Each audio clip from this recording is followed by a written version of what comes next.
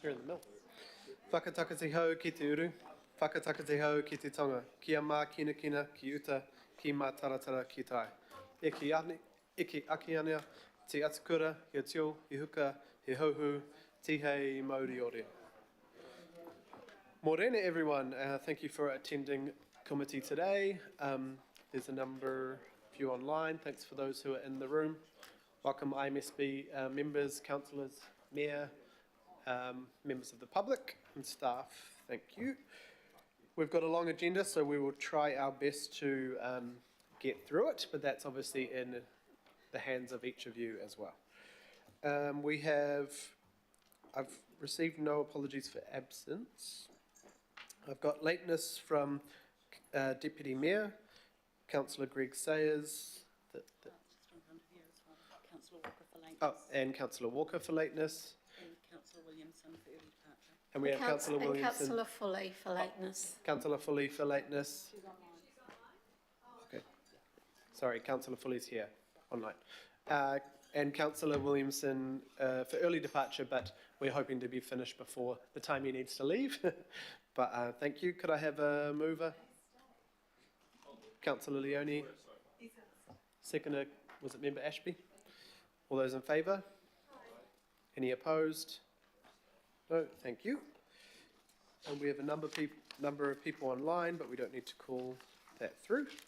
There's a call for declarations.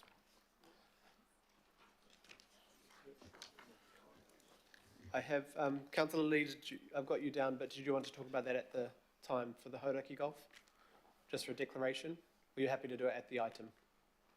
Kia ora. Thank you.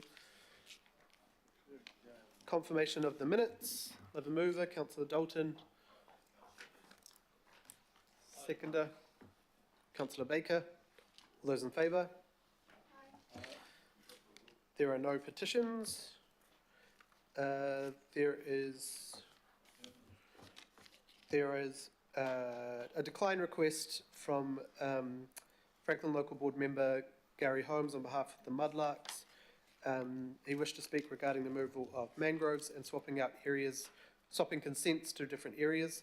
The reason for decline is the matter is outside the terms of reference for this committee. It actually sits with Regulatory and Safety Committee, and we have let member Holmes know of that. One local board input. We have Izzy here, all the way from Aotea Great Barrier. Do you want to come forward, Izzy? I think you have Markere and Chris with you. If you just want to introduce yourself and introduce yourselves. We have a presentation and this fantastic booklet that we've all been given out. Kia ora, nice to see you here. Thank you for coming. Kia ora, thank you very much for the opportunity, Chair, and welcome and good morning to you all, Mr Mayor, Chair, Councillors, Independent Māori Statutory Board and staff. I'm here to introduce you to Markere Jenna, who is the project lead on a very exciting project that's mana whenua led on Aotea, and it's called Tu Mai Tonga. We only have limited time, so I'm going to stop babbling and hand over to Markere to tell you all about this project. Markere. Ko hiraki mata te maunga, ko te moana nui o toi te moana, ko Ngāti Reho, Ngāti Waiki Aotearoa, ko Ngāti Kahunga Ngā Iwi. Kia ora, I'm Markere and I'm the project lead for Tu Mai Tonga, which is an ambitious conservation project on Aotea, led by mana whenua. And what we're aiming to do is to remove all feral cats and rats from Aotea.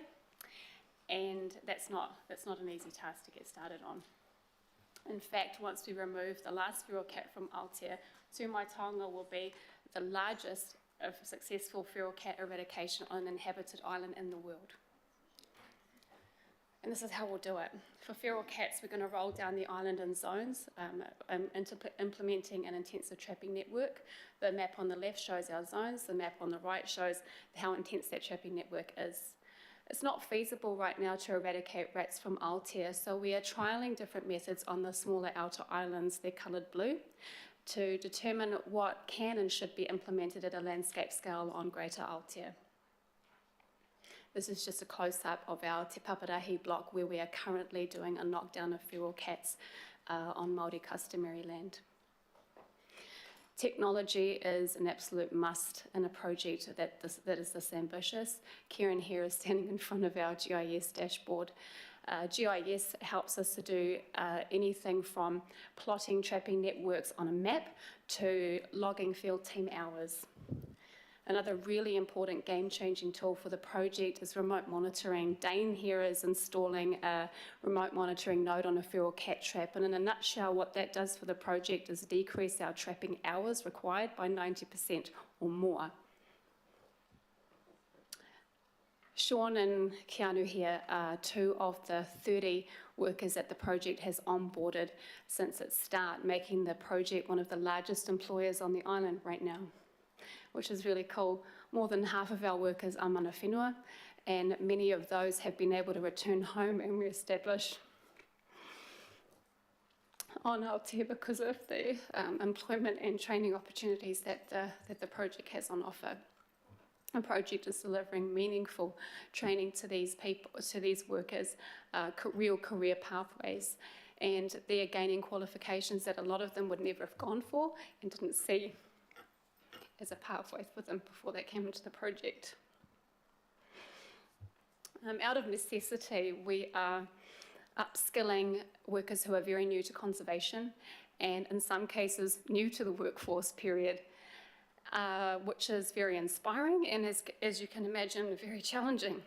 So watch the space, because I think Tū Mai Taonga is going to be a model for how we build a conservation workforce from the ground up. I'm honoured and privileged to be a part of this work because I am Ngāti Rehua Ngāti Waiaki Aotea. My whānau have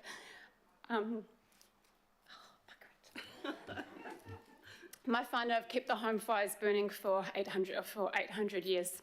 Fact checked that last night with my cousin, and I'm my grandfather's only granddaughter there on the land, and our whānau harbours a deep sense of shame for the things that have slipped through our fingers. Our language, our culture, and the health of our environment. So we are dead serious about this work, and we are dead serious about getting it done and getting it done right.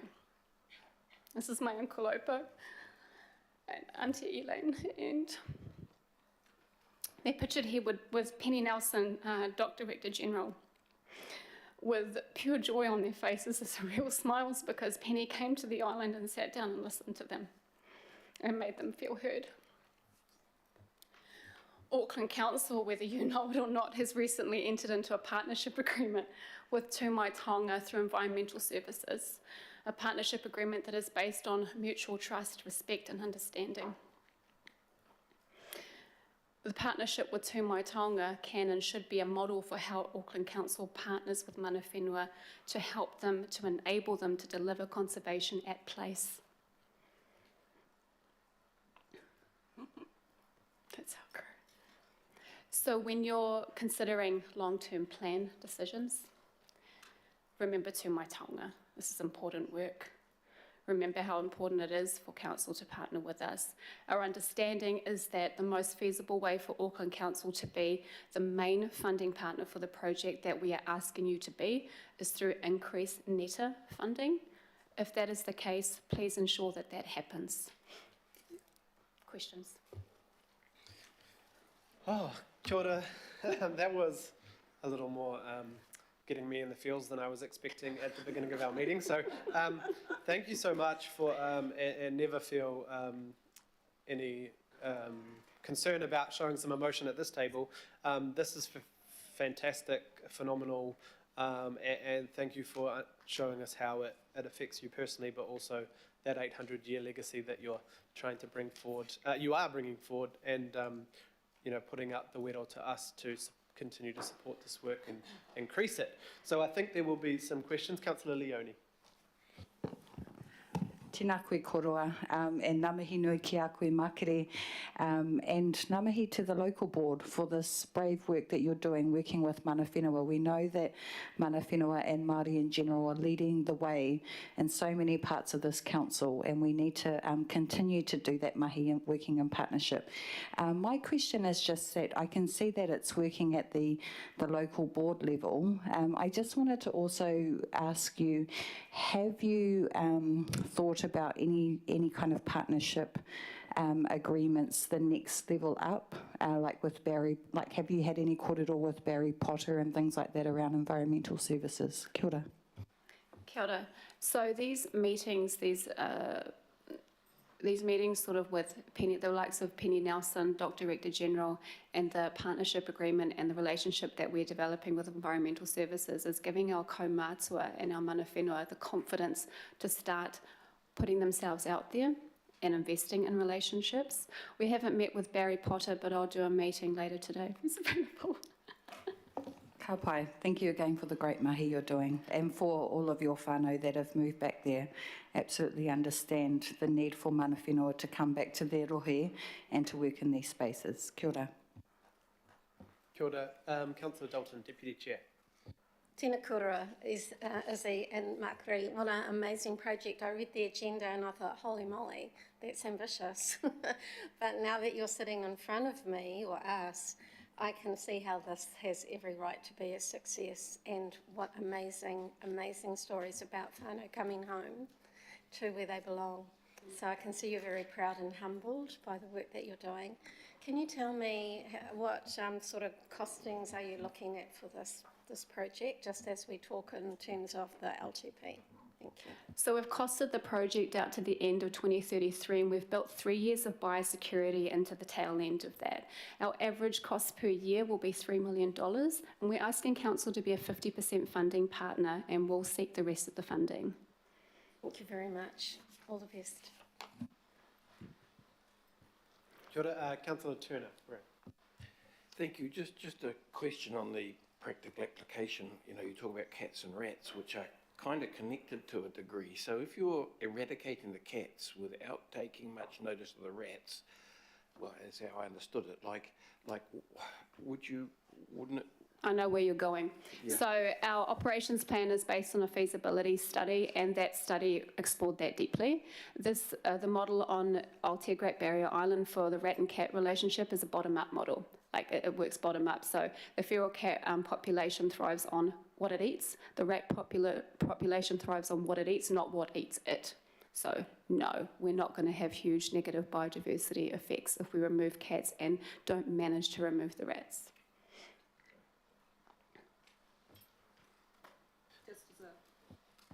Just as a follow-up, I think it's worth noting as well that we're quite blessed. We only have feral cats and rats. We don't have stoats or anything else, no other mustelids, no possums, no anything. So for us, it's quite good in that space. My question was because as a trapper, well, my wife is on our property in the Waitakuris and stuff. When you remove so you've kind of answered that, because the rats are not a substantial part of the cat's diet. Is that what you're saying? No, there are much yummier things in the bush. But more importantly, the cats don't keep rat numbers in control at all. Okay, yeah. Thank you. Mike, you had a question? Sorry, there's a... Councillor Lee first. It's just a mihi really. Kia ora makere and kia ora Izzy, ngā mihi mahana ki a korua. Congratulations on your mahi. As the acting chair, founding trustee of the Motu Kaikoura Trust, I appreciate the challenge, and we're still battling out there. So please pass on my best wishes to the team, and please pass on my best wishes to Rangatira Opo, and I look forward to catching up with him soon to discuss this and other matters. Thank you. Kia ora, Mike. I think he's listening in, so. Kia ora. Thank you, Councillor Lee. Member Ashby. Kia ora, Izzy and Makere. Thank you for the presentation, and congrats on what looks like and sounds like an amazing kaupapa. So, yeah, well done. My question similar to Councillor Dalton, is around what support you need from council going forward. So thanks, you've kind of already answered that, but I'm interested in the comment about the Netta Fund and the importance of that with projects like this, and using what you've done as a model for, particularly I'm thinking of the Hanua and the iwi there, and also Waitakere, in terms of building that capacity and capability while tackling the pest problem as part of the broader, you know, we want all these places to be pest-free 2050, hopefully. And so, yeah, just a question about that, but otherwise, just to acknowledge all the mahi, and yeah, kia ora. Kia ora. So what we're really needing from Auckland Council, aside from putea or money, and our advice that it is most likely to come out of Netta increase, it comes out of environmental services, maybe it can come from other places, Māori Outcomes Committee. Aside from that, biosecurity is going to be huge, is essential to an eradication. So we need to be working closely with council when you're developing your next RPMP. To be able to get things like bylaws in place that are going to restrict the movement of cats across the Gulf, because without very robust biosecurity, and eradication is an absolute waste of time. Kia ora, thank you, Member Ashby. Councillor Darby. Kia ora, Makere and Izzy. It does touch my heart, this project. All power to you. It's remarkable, and I look forward to visiting. Feral cats, and I've got a small project of my own in this area. Feral cats are invariably domestic cats of recent, or at least the offspring of domestic cats. And so you've got also a resident population which has probably got their domestic cats, and I know from experience that domestic cats can range quite a few kilometres, particularly in the evening when bird life is very vulnerable. So can you tell us about that relationship with those that might love their tabby, and how we bring them on board and let them know that their tabby does range? It does range, there's no question about it, there's lots of science there. So can you just tell us about that relationship with those that love their domestic cat, that maybe don't think it is going to become anything other than that cuddly soft thing at the bottom of the couch? Kia ora. I can go on and on about how integral pet cats are to New Zealand life. They're actually very important companion animals, especially for the elderly and people who are, you know, homebound and things like that. So cats have a place in our hearts, and they will always be in New Zealand. As far as keeping your pet cats safe, we're live trapping, and so we'll be able to identify owned cats and be able to differentiate them from feral cats, and we'll be bringing owned cats home. In the northern bush, we've got a really good practice ground because there are about 5 owned cats anywhere near that area, and we know all the owners and have good relationships, but we are definitely hugely mindful of making sure we are protecting owned cats. This project is about removing feral cats to keep the environment healthy. Owned cats are not what's decimating our northern bush or our bush on Aotea, it's ferals. So, and just further to that, Councillor Darby, we actually have a cat library where people who own domestic cats are encouraged to take a photo, that's held on record, and then matched up accordingly. Our GIS network tells trappers if they're anywhere near the home of an owned cat, and it has a picture of the cat shown up on their phone. Kia ora. Councillor Ferry. Thanks. Yeah, my question was very similar to Councillor Darby, so I'll leave it, but I just want to say thank you for the dose of hope. Really appreciate it. Thanks. Thank you. Well, I've added a C around request staff to discuss future funding needs and I think it's, we'll change that around because it's funding needs within the council whānau, but also we need to advocate as a body to central government, because my understanding is this has been funded for the Jobs for Nature, but it's likely that funding will cease. Have you had a definite that funding will cease, or are you trying to? We've had a definite don't get your hopes up for any more. Right, not great. So we will advocate to central government to, it is a shame to see some of these, what a very long-term, nature doesn't enjoy a 1 year or 2 year project. It kind of has to be ongoing. So it is disappointing to see some of that Jobs for Nature funding show itself as very short term. So we will advocate to the new minister and any officials who will listen as well to continue this very clear outcome focused work, which has lots of benefits for people as well as environment. If that, I'm happy to come with you to that meeting. I think I can do this over and over again. I think I would like that. You'll go wherever you need.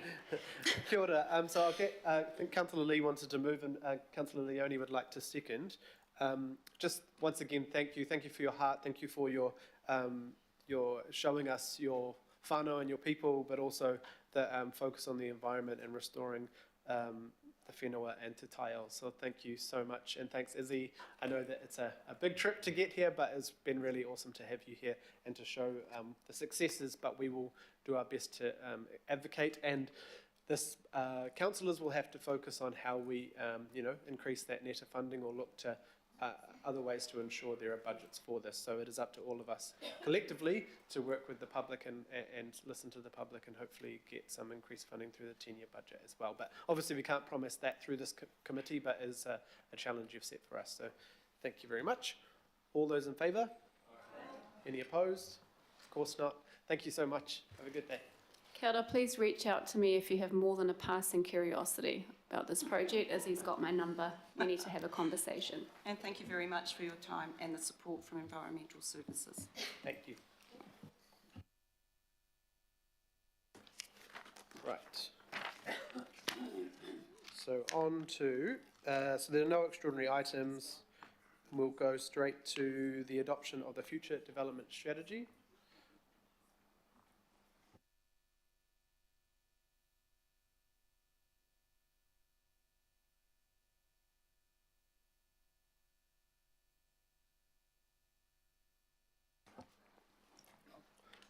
We have Claire and Sarah, and Jacques was here. cool, Jacques just disappeared. That's fine.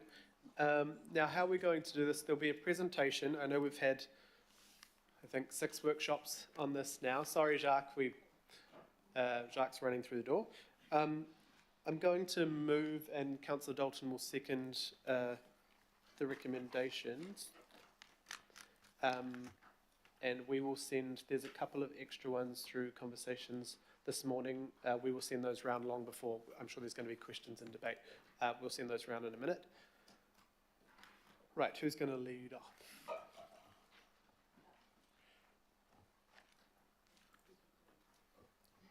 Kia ora, Jacques. Thank you. Sorry to fluster you by jumping ahead. Kia ora tātou. No, all good. I shall lead, and with me I have my 2 colleagues, Claire and Sarah. And I will just get straight into it. I'm not going to go through all of the detail of the FDS. You would have seen that, so I'm just going to highlight a few things that are all captured in the report, and then we'll move on to questions. So, just in terms of what the future development strategy is, well, it's a 30-year spatial plan for how Auckland will grow and develop, and it is required under the NPS urban development.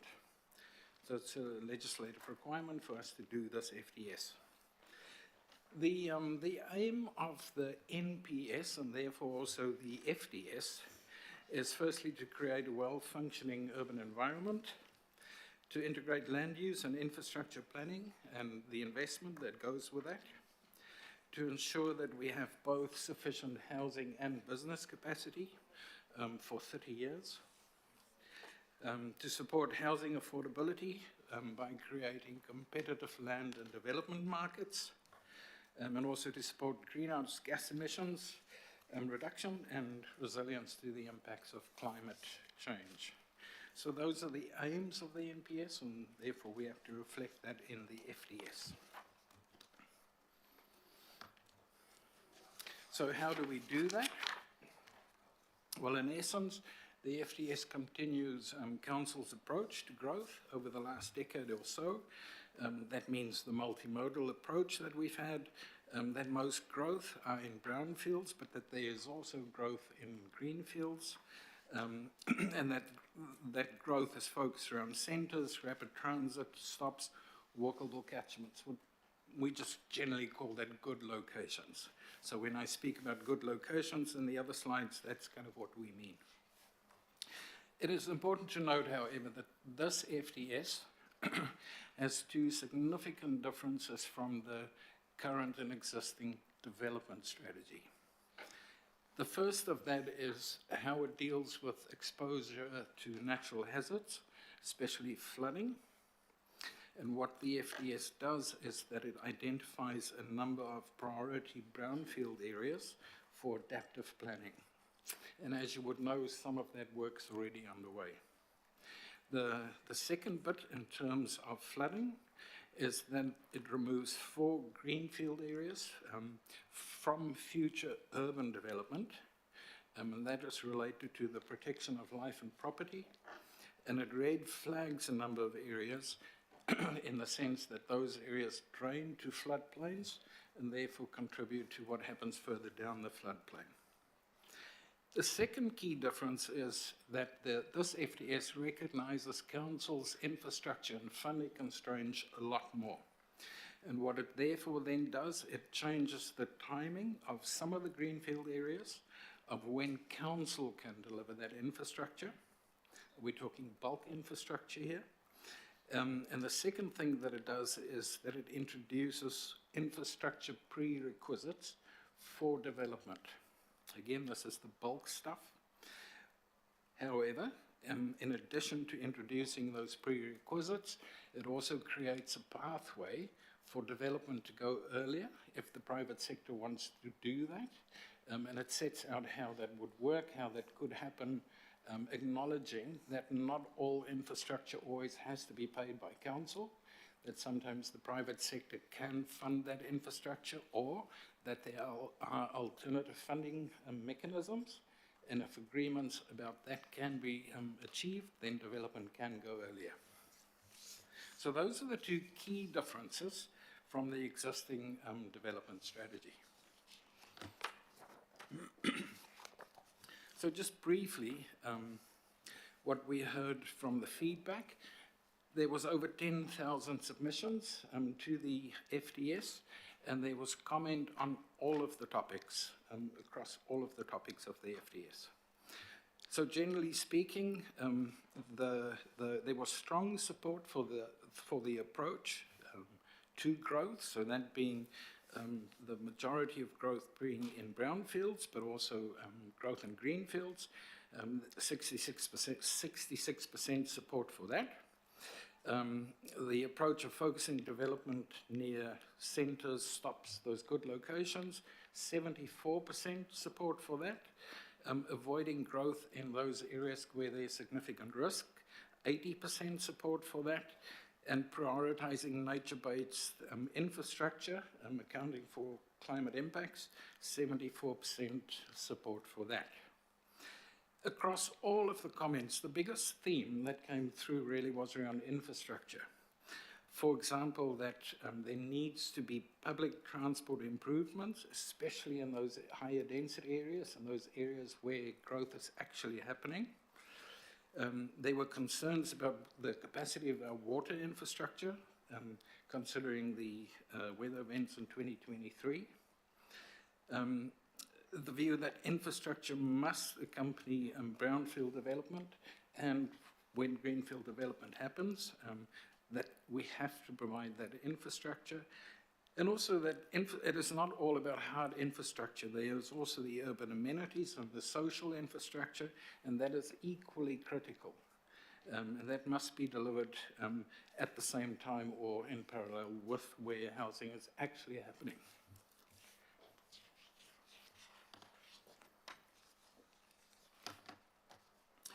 There, of course, was also opposition to the FDS. It wasn't all, everybody supported everything.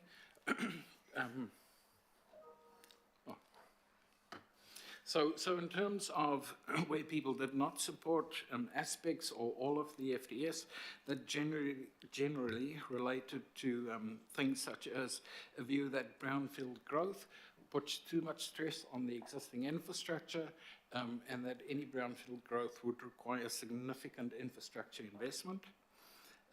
There were concerns about the delay or the timing of particular future urban areas. There was a view that there should be more and new greenfield development, that the FDS should enable that. So in other words, that more rural land should be turned into urban development. There were disagreements with the infrastructure prerequisites that we had, so the approach, and also the idea of embedding the principle of that approach, so not the projects, but the principle into the RPS. A view that there was no pathway for going earlier than the timing that we have indicated, and that there was no discussion of alternative funding options. There was disagreement with removing some of the future urban areas for urban development. These are the ones in the floodplains. There were views that climate should not be considered as in the FDS, that climate change isn't happening. There were also views, people who did not support the FDS on the basis that it didn't go far enough. Views, there's too much greenfield development, not enough climate action, etc., etc. Out of the 10,084, to be precise, submissions, 256 of those were from organisations. A very wide range of organisations, many of whom did actually support the FDS, the approach, so not all organisations disagreed with the FDS. Included in those organisational submissions were a number of really substantial submissions, big ones. They generally covered kind of all of the FDS, the general approach to growth, but also very specific land interests that people have across the region. In terms of local boards, 20 of the local boards supported the approach, being the focusing growth in existing urban areas, how the FDS approaches significant hazards, the concept of infrastructure prerequisites, and much more of the FDS. They also raised many local board specific matters, and where possible and related to the FDS, those changes have been made in the FDS. Important to note that even though there was strong support from local boards for the intensification, so brownfield growth, it came with a caveat, a number of caveats. For example, that there has to be investment in the brownfield areas, in those communities that are actually growing. That there needs to be sufficient green space that comes with that growth, and accessible green space, that the investment has to be equitable. So what local boards mean by that is those areas that have already seen significant growth and that has not have had the investment in infrastructure and services to go with that. That is part of equity, and that needs to be addressed. There were also some views that greenfield investment is diverting too much of the funding away from brownfield investment. And what local boards were also calling for is that more local planning happens in those areas, in the areas where the growth is actually happening. And you would have seen changes in the FDS to reflect that. There were also process concerns about how we went about preparing the draft FDS. These came from some of the pro forma submissions, a number of the significant substantial submissions, and one of the local boards. And what they generally asked for is that the FDS be stopped or paused. Some of the reasons for that is that there was not enough and sufficient pre-engagement with the development sector prior to the draft. A perception that there was a lack of information and no housing or business assessment to base the FDS on. Views that Plan Change 78 must not be taken into account in the FTS, and that the housing and business assessment capacities cannot be estimated while Plan Change 78 is on pause. Just to note that that is in contradiction with what the NPS tells us. The NPS is very clear that we have to take Plan Change 78 into account. And also the view that the new government will bring in new legislation. So that was just a quick run through on the feedback we received. In essence, what the FTS says, or what the FTS contains, it's got 5 overarching challenges, that being the uncertain environment that we are operating under, that we need to adapt to the impacts of climate change and also reduce emissions, the challenge of council's funding constraints, the ongoing environmental degradation, and that growth needs to be equitable. So those are the key challenges that the FTS aims to address. That then leads to 5 core directions, being to avoid enabling any further growth in places that would put people in harm's way, to focus council's funding to achieve the greatest benefit, and to continue with a quality compact approach to growth. And that then results in 5 key actions. First being to remove future urban areas where development would put life and property at risk. The second being to prioritise, this is in brownfields, to prioritise adaptation planning in those areas that need it most. To identify a small number of priority areas for council investment, to enable more growth in those areas that have fewer constraints, and to support local level investment.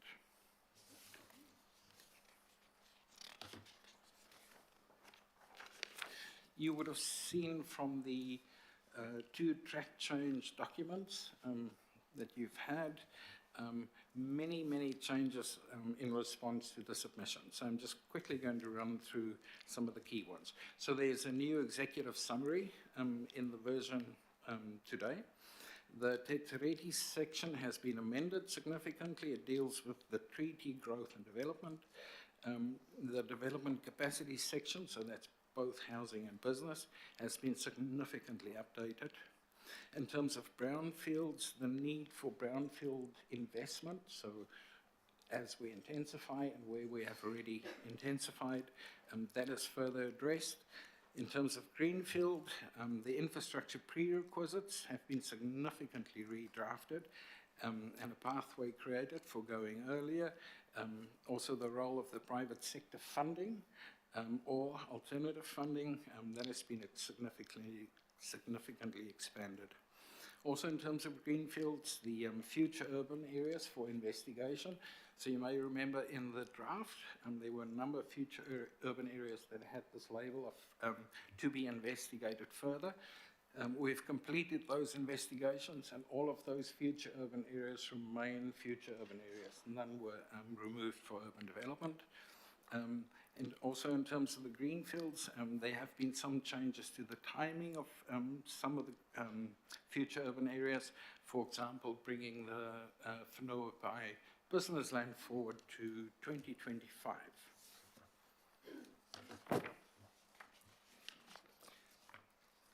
The priority section has also been substantially redrafted. One of the big changes there is the introduction of infrastructure deficit priority areas. For example, Pakaranga in Unitec, Te Atatu South. The approach to significant hazards, significantly redrafted. The brownfield approach, so where we identify those priority areas for adaptive planning, that remains the same. But those areas in the future urban zone, 4 areas are proposed to be removed due to flooding. So these are areas that are within some of those significant floodplains. That process, of course, will be followed with a detailed plan change. The FDS doesn't actually change the zoning of that land, and through that plan change process, the exact boundaries and the zoning that then gets applied to that land will be part of that process. There are also changes in terms of what is called red flagged areas. In this case, these areas are not within the floodplain, but they do have downstream effects. And so these are red flagged to indicate that there are significant stormwater requirements for development to happen. Development is still appropriate. It is just the stormwater that needs to go with that.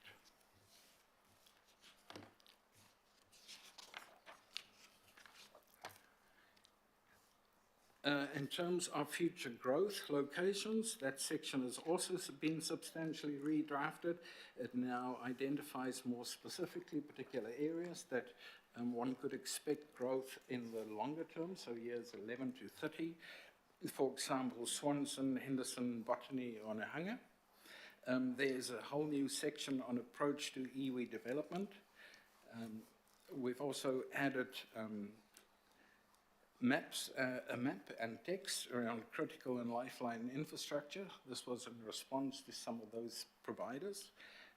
The implementation section has been redrafted to reflect all of those changes. Some of the appendices have been significantly redrafted. For example, Appendix 4 on development capacity, 6 on infrastructure prerequisites, 7 on future urban land, and Appendix 8 on the red flagged areas.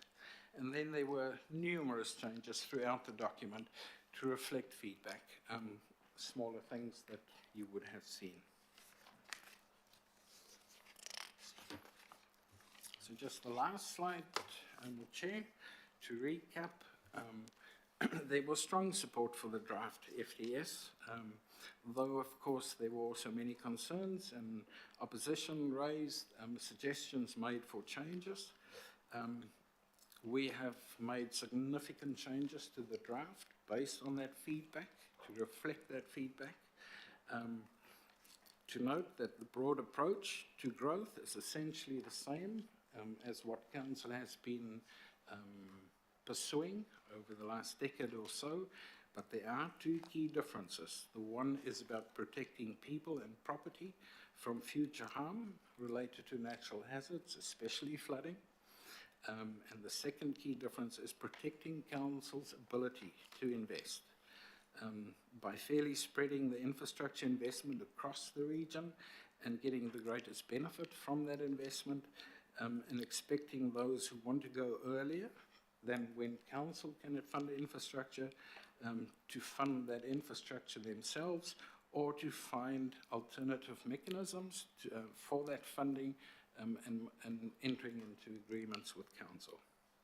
And then lastly, just to note that any plan change process, that if the FDS is adopted today, any plan change process that is underway or that might come in the future needs to have regard to the FDS.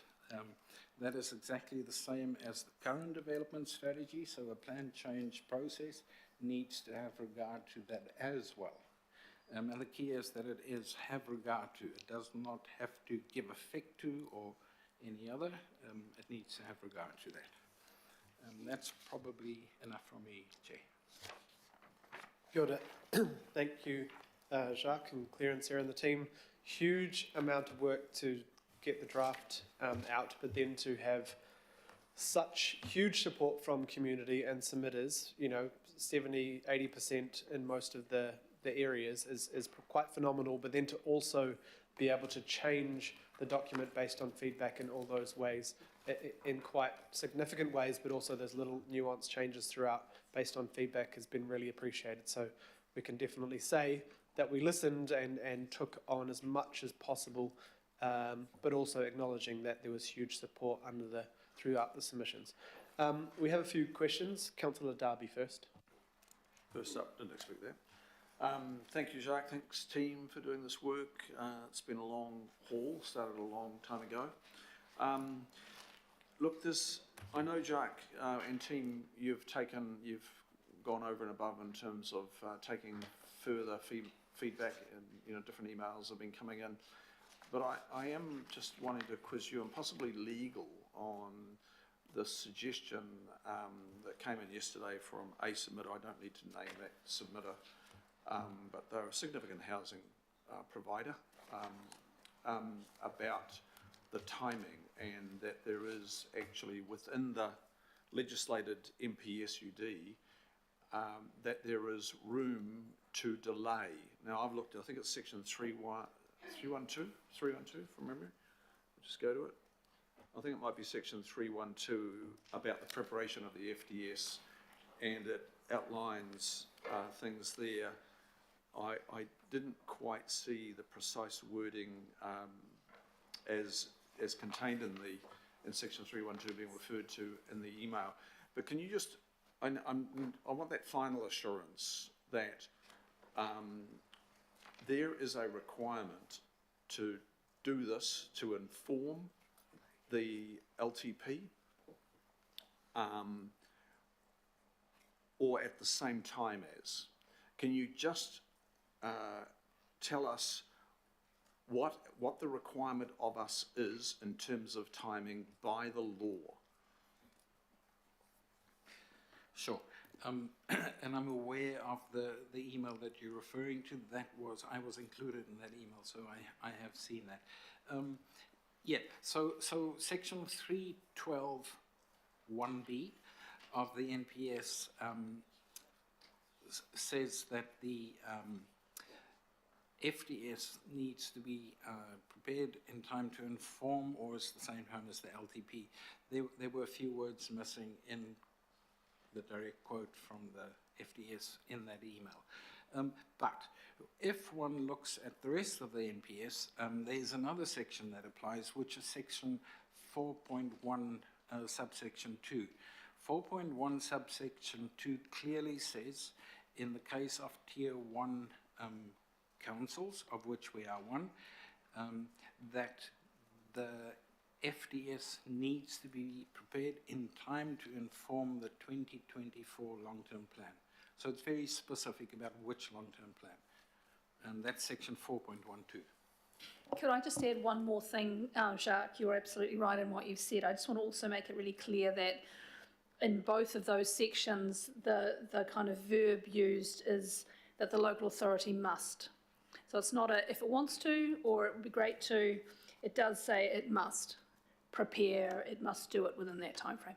Thanks. And can I just test that? Informing the long-term plan. The long-term plan is, finally signed off late, mid next year. It would be end of June. But there's a whole lot of work that's already started to inform the long-term plan, and it's we'll have the mayor's direction on that not too far out. So informing it, actually, it is, I guess what I'm getting to is to inform it as best we can. The earlier we deliver the FDS, the better prepared we are to acknowledge the FDS and the LTP. Would that be a fair statement? Yeah, and that is exactly the direction that Council has given us, to prepare the FDS so that it can, in good time, inform the LTP. Because also you want that informing to happen in the draft LTP that goes out for consultation. So that is all open and transparent to the public, not something that you want to do after you've consulted people. So the whole idea is to inform the LTP that goes out for public consultation. And the other part, just wanted to check, is under section 3.14, the FDS has got to be informed by the relevant long-term plan as well. It's got to be informed by the relevant long-term plan. So is that like backcasting to the one we're operating under now? We've got to, the FDS has got to inform the next LTP, but the FDS itself has got to be informed by the current LTP. Is that correct? That is absolutely correct. There's another thing that it has to be informed by, That is the 30-year infrastructure strategy. So in our case now, that would be the 2021 infrastructure strategy and the RLTP. So those three things together needs to inform the FTS. That is where a lot of the projects, so the big infrastructure projects, the timing of those projects come from. It comes from the 21 LTP and the infrastructure strategy. We then develop the FTS, taking that information into account and other things, of course, and then this in turn informs the next LTP. That's exactly how it works, yes. Thank you. Thanks, Chair. Kia ora, Councillor Darby, and keep in mind that this is the fastest we've tried to obviously get it here, but we did, based on feedback from some submitters, extend the time, doubled the time for submissions from 4 to 7.5 or 8 weeks, and also this was supposed to come to October, but through conversations with councillors, they wanted a bit more time to read and have another, I think, the 6th workshop. So it has come a bit later to ensure that everyone was informed and had those opportunities for questions and to read the full document and all those track changes again. Councillor Turner, question. Thank you very much. So, this is kind of out of my experience field, and I have to rely on you good people to inform me. Then I also read the emails that you've seen as well coming in, and I have to balance that sort of just with a gut feel I have. So, I pull out of some of these wordings, things like in the email where it refers to prioritising up rather than up and out. And then I have to balance that with the feedback I'm getting from the public. So, as I get letters, emails every second week from Kaianga saying we're going up with another 32 on number 29 to 31 and all that sort of stuff. I'm getting equally the number of engagements from the public saying we've got too much infill housing in our brownfield area. We talk about utilising the infrastructure there. There seems to me to be a lot of example of the infrastructure not coping because we're overloading it rather than utilising an unused capacity. So, and then I read in there that, well, the timing's been settled. Can you assure me that we've got this balance right? Thanks, Councillor Turner. Yes, I've also seen the emails that suggest that it is only up and not out. That is factually incorrect. Of the 15,000 hectares of greenfield that the Unity Plan has identified, so the future urban zone land, 4,018 hectares, what the FTS proposes, based on council's ability to fund infrastructure, 4,000 of hectares of that land falls outside of the 30 years of the FTS. It does not remove that land for urban development. It simply says council cannot service 4,000 hectares of the 15,000 within the 30 years. As I say, it does not remove that land, and so all of the other future urban land remains for future urban development. It is simply the timing, in many cases, the timing is pushed out a bit further from the previous strategy, again, because of council's ability to fund that infrastructure. But as I have said, there's a very clear pathway for that land to come earlier for development, if those arrangements can be made, to not put more pressure on council's debt levels. So it certainly is up and out. It is not just up. In terms of the brownfield development, the issue that you raised, the FTS strongly recognises that. It specifically talks about those areas that have already seen development and where that supporting infrastructure and services and facilities has not happened. that needs to change, and that's one of the directions that it gives to the LTP, that there has to be that brownfield investment as well. Because that is what we know since 2016-17, so since the Unity Plan came in. Around 83% of all of the consent, so houses being built, has been in the brownfield areas, 83%. And so that is where the growth is actually happening, and the FDS says that growth in the brownfields has to be supported with the infrastructure and services, etc. Both in where the new growth happens, but also where it has already happened. We need to fix that issue. So it gives that direction to the LTP. Okay, thank you very much. Kia ora, Councillor. Thank you. Deputy Chair, Councillor Dalton. Thank you, Chair. Oh, gosh. That was loud. Tēnā koe, Jacques, and tēnā kouroa, Claire and Sarah. Thank you for all your work. Jacques, the consultation went out to all Aucklanders. That is correct. Post the submission process, there have been ongoing conversations and communications with some of the developer community, and we can see that through the biggest track change document I've ever seen, I would say, for the feedback that we've listened to. In fact, an email came to all councillors yesterday from a developer, and they let us know that they were actually able to review the draft FDS and track change it and send it back. There were 10,000 submissions, of which 8,552 were from individual submitters. Did many of those individuals have the same input into further feedback after the submission process had closed as the development community has had?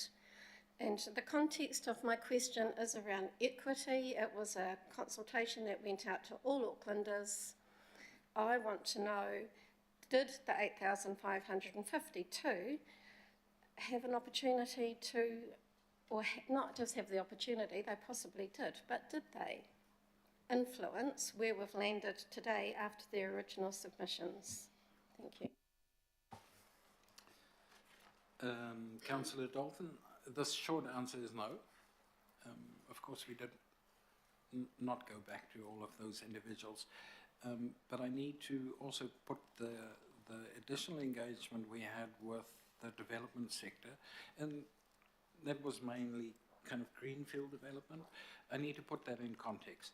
What we did ask them was to give us more feedback on the issues that they had concerns with, which they did. The changes that that resulted in, so what you've seen in the track changes, is in keeping, I believe, with the general feedback that we received and the general approach for which there was support. Where people suggested something quite different, so fundamentally changing the approach of the FDS from the draft, we did not make those changes because that would be inequitable. That is not what we consulted on, and that is not the feedback we had. But where it was in line with the principle of what the FDS was doing, but could make it better, explain things better, give more examples, that's where we made the changes. And so we certainly did not make every change people wanted. Thank you. It had to be in line. Thank you very much. Kia ora, thank you, Councillor Dalton. Member Ashby. Kia ora koutou. First, just acknowledging the mahi that you put in last minute in some cases in terms of, in particular, the treaty provisions. So thank you for your work in that. Just a couple of questions from me. The first is, what's your confidence level, I suppose, about infrastructure and growth areas and its ability to handle the intensification? So it's a bit of a crystal ball, which is a little bit of the point of this, but that's kind of the first question, in particular stormwater. Second question is, how does the FDS respond to concerns of iwi relating to development greenfield sites which are not Māori or treaty settlement land. So there was one iwi in particular that commented about that. And the third one is really, it's a question about iwi capacity building in the development sector. So what does this FDS do to support more participation, iwi participation and Māori participation in the future development of the city? Thank you. I'll do the first one, and then I will hand over to Claire to do the other questions. In terms of the infrastructure investment, what the FDS does is in line with those key directions, which was to focus and prioritise where council's investment goes. So in line with that, it identifies a number of priority areas, there are different types, for where the investment should go. The key one of those probably is the spatial priority areas, which is within the time frame of the LTP, so the first 10 years. So in terms of, and so these are brownfield and greenfield areas. In terms of the investment that goes into those areas, none of these areas are new. Many of them are actually in the 21 LTP. They are in the AMPs and the planning and all of that of the different infrastructure providers, and it comes through in the projects in the FDS and the timing. So none of that is new. In terms of, and also so in existing LTP and the input to the new LTP is that that investment should continue. But ultimately, of course, that is a decision for the LTP to be made. With regard to the stormwater aspects of that, the FDS really strong on the stormwater, especially, you know, the flooding and what everybody has seen. So it makes it clear that that is one of the key considerations for development, both in brownfields and in greenfields. What we know is that in a number of those priority areas, so say Mount Roskill, those kind of areas, there has been and is significant planning underway, integrated stormwater planning. There are agreements, say in terms of big developments like KO, those agreements are in place, the funding of that infrastructure in many cases in place.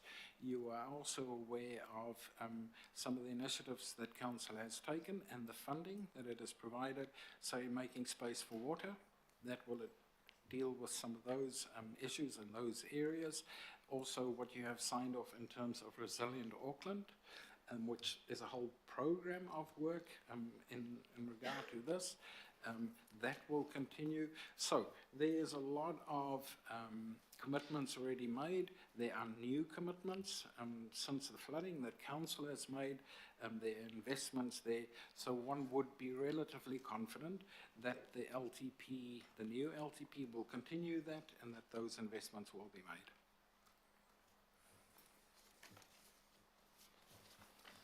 Thank you, Member Ashby.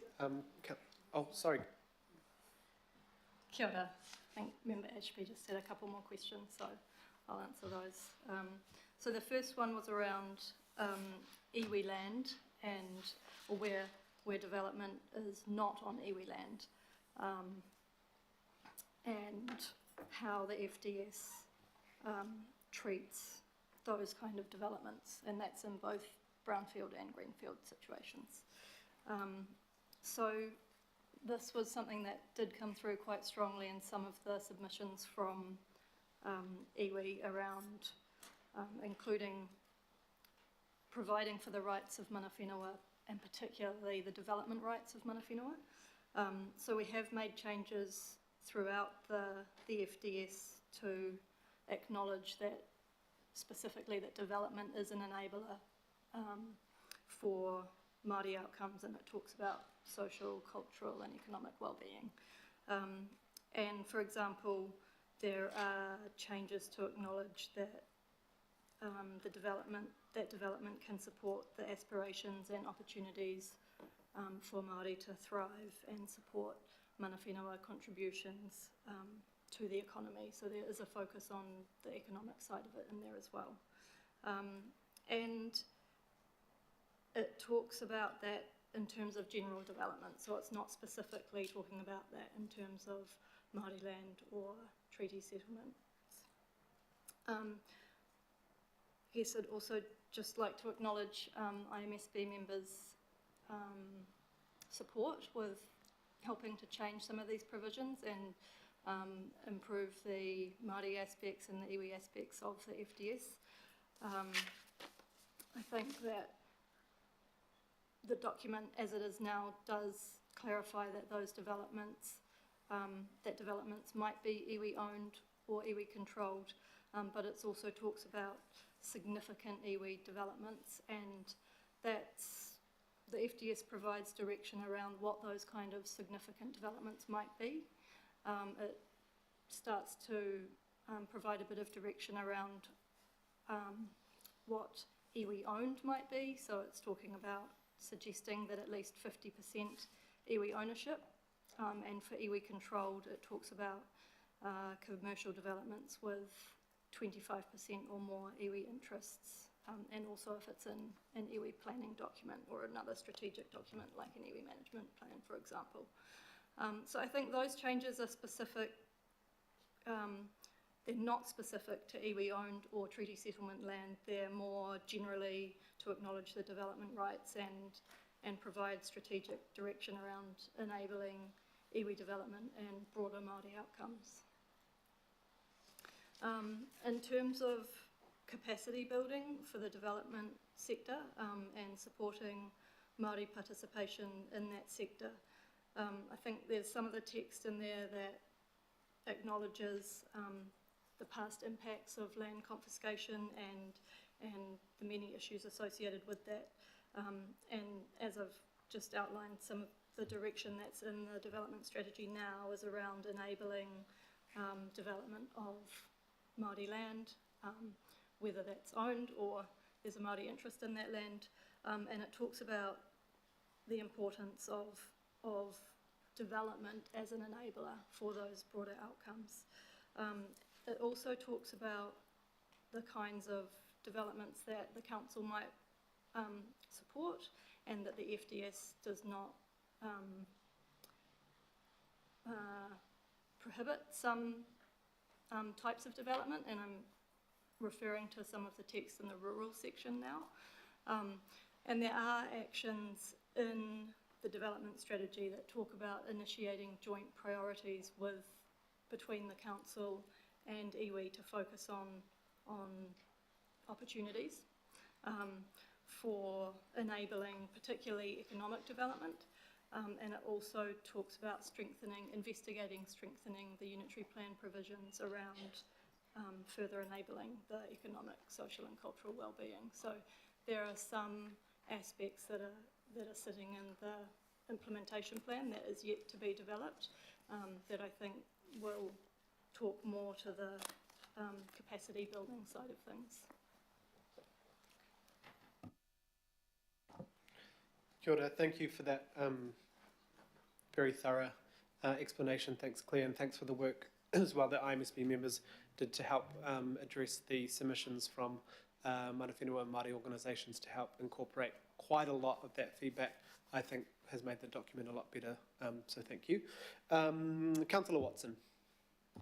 Yeah, thanks, Mr. Chair, and thanks for the manner in which you've allowed a lot of feedback over a period of time now.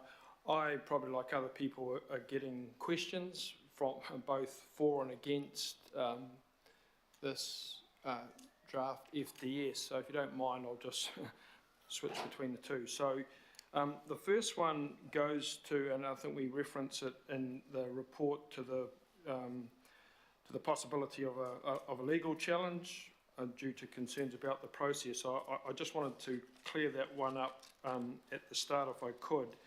And it goes to the notion that the MPS requires a development community to be consulted on the draft FDS prior to broader consultation, and the view that has been expressed in some of the communications to us is that the council relied on discussions with the property council and the assertion is that those discussions were neither consultation nor engagement for the purpose of the MPS UD clause.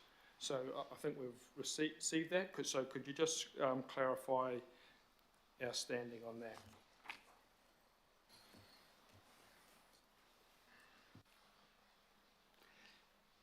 Sorry, just I'm thinking. I'm probably going to have to give a bit of an explanation.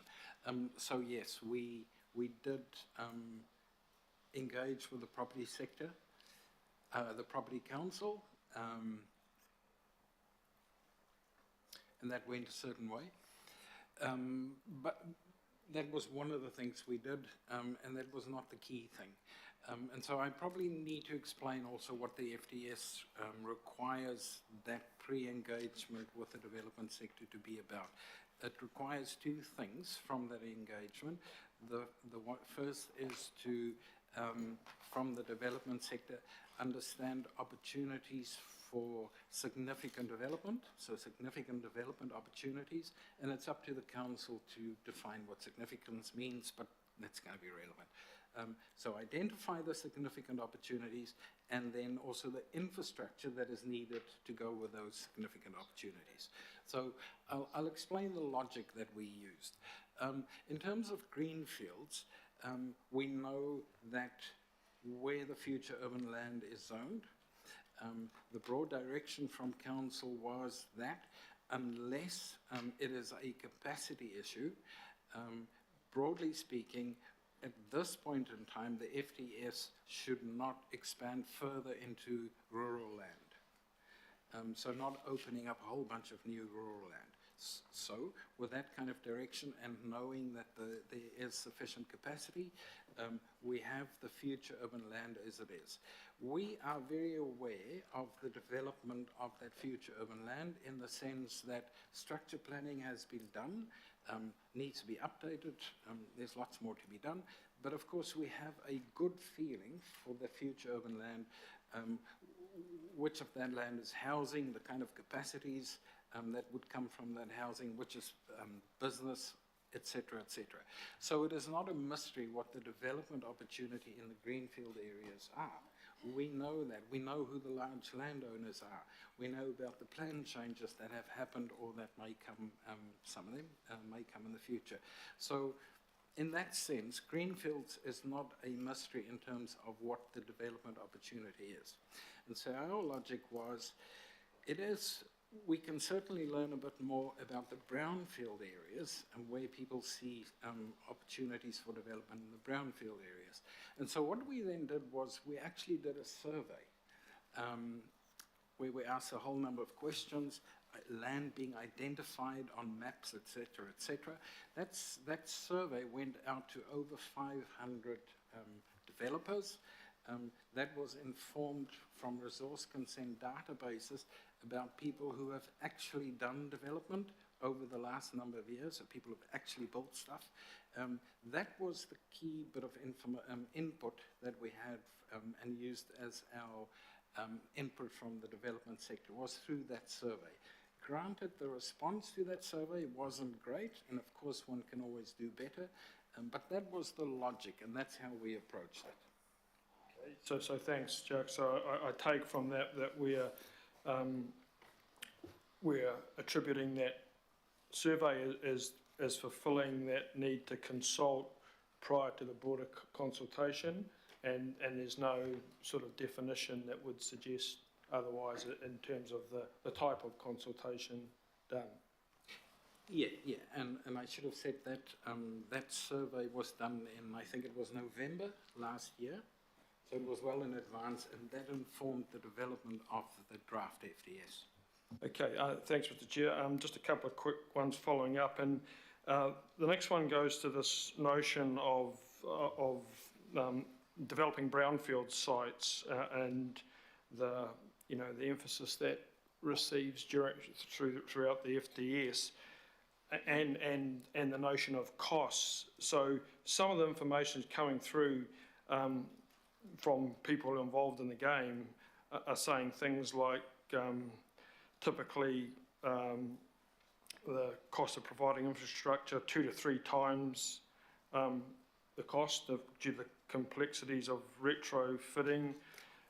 Construction costs relating to apartment buildings 2 to 2.5 times that of traditional kind of terraced housing. Urban land generally 2 to 3 times that of greenfield land, etc., etc. All of which means, in terms of, you know, affordability, the assertion that's come out of that emphasis then won't actually help affordability at all. In fact, those sites can end up being more expensive. Is that what are we? I mean, this is from people who are involved in this, so I'm just really keen to get your view of that, Jack.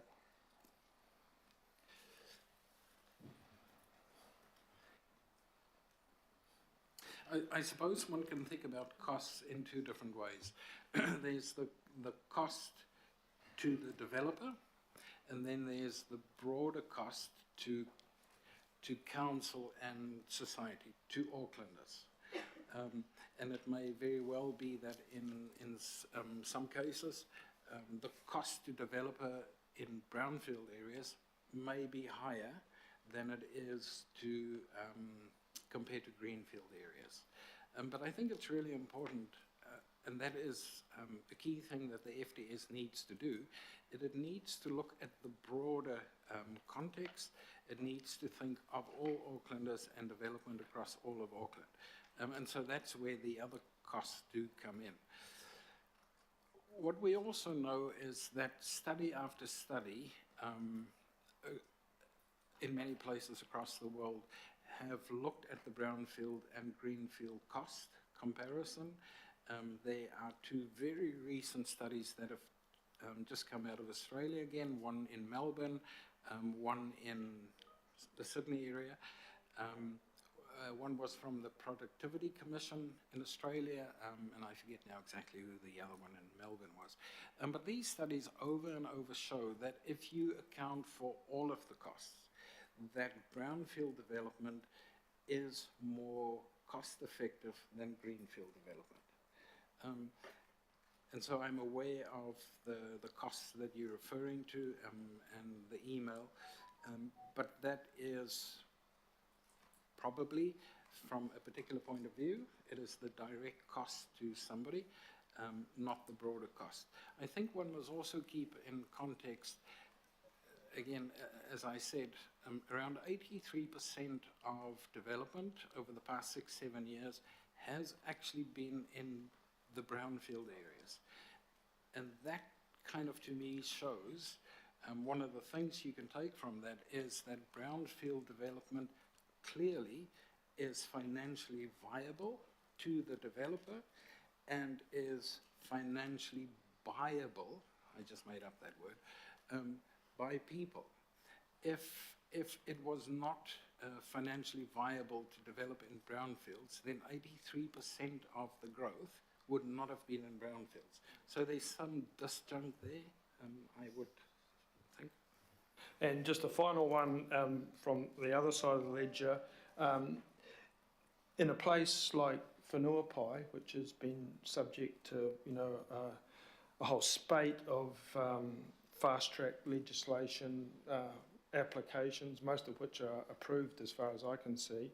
What's the benefit of the draft FDS as it stands for an area like Whenuapai in terms of dealing with this kind of ad hoc development that you know, that threatens to undermine the whole wider area? Councillor Watson, you reflect something now that came strongly through from that board, and we actually met with the local board to discuss this because it is a real big issue. And one of the big concerns they also have is the unintended consequences that those disjunct kind of plan changes, and especially the environmental impacts that it's having. So, based on the feedback from the local board, the FDS now has a specific action that additional planning gets done in Whenuapai. It prioritises that whole broader Whenuapai area. So a new action in there for more planning to be done in that area. What exactly that planning looks like, we will work with the local board in figuring that out, but it is something more detailed than a structure plan, because there was a structure plan and it doesn't quite do it. So that planning is to coordinate all of the stuff that has already happened, plus what will come in the future, so that there is clearer direction, whether that is for private plan changes that might come through, or even council doing a plan change for Whanaupai. Like I say, exactly what that looks like, we don't know. We try to figure that out with the board beforehand, but we'll figure out what that planning exactly does. But there's a new action in there prioritising Whanaupai to deal with exactly that problem.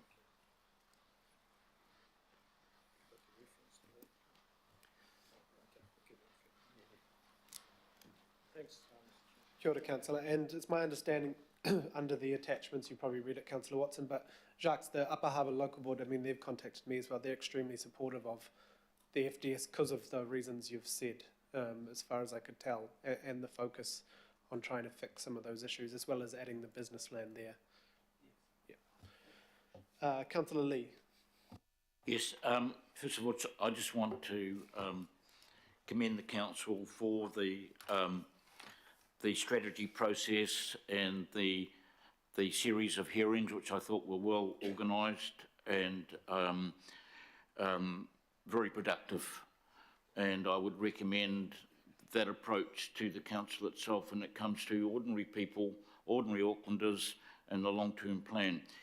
My question relates to the list of constraints on development, and we all recognise and are aware of what these should be, especially after the weather events earlier this year.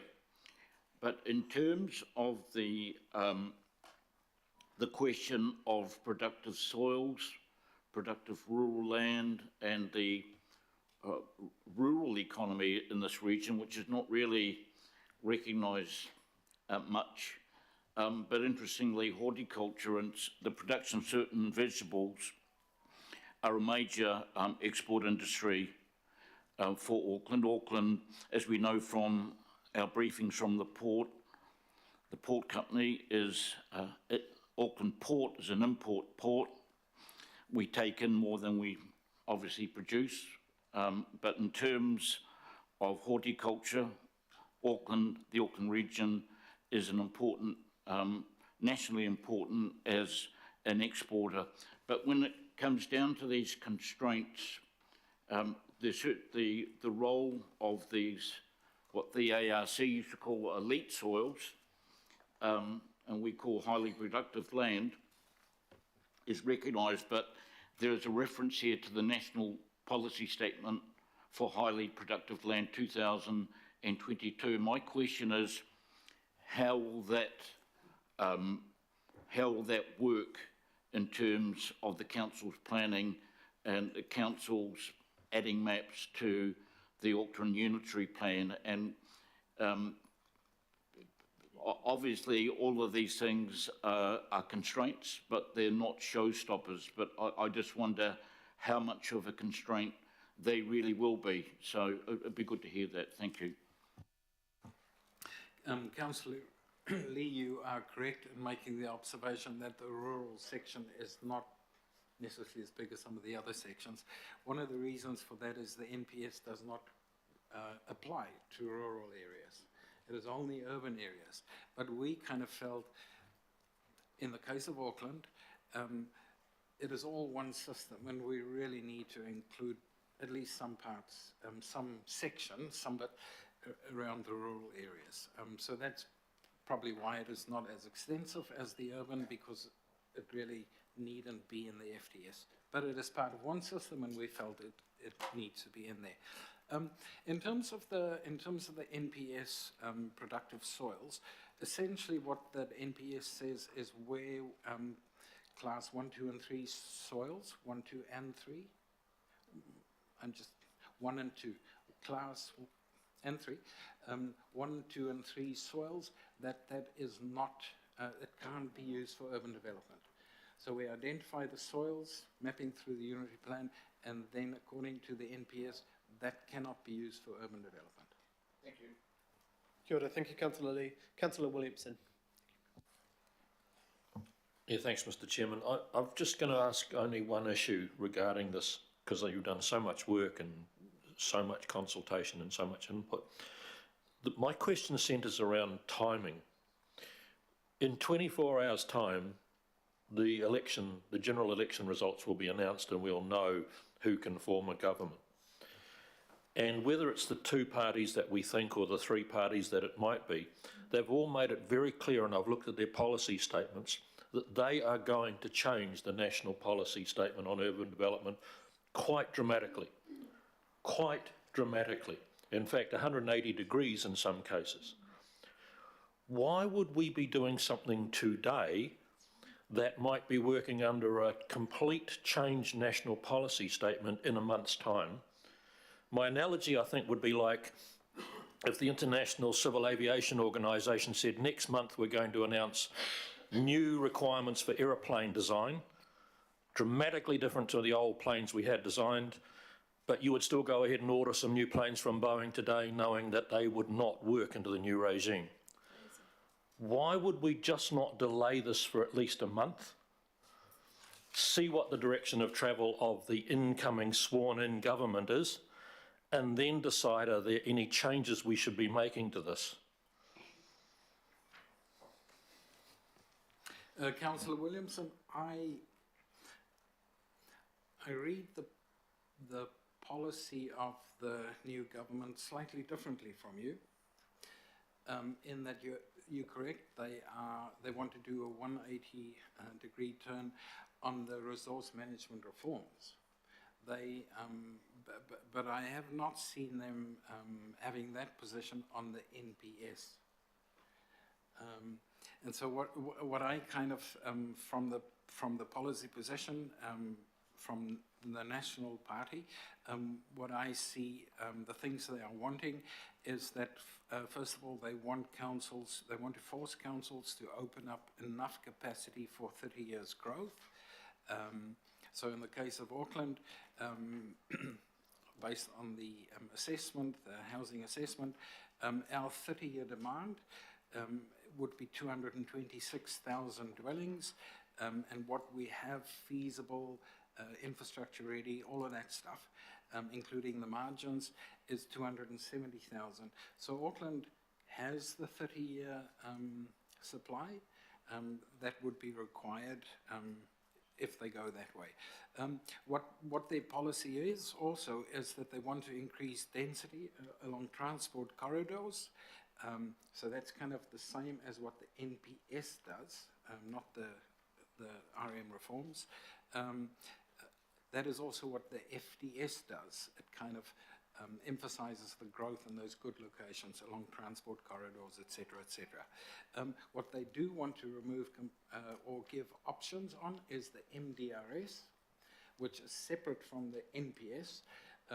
The FDS, God, this gets the FDS does not bank on the MDRS. In fact, it criticizes the effects, the implications of aspects of the MDRS, that is not a good way for Auckland to grow. So it's not pro MDRS, but yes, that is what they want to remove and give councils more discretion on how they go about that. Councillor Lee just raised the highly productive land.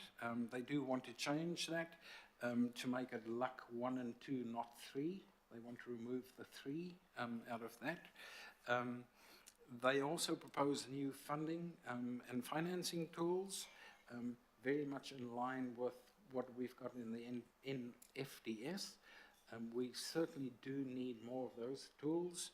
And kind of what their policy statement says is that councils will be free to determine whether those additional dwellings come from further greenfield development or additional density in areas suited for that growth.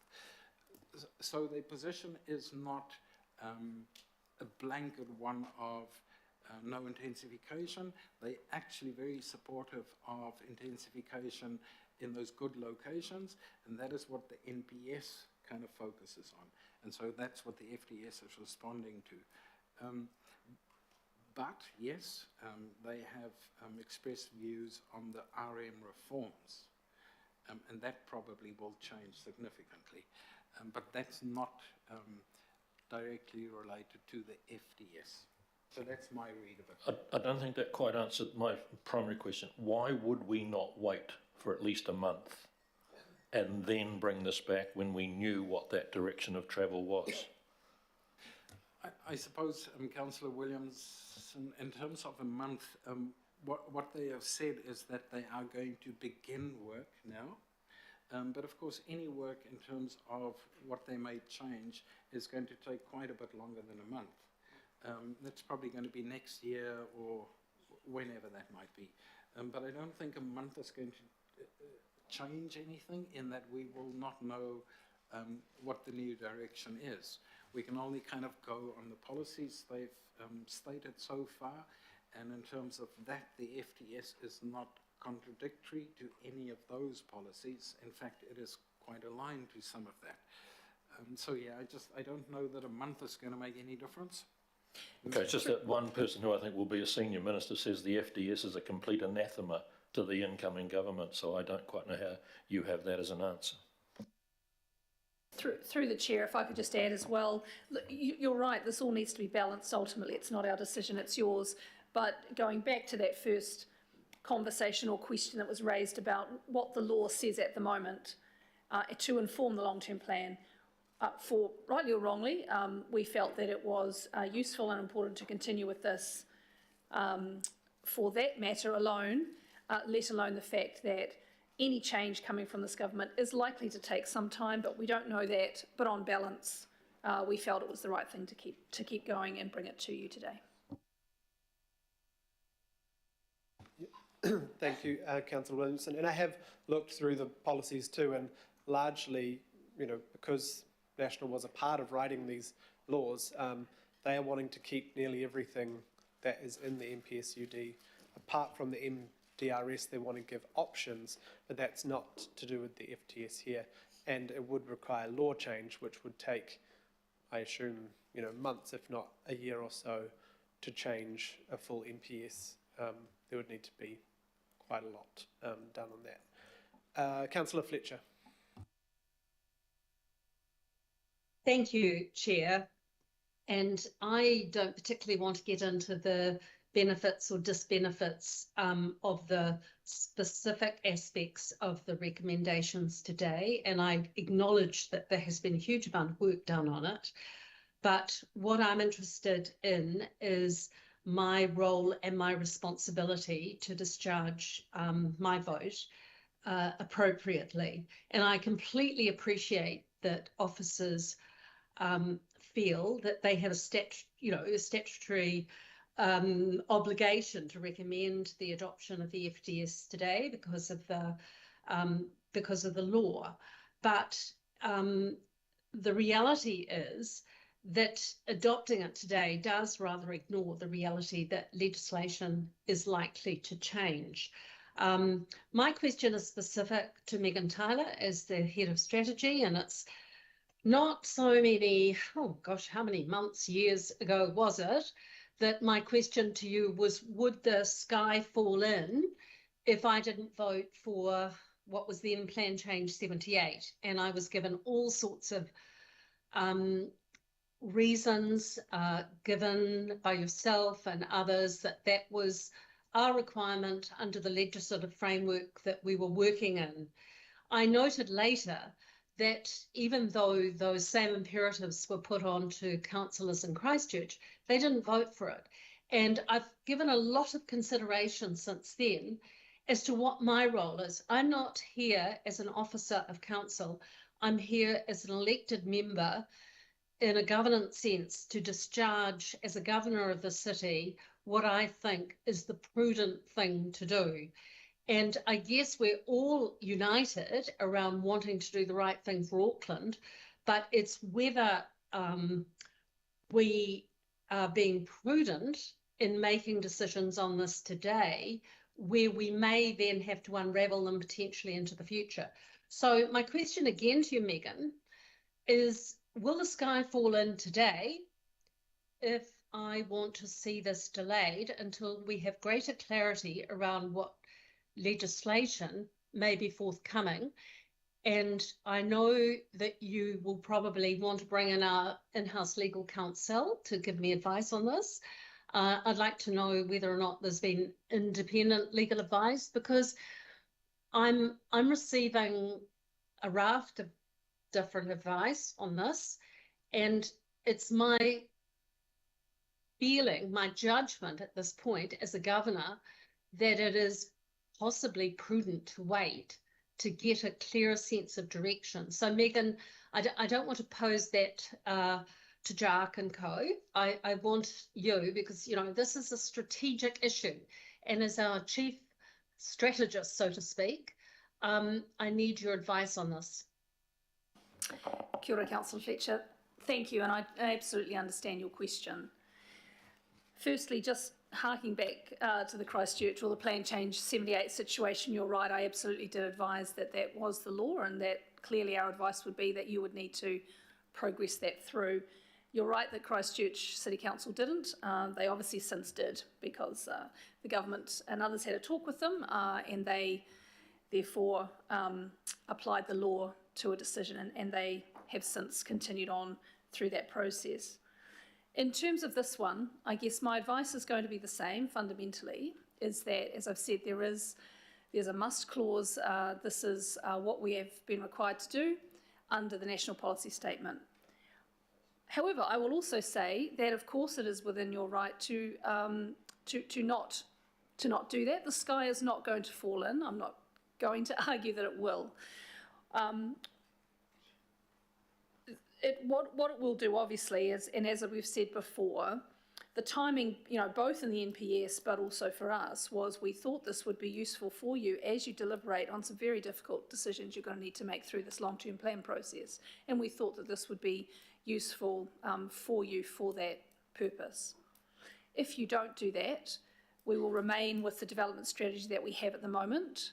So it's not as if we have nothing, but you know, the changes or the differences here that Jacques has outlined, particularly around flooding, natural hazards, and this ability to afford infrastructure is really important to you. I know that, you as a council, I mean. And so the changes that we're proposing there won't be in the current situation that we have. So if you chose not to decide it today, the sky would not fall in. We would be, yes, in breach of a requirement that we have. And as always, we would need to wait and see what might happen with the new government, how quickly they may want to change something or not. They may not change it at all, of course, and we would still be in breach. So clearly my advice to you is, this is a requirement. My advice to you would be that you would need to comply with that. But it's absolutely within your right not to do that, or to wait a bit longer, or to seek some other kind of resolution or situation to come into the future. I hope that's helpful. That is helpful, Megan. Thank you for assuring me that the sky is not going to fall in today. However, perhaps you could give us some insight is if there was a fundamental change, a legislative change, how much work would that entail, commencing all over again? That's a really good question, and again, it's just a guesstimate, isn't it? Because of with all of these things, you just never know the extent of the change and how different that is to the kind of existing direction that we have at the moment. I think what we have said, certainly as we're entering into the long-term plan process and some other items that come to this committee, is that there will clearly be some change in this whole area of resource management and land and growth and housing and infrastructure. There clearly will be. That doesn't mean, though, that the changes that might be made are entirely different to the direction that we're going.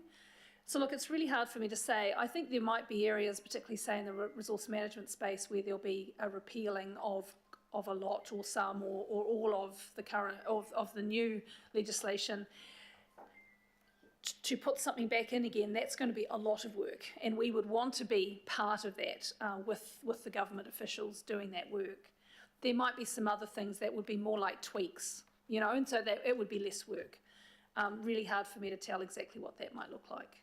But there absolutely will need to be more work coming as a result of this new government, just as there was when the previous government came in. And so we'll need to prioritise that with your guidance around what we prioritise and how much effort we put into it. Thank you. Thanks, Councillor Fletcher. And yeah, and I think Christchurch was a good example, I think, at the time, but in the end they're actually ahead of us now because we delayed during hazards. They're in the hearing stage, or the hearing may have reported back. So they largely approved, they did wait for some extra information, but they largely approved their plan change as is in the end. Councillor Newman. Yes, good morning, Chair, and thank you very much. So, Jacques, as you know, you and I have been in some discussion for some time regarding some points which are very important to me, and I'm sure you appreciate that. I want to go to Takanini, which has really become ground zero for a bit of a debate. So would it be fair to say that the reason why you're treating Takanini North in that red hatched sort of flagged area different from Takanini South is that whilst they are in the same catchment, and whilst developments in any part of that catchment will have effects in terms of one's ability to manage stormwater, that the key difference is that in Takanini South, that is deemed in the flood, overwhelmingly in the flood zone, and that the relative cost of the mitigations for stormwater are beyond the capacity of council to wear that cost, and therefore Takanini South is treated differently to Takanini North. Have I summarised you fairly, or if not, can you explain the difference? Councillor Newman, very fairly. I would add one more thing, probably Takanini South. It isn't just about the ability of council to fund stormwater interventions. It really is also the principle of allowing more development, so therefore putting more people within the floodplain. And the very high risk of that not being able to mitigate. So everything you said plus the addition of allowing more development within a significant floodplain. Okay,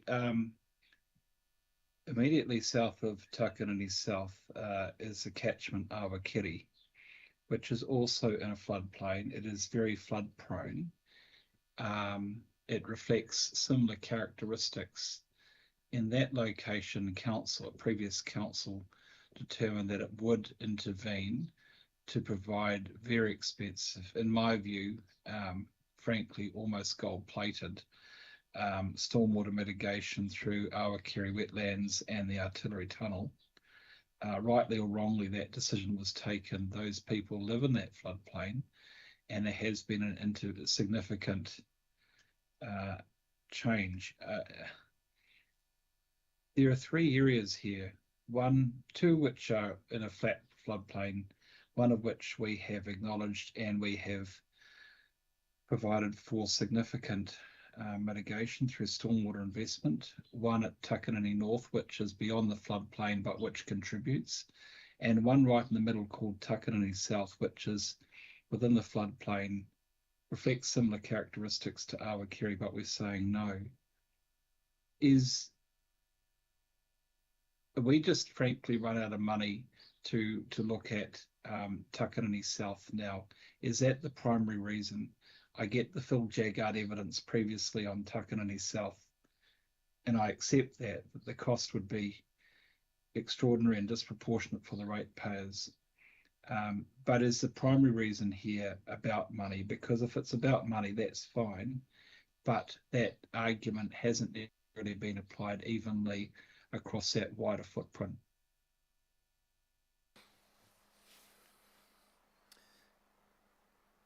Councillor Newman, there are probably two parts to this. In terms of the cost growth, you're right. A solution was initiated, stuff was done, and so of course the FDS can't undo that. So we accept that's what was done and that was the decision, and we live by that. In terms of, say, Takanini South, yes, the costs are prohibitive. There's also the view that mitigation can't be found. At the extent of the catchment, the floodplain, the nature of it, and it's not just the flooding, it's also the soils and that stuff you know about, that there really isn't a solution, and that therefore one should not give the signal that development is possible and, or appropriate, when from a stormwater perspective it isn't really possible, unless, you're right, you can of course throw billions at it. The council doesn't have billions to throw at it, and whether individual landowners can throw billions at it is probably not viable either.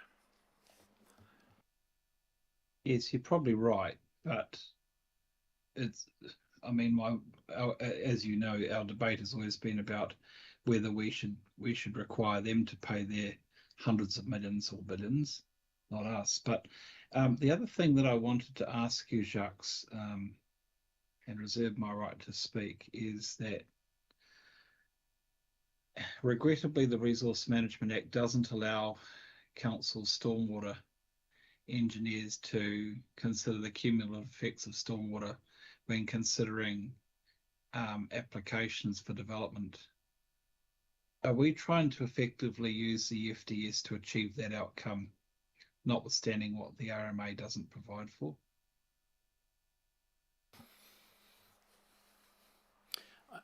I would say what the FDS aims to achieve is to give a very clear and consistent message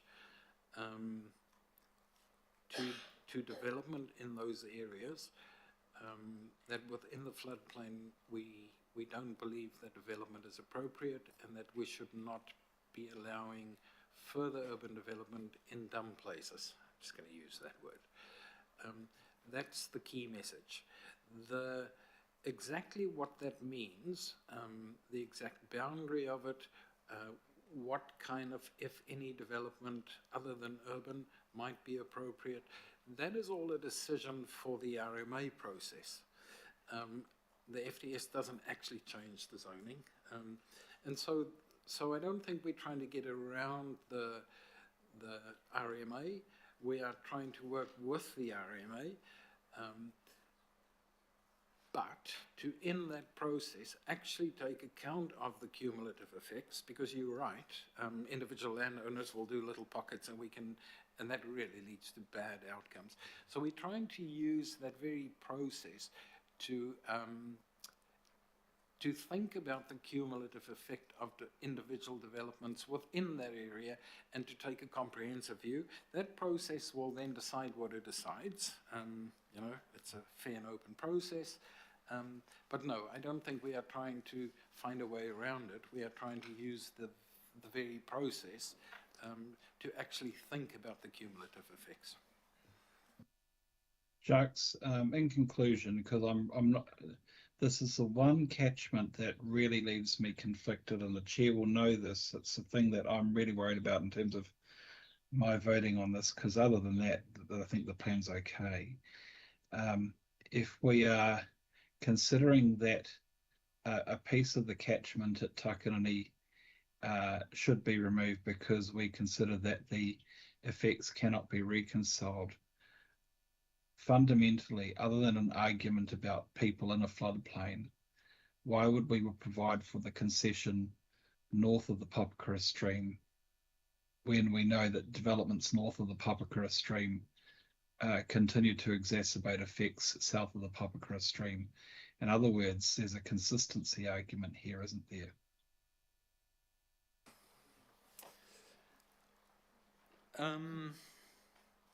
Yes. No. Maybe I just apply a different, I absolutely understand what you're saying. I think what we're applying is a different consistency, because we're also looking beyond just that catchment, but also in, say, catchments in Kumio, for example. So I suppose the principle we're applying is there is a difference between within the floodplain and outside of the floodplain, yet still contributing downstream. And so that's really the difference between, with the red flags, saying we do believe that development outside of the floodplain is possible. It's going to require extensive mitigation because of the contributing to the flow and the downstream. But we do think there is a difference in that some development certainly would be possible. And the key difference is, I suppose, it does actually come down to whether you knowingly allow more people within the floodplain. But yeah, so I would like to believe there is a consistency in principle. It might just be a slightly different one from the one how you view it.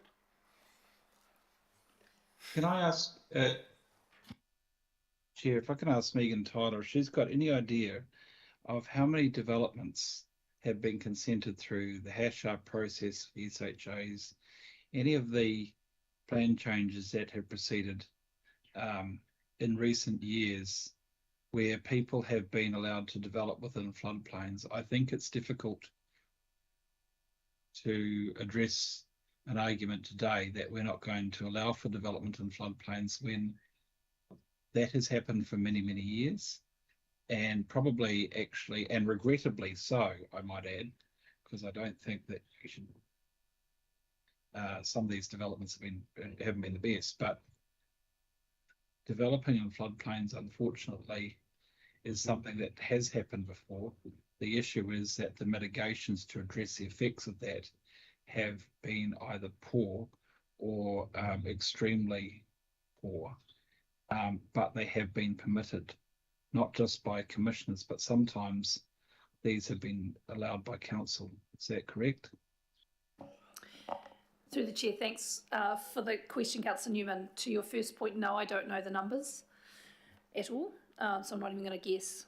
And the only thing I would say, and if you have further questions, clearly you can ask them, but the only thing I would say in relation to this is, yes, we have a lot of houses, and business in floodplains in Auckland.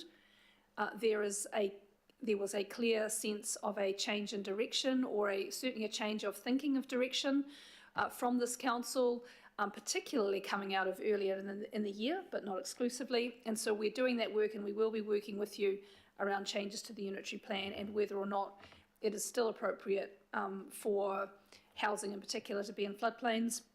But look, that's a bigger matter, but we are working towards the newer direction, and what we are recommending to you, particularly in relation to this area and this form of hazard, this is our recommendation to you around Takanini.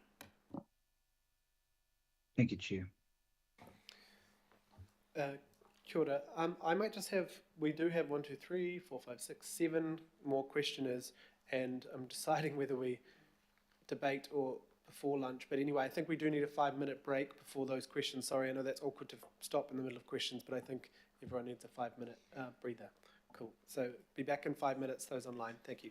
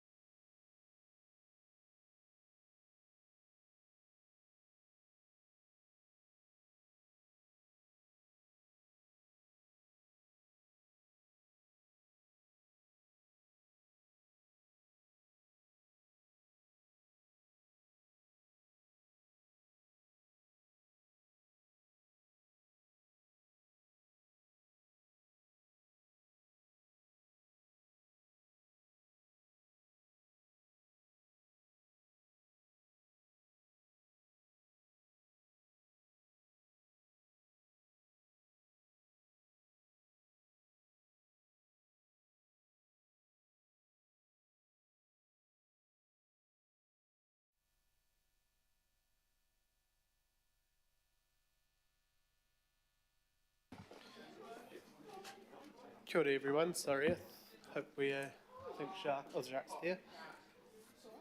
Right, we will try, I will judge at the end of the questions if we should do lunch before the debate, but hopefully we can try and do that before. Since we've had a lot of time on this already and there's questions come. Kia ora, Councillor Sayers. Councillor Fuller, you have a question. Kia ora, thank you, Chair.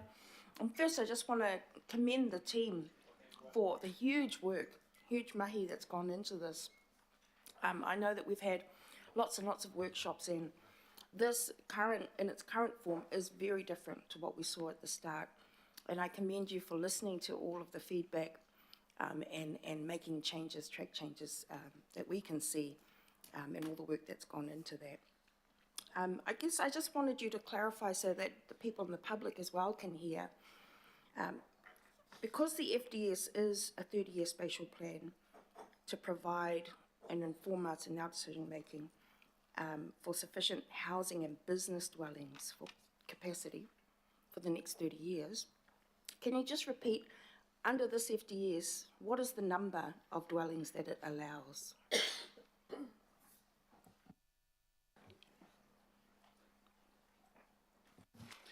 Councillor Foley, I'm just furiously finding notes. That's okay.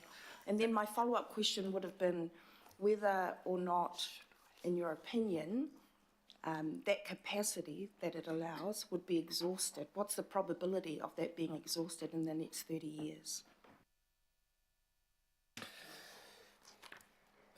Councillor Foley, so in terms of the numbers, this gets rather complicated. The NPS is very clear on the different kinds of capacity that you need to look at. And so giving all of that, I'm not going to explain any of that. But if we get to the end point, in terms of what the plan-enabled capacity with infrastructure expected to be delivered, whether it's feasible, plus then a margin that you have to apply. When we do all of that and get to the end point, we also look at this in terms of short, medium, and long term. So the first thing to look at is the demand. And so that is that is based on the population projections, the household formation that comes from that population, etc., etc. And so if we look at the demand, in the short term, we're talking around 23,000 new dwellings. In the medium term, around 85,000 new dwellings. And in the long term, 226,000 dwellings. So say over the 30 years, in terms of the projections, what we would need is an additional 226,000 dwellings. So then we look at the supply side, the capacity. And as I say, if we go right to the end point, meeting all of the requirements, in the short term, at this stage, we have 271,000 capacity. In the medium term, 782,000, and in the long term, just over 1.2 million. So that's the capacity. So in that sense, we have more than sufficient capacity and likely to run out of capacity over the 30 years. However, and because there's always a however, nothing is static, things change. And so one must not necessarily look at the sufficient capacity as an absolute. Things keep on changing.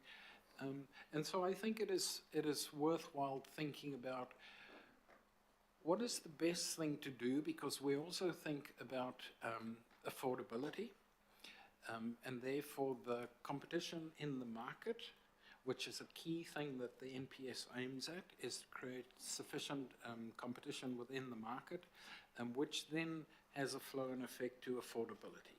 To say how much exactly that is, that's impossible. Nobody knows that. But that is a principle, and that there's a logic behind that. So what the FDS also says is, even though we do have sufficient capacity applying the criteria, it is also a good thing to create additional capacity in good locations, as I defined what those kind of are. And that doesn't have to be created tomorrow. But over time, we need to continue to create capacity in those good locations where people do want to live. And that doesn't mean just brownfield. There are also good greenfield locations where there's PT and all of that, you know, train stations, etc. That we need to continue to create that capacity where people actually want to live and where the market can deliver that kind of stuff. So even though we meet the requirements, we have sufficient capacity, short, medium, long term, we also say we should continue to create additional capacity in those good locations. And that really is to create more competition in the market that then hopefully has an effect on affordability. Kia ora. Thank you for that very fulsome answer. Thank you, Chair. Kia ora. Councillor Ferry. Thank you, and repeating the thanks very much for the very comprehensive work on this. I wanted to go back a little bit to the conversation we were having, Jacques, about the sort of cost to develop, sparked by Councillor Watson's questions, and sort of thinking about that that aspect of cost to developers. That in some cases we may be seeing that they may see brownfields as less profitable, but that doesn't mean that they're not profitable. Is that sort of a fair, like, you know, it might be cheaper and easier for them to build in greenfields, but they're still going to make money in the brownfields. Is that sort of a fair assessment? I mean, obviously it depends site by site, but as a general rule. So I can't speak for a particular developer. Yeah. And their business model and what that looks for, I can only speak more generally. And that, so maybe 2 points. The one is the HPA. One aspect of what we need to do is the feasibility of development. That feasibility model that we used, we developed in, I think, I can't quite remember, maybe 2017. And that feasibility model was developed with developers, with the development sector. Together we developed how that model works, how you think about feasibility, so land cost plus material cost, etc., holding costs, all of that. So the feasibility model tells us that there is a significant number of development capacity that is feasible. So that's the one aspect. That model that was developed with developers who do development tells us that a lot of that is feasible. And I suppose the second point is just the logic that I apply. If 83%, thereabout, of development over the past number of years have been in brownfields, then clearly it is feasible because people can develop it and people buy it or rent it. So clearly something is feasible and clearly it is working.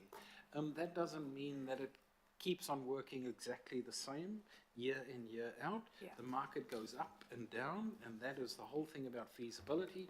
What is feasible today is not necessarily feasible tomorrow, but might be again next week.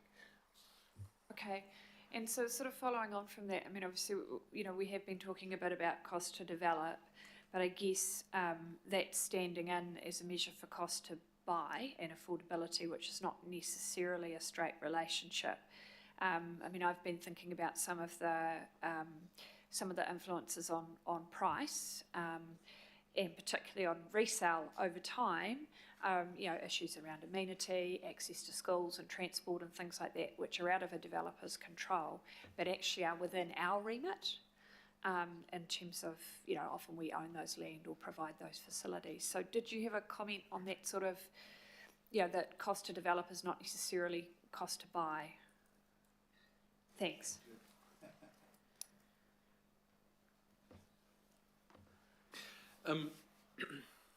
Yeah, the distinction I made is about the cost to develop, to the developer, but there, of course, is the broader cost. And often a lot of those costs over time then fall to the council.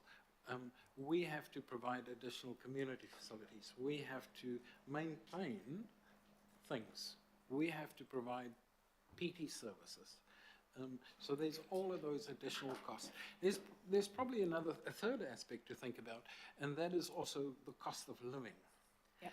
in the sense of buying a property is one thing, being able to live in that property and all the other costs that come with it, whether that's your travel costs or insurance costs or whatever that is, that's a whole nother aspect. And so I think one needs to look at all of those and not just the cost to build and sell a dwelling.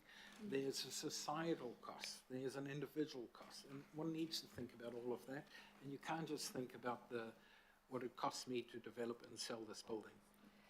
And so, final question then is how the FDS reflects that consideration of broader cost, not just cost to develop. Is that a fair assessment?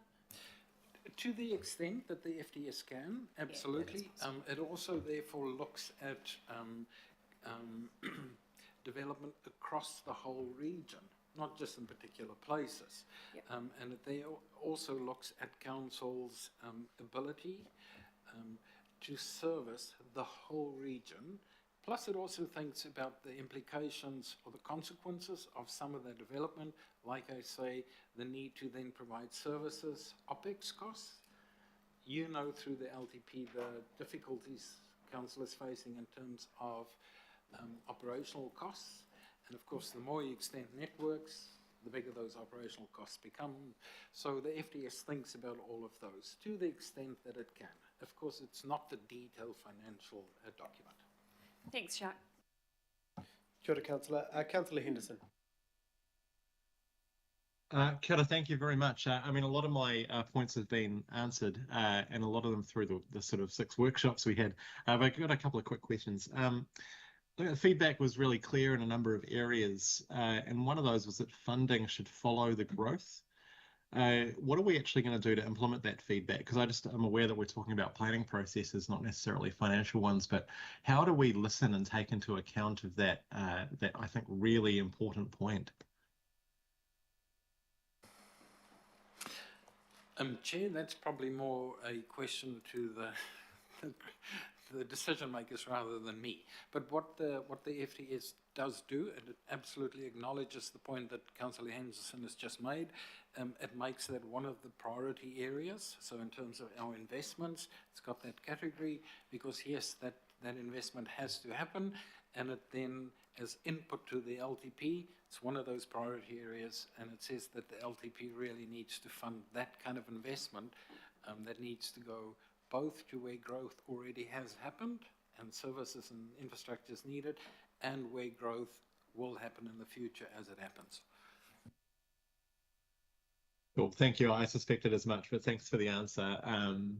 The other sort of final question I have is that we're talking about this in a vacuum and getting into a lot of detail, but then private plan changes just come in and just essentially claim hegemony over our own planning framework and what we're elected to do. So is there absolutely nothing that we can do about that situation? Because it's so frustrating. One of the things that the FDS does, it has a direction for the unitary plan to strengthen the considerations, the things that need to be considered when private plan changes comes in. Now that's clearly going to take a while to do that, but it tries to strengthen it at that level. The other thing it does is to introduce the principle of prerequisites, not the actual projects, but the principle of prerequisites at the RPS level in the unitary plan, so that again, that is something that at that level has to be taken into account when it comes to private plan changes. So it tries to strengthen it through the unitary plan in that way. Cool, thank you. I appreciate your work. Thanks, Chair. Thanks, Councillor. Councillor Walker. Sure. Just got a question around the risks first, and that's in the analysis. Why isn't there a risk identified for a change in government and the impact of that? Because quite clearly that is a risk, and we've known about it for some time because of statements that various parties have made. So why don't we have that covered off? Through the chair, I'm happy to take that.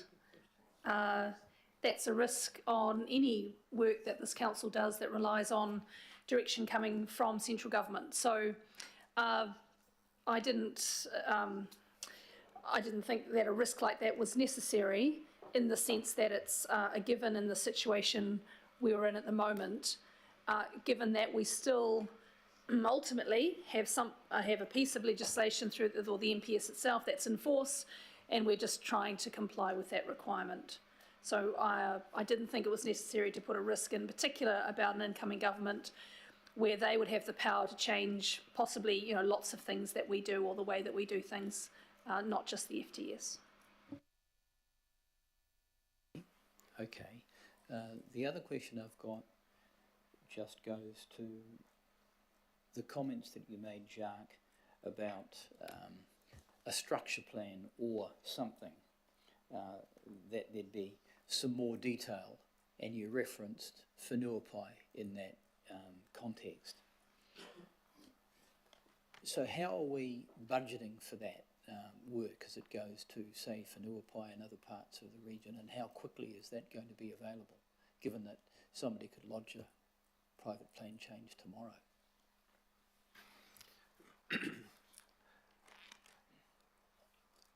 The kind of planning that we, as I said earlier, exactly what that looks like, we don't know yet.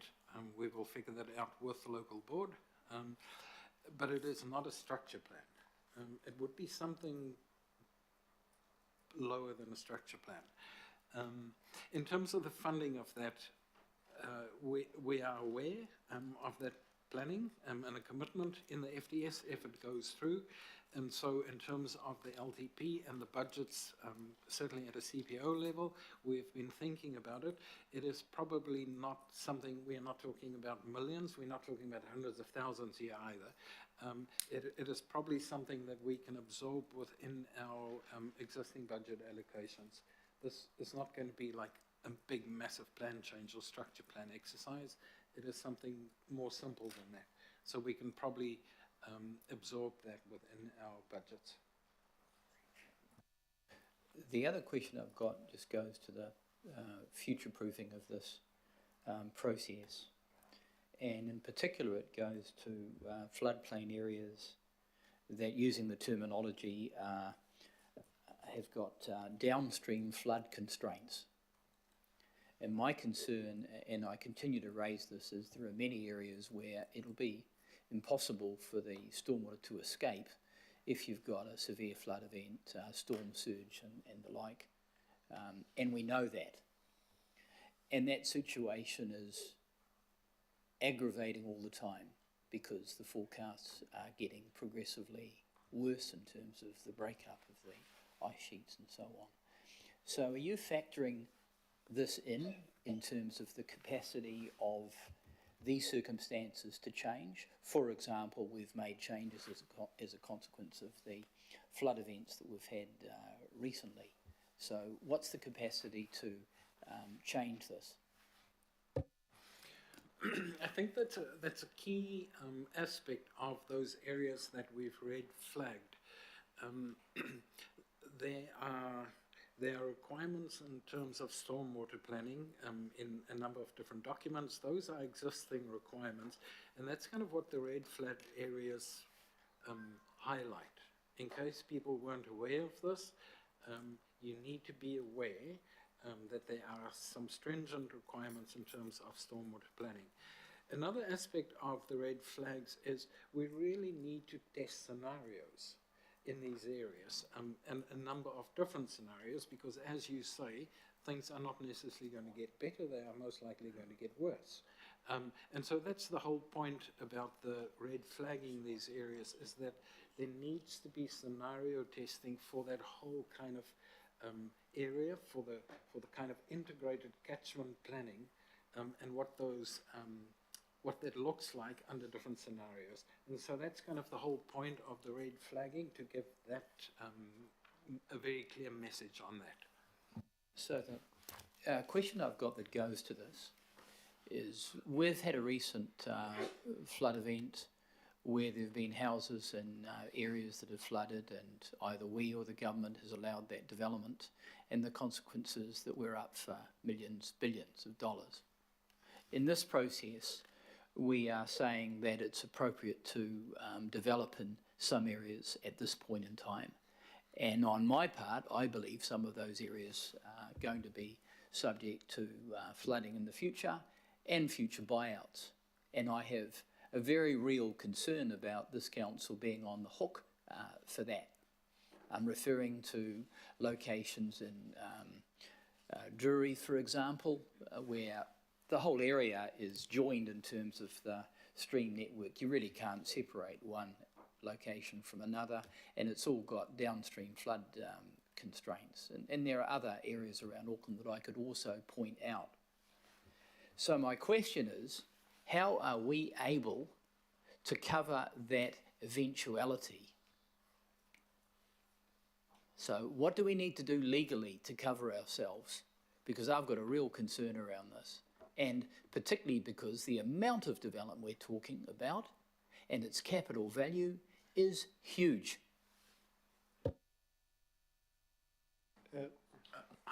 I'm going to leave the legal aspect probably to somebody else, given that's not my forte.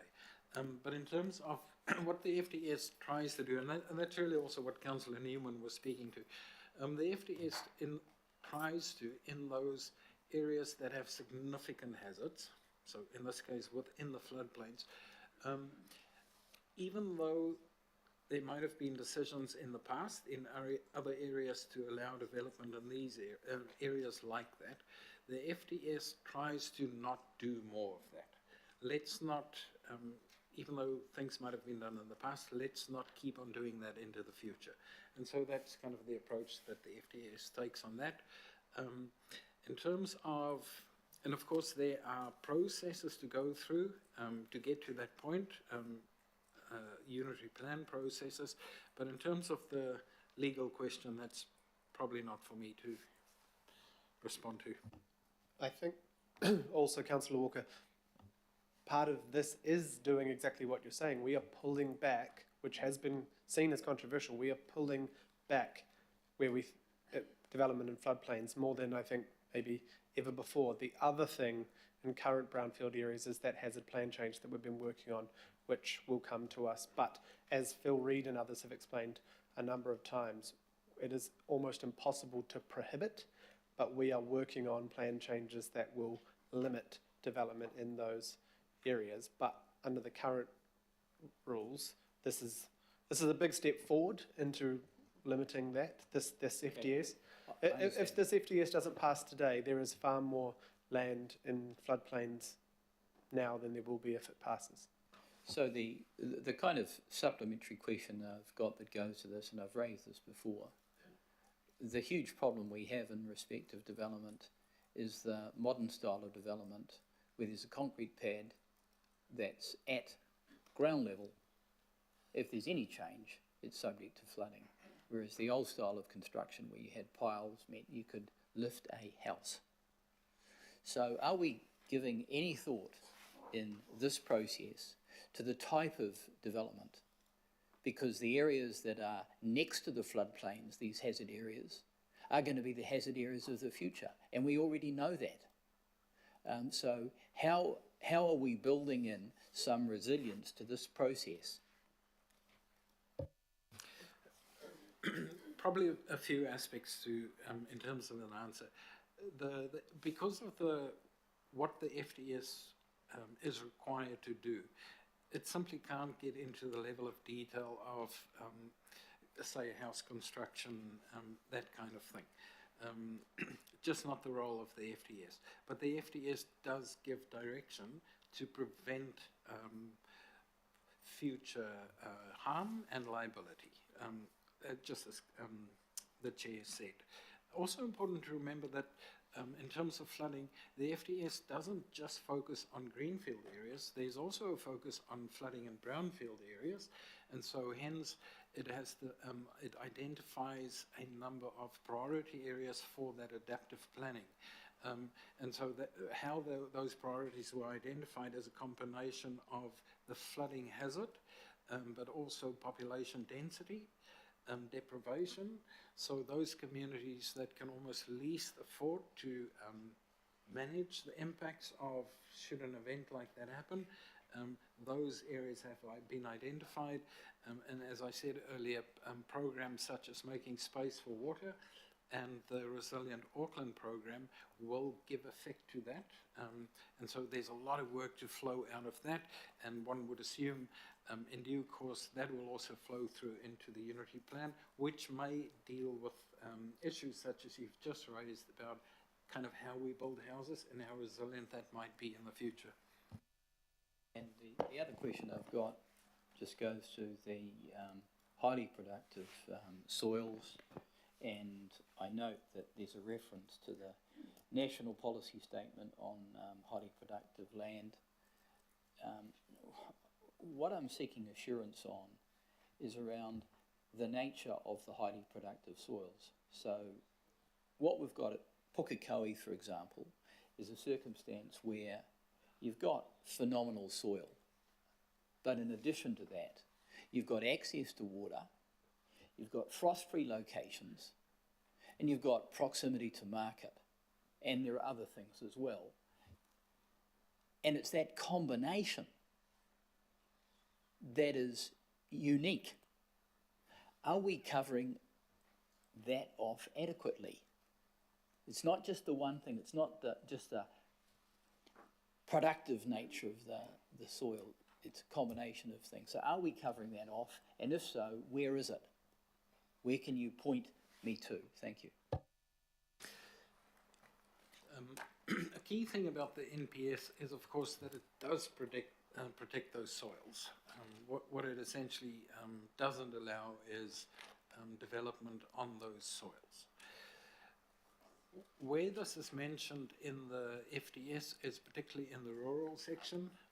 There are references to the NPS highly HPL in there. There's also an action in the rural section, and then of course in the implementation section, about a rural strategy, prioritizing the southern rural area for us to start work over there.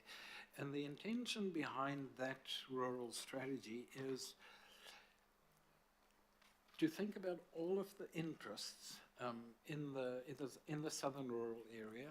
There clearly is development there, but there clearly is also where a lot of Auckland and New Zealand's food is grown. And so the intention behind that strategy is to comprehensively look at how that whole southern rural area functions, where additional growth would be appropriate, how that plays out in terms of food production and protecting that industry. So I understand the intention. I'm just looking for specifically where is a mention of the factors that I'm putting forward. Where can you point to?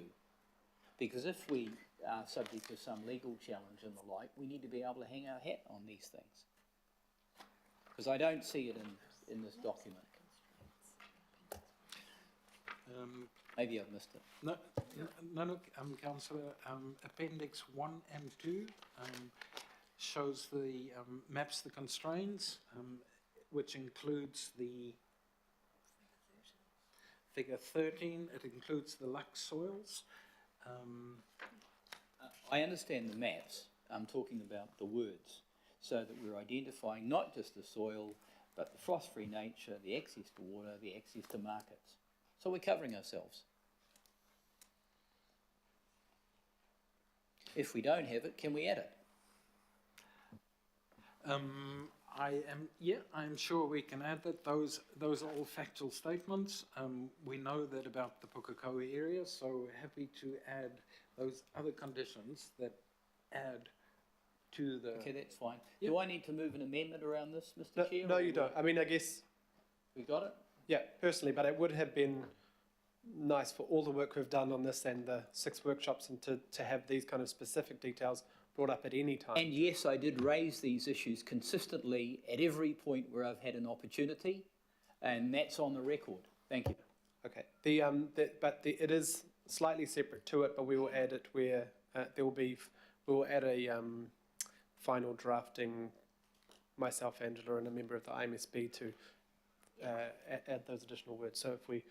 Are you already on under D? We will do that under D and make sure.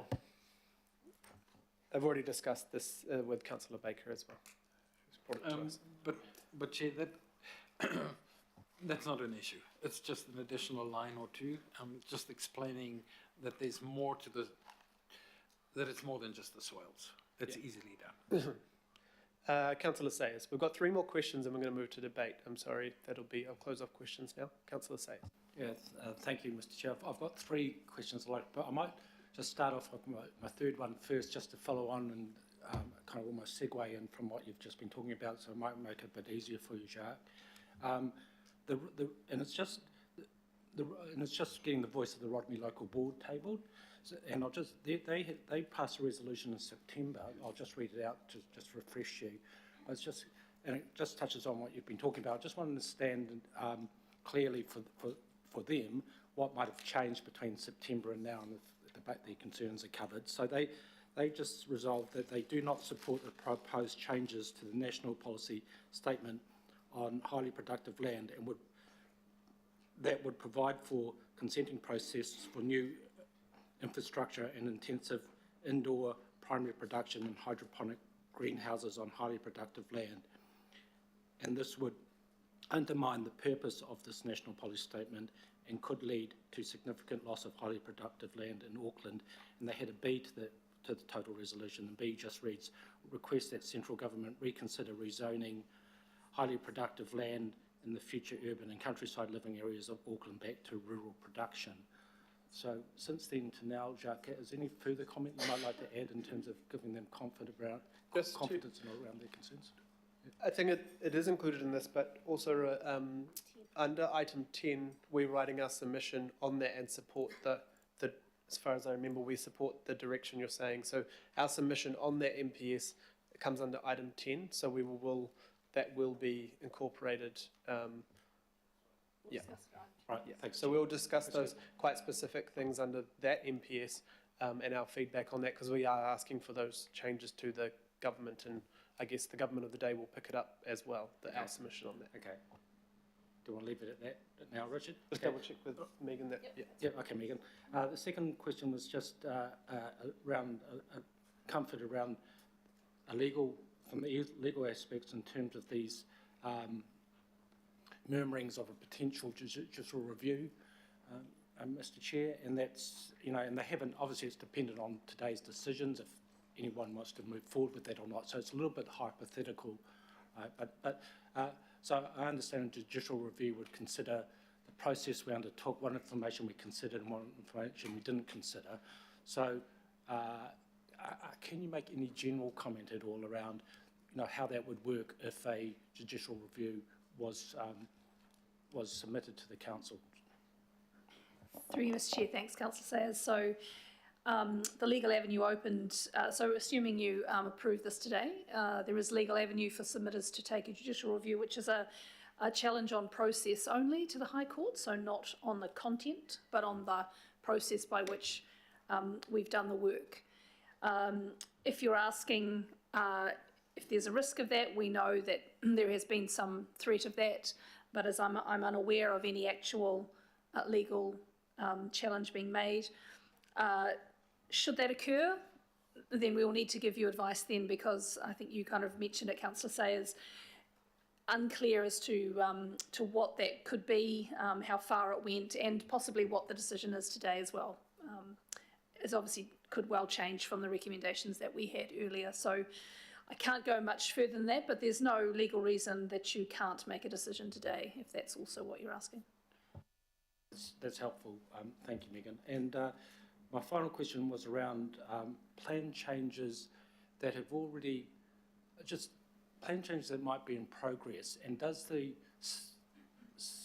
stage of where those plan changes are at, are they in any way potentially impacted by today's decision? In other words, say somebody put in a plan change yesterday, compared to somebody who has had a plan change that's at notification or has gone out for notification versus one that's at a hearing stage? Does that make any difference in terms of the impact of today's decisions? So I guess I'm just asking a general question, first of all, about how does this impact existing plan changes, and then is that in any way influenced about where they are in the process?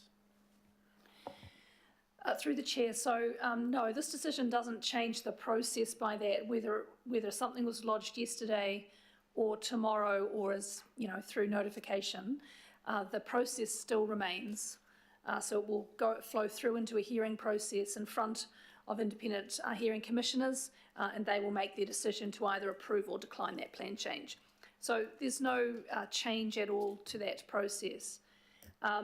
Just like the current development strategy, if this was approved today, this FDS could be given regard to as the kind of legal, or had regard to is the legal phrase, as part of that plan change. But that's a decision for the independent hearings commissioners. We can't comment on that. But in terms of process, it doesn't affect the process at all. I suppose I'm particularly interested in perhaps the last part of your answer there. So it's up to the commissioners to decide if they consider it and the level of consideration they give to it. Correct, that's right. Yeah. Okay, thank you. Thank you. Councillor Leone. All good. Last question, we've got Councillor Turner. Okay. Right, I think we just have one question from Councillor Darby on a procedural. If you just want to put up, please, Sandra, the amendments, those additional ones. So myself and Councillor Dalton are comfortable with the additions. They are mostly processed to sort of point out F and G are around, some of the councillors say is question around processes. This doesn't preclude or stop future plan changes. It doesn't obviously change the ability for people to do that. That's just the law. And to give people comfort that that's what that means. There's also earlier up in A, in a discussion with Councillor Baker. So F and G worked with the Independent Māori Statutory Board. They wanted some clarity around that and others as well. A is around discussion there, if you read that, on the rural strategy and around what potential future increase of dwellings around current rural settlements. So this is not about, new areas. This is about what that looks like, how that will work through the rural strategy. That was already assumed to be part of the next steps, but we just wanted to put it in there. Was there anything more you wanted to question, Jacques, about that, Councillor? Yeah, look, generally I agree with these additional recommendations.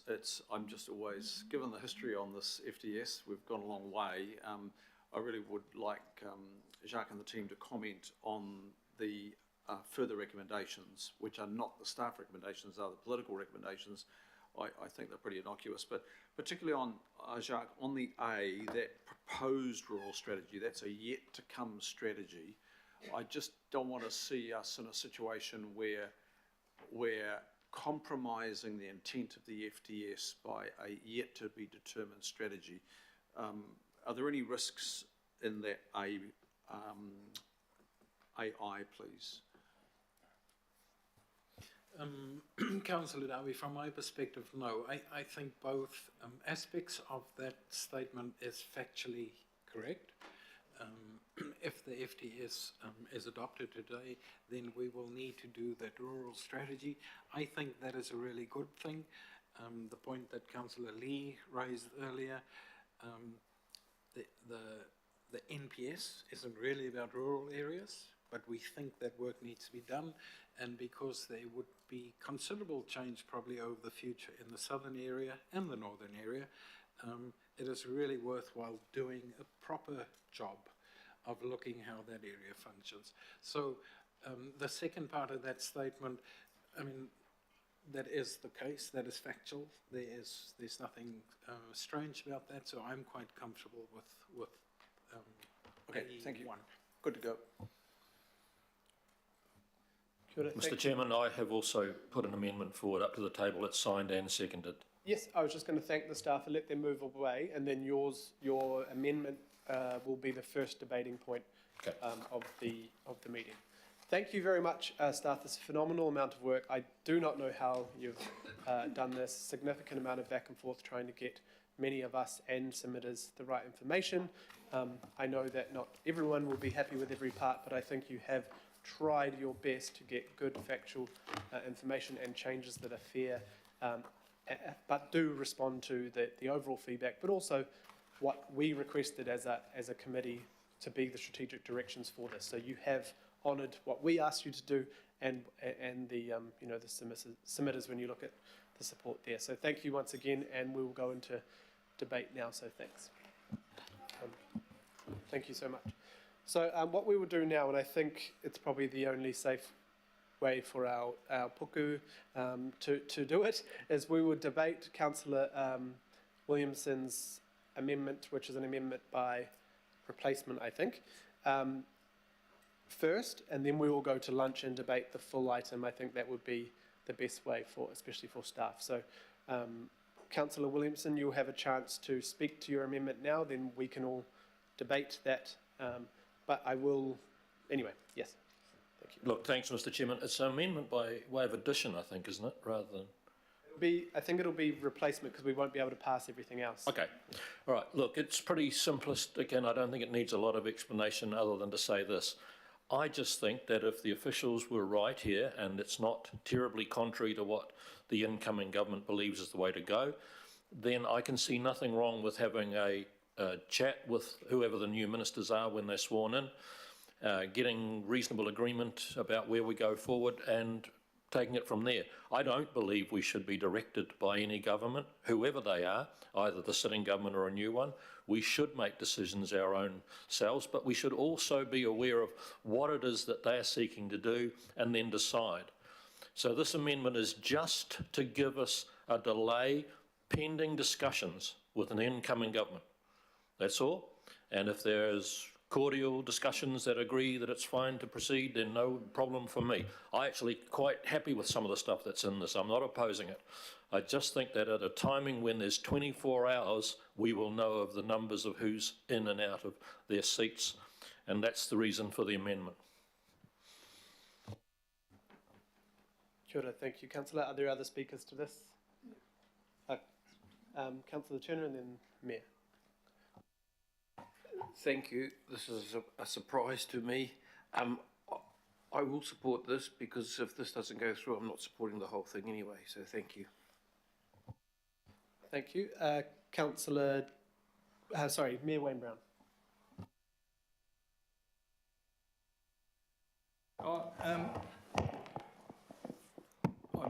I was going to speak to say that I'm basically in support of the underlying thing that we had before this amendment came up. I need to remind people, as far as delaying go, I'm totally opposed to this.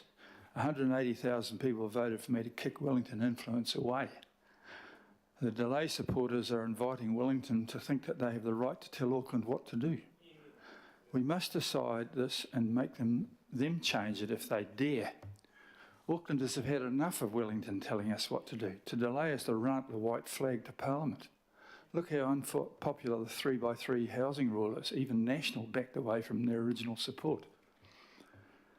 I mean, I can't think of anything that's more at odds with what I stand for than saying we need to wait for Wellington to tell us what to do before we can set out a sensible future growth plan. I've been consistent with both sides. We took aggressive action with the outgoing government. Mrs. Megan Woods had to eat some meal of humble pie when she said that we're looking to take over the planning of our city. We didn't wait to have a cup of tea with them. We said no unanimously and they backed down. And we don't wait for the incoming government to plan our city either. I'm going to sit down with the next minute to discuss our shared priorities and areas to work together, and I need to know the council position in that discussion first. Not to go into that discussion with a blank sheet of paper and a concession that we can't plan the region unless the government is happy. So I will be voting against this amendment strongly, and I urge my fellow councillors to be councillors. If you want to get in Parliament, stand for Parliament. Thank you. Kia ora. Thank you, Mayor. Councillor Newman. Yeah, look, happy to support the amendment, although I don't think it's going to pass. I mean, look, my view is um, the NPSUD is a national policy statement set down by the government, and it was always interesting to check in if there is a position that has changed. I guess we'll know in coming days. But Chair, if this fails, I would, and I won't speak again if I may, because actually the plan itself, I think, is very good. But for the one issue that I've previously discussed at length with Jacques, and we've discussed via email yesterday. So can I just express that, yes, I don't mind supporting the amendment. If it fails, it fails. If it does fail, I won't speak again.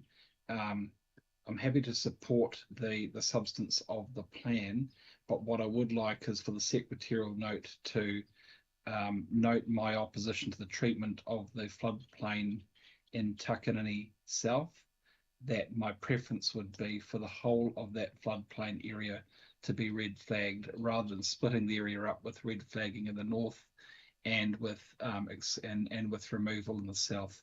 So if you could ask the secretary to note that in the event this amendment does fail, I won't speak again, but I would like to, notwithstanding my support for the border plan, just to note my view in relation to that Takanini catchment. Thank you.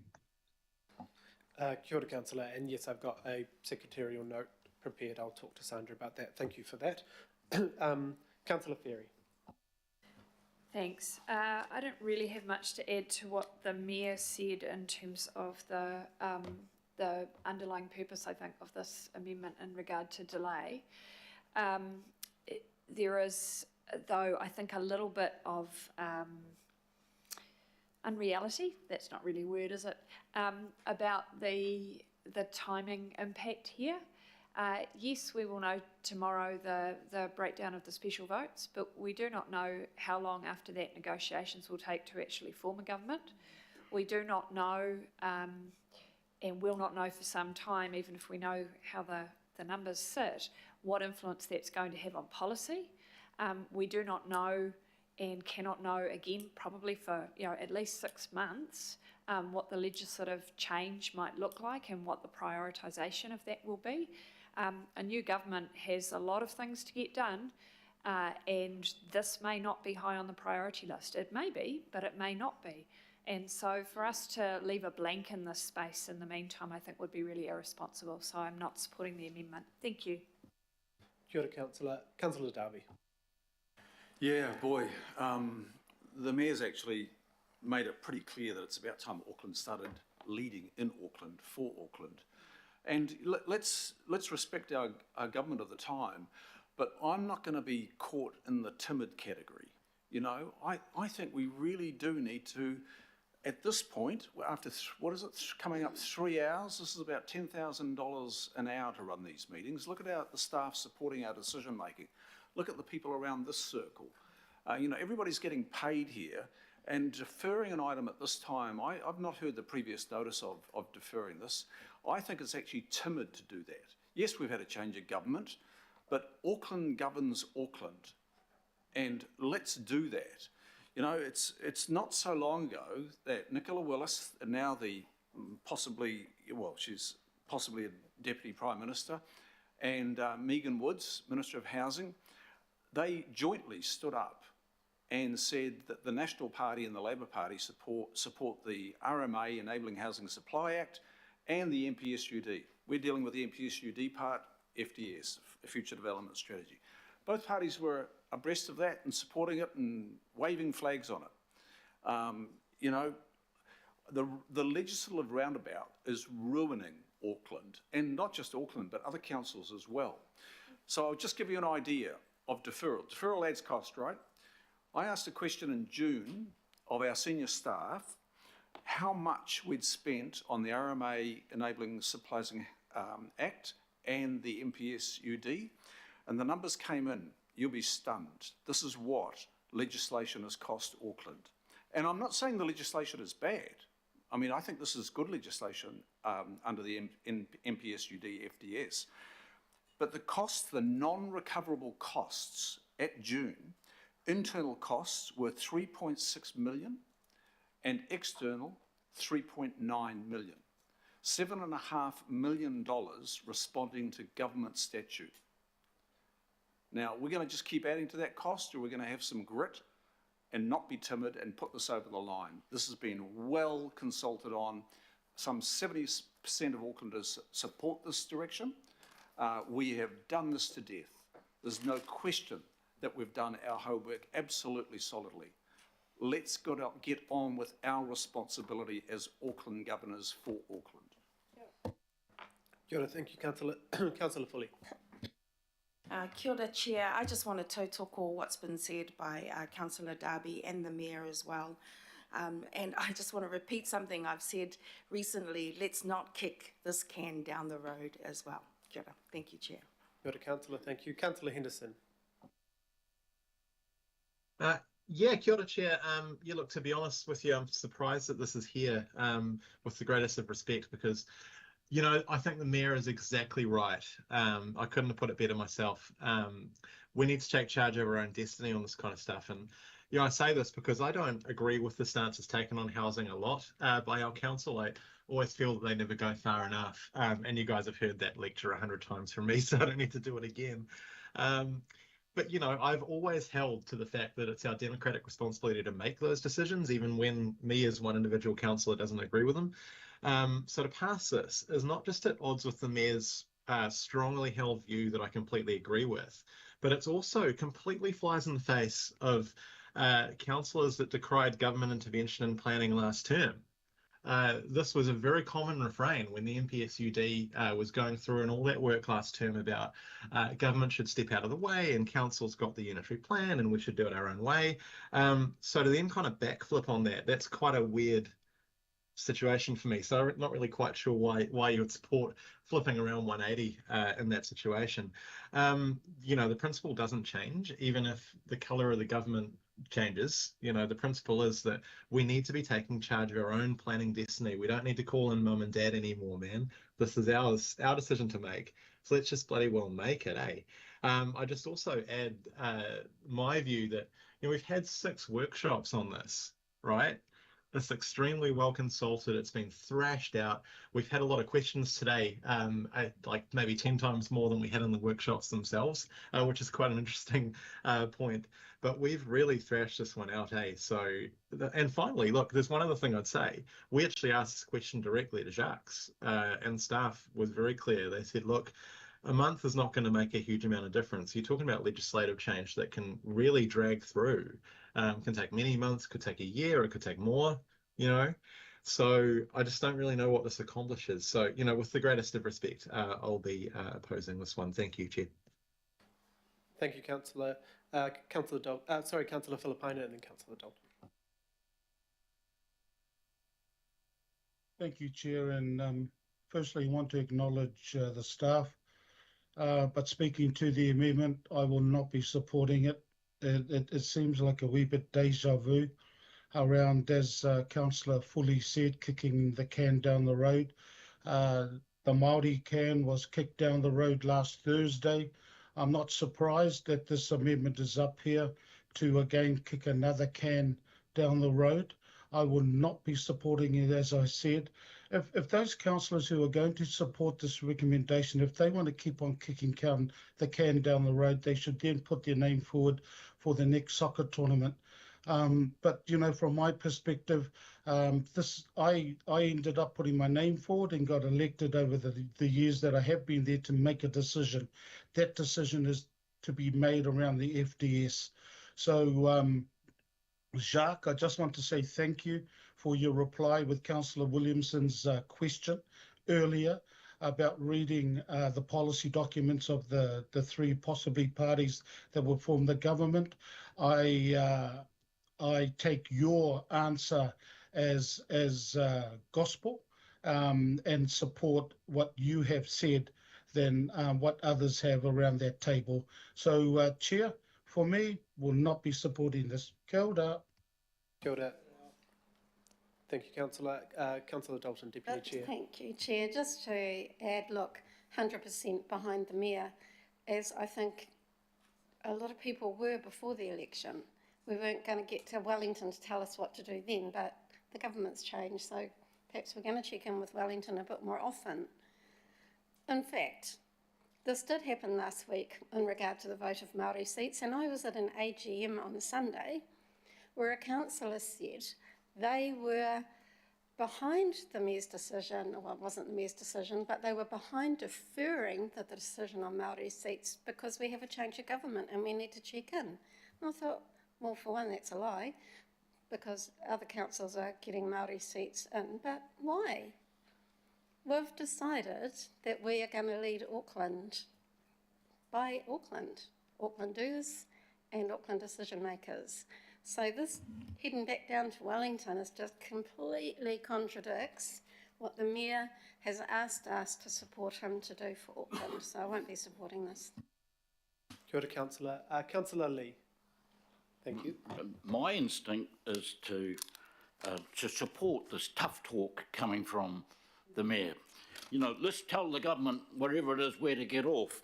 However, Councillor Williamson's amendment is merely courtesy and diplomacy of an incoming government helping build a relationship with an incoming government. It doesn't mean anything's going to be changed at all. It's just a question of courtesy. I do, when it comes to tough talk, I didn't see much of it when it came to the $1 billion blowout of the City Rail link and us having to cough up $500 million from Auckland ratepayers on the demand of the 51% government-owned CRL Limited. Nor did I see much tough talk about the ill-starred light rail project. All I saw was the council trying to drive the square light rail project into a round hole, which obviously didn't work. And we won't talk about Three Waters. The intent here is courtesy and diplomacy. I would think it would be better directed at the secret provisions we're going to discuss soon on the detested National Policy Statement of Urban Development and Plan Change 78. But we'll wait and see whether we're going to have tough talk on that one as well. Thank you. Kia ora, Councillor. Thank you. Member Ashby. Kia ora. Yeah, look, I support the Mayor's comments. I also I'm just interested in the consistency here. So we had a vote last week on a basis of a tyranny of majority. Yeah. But this time we've got 80% in favour of this, but the rules aren't the same this time. So it seems interesting to me, the lack of consistency in terms of the topic of the day. So we're not going to be voting, well, I'm not going to be voting for this. Kia ora. Kia ora, Member Ashby. Councillor Fletcher. Thank you, Mr. Chairman. I'm going to support the amendment. And the reason I'm doing so is that I believe that to do with planning, there's a lot of trust that has been lost over the last few years in planning. I think there's confusion by the public. And while I acknowledge all the good work and the submissions and everything else that has come to this, I ask why the haste? If it is a matter that has been properly considered, and by the time the government, whatever composition it might be, come to grips with what the cost of infrastructure is going to be, which is something that we've never been able to get traction on, I don't see why we can't use one of our Wednesday workshops to reconvene this meeting and actually have this passed on. I do believe that trust has been broken, and I'm not going to be accused of kicking the can down the road.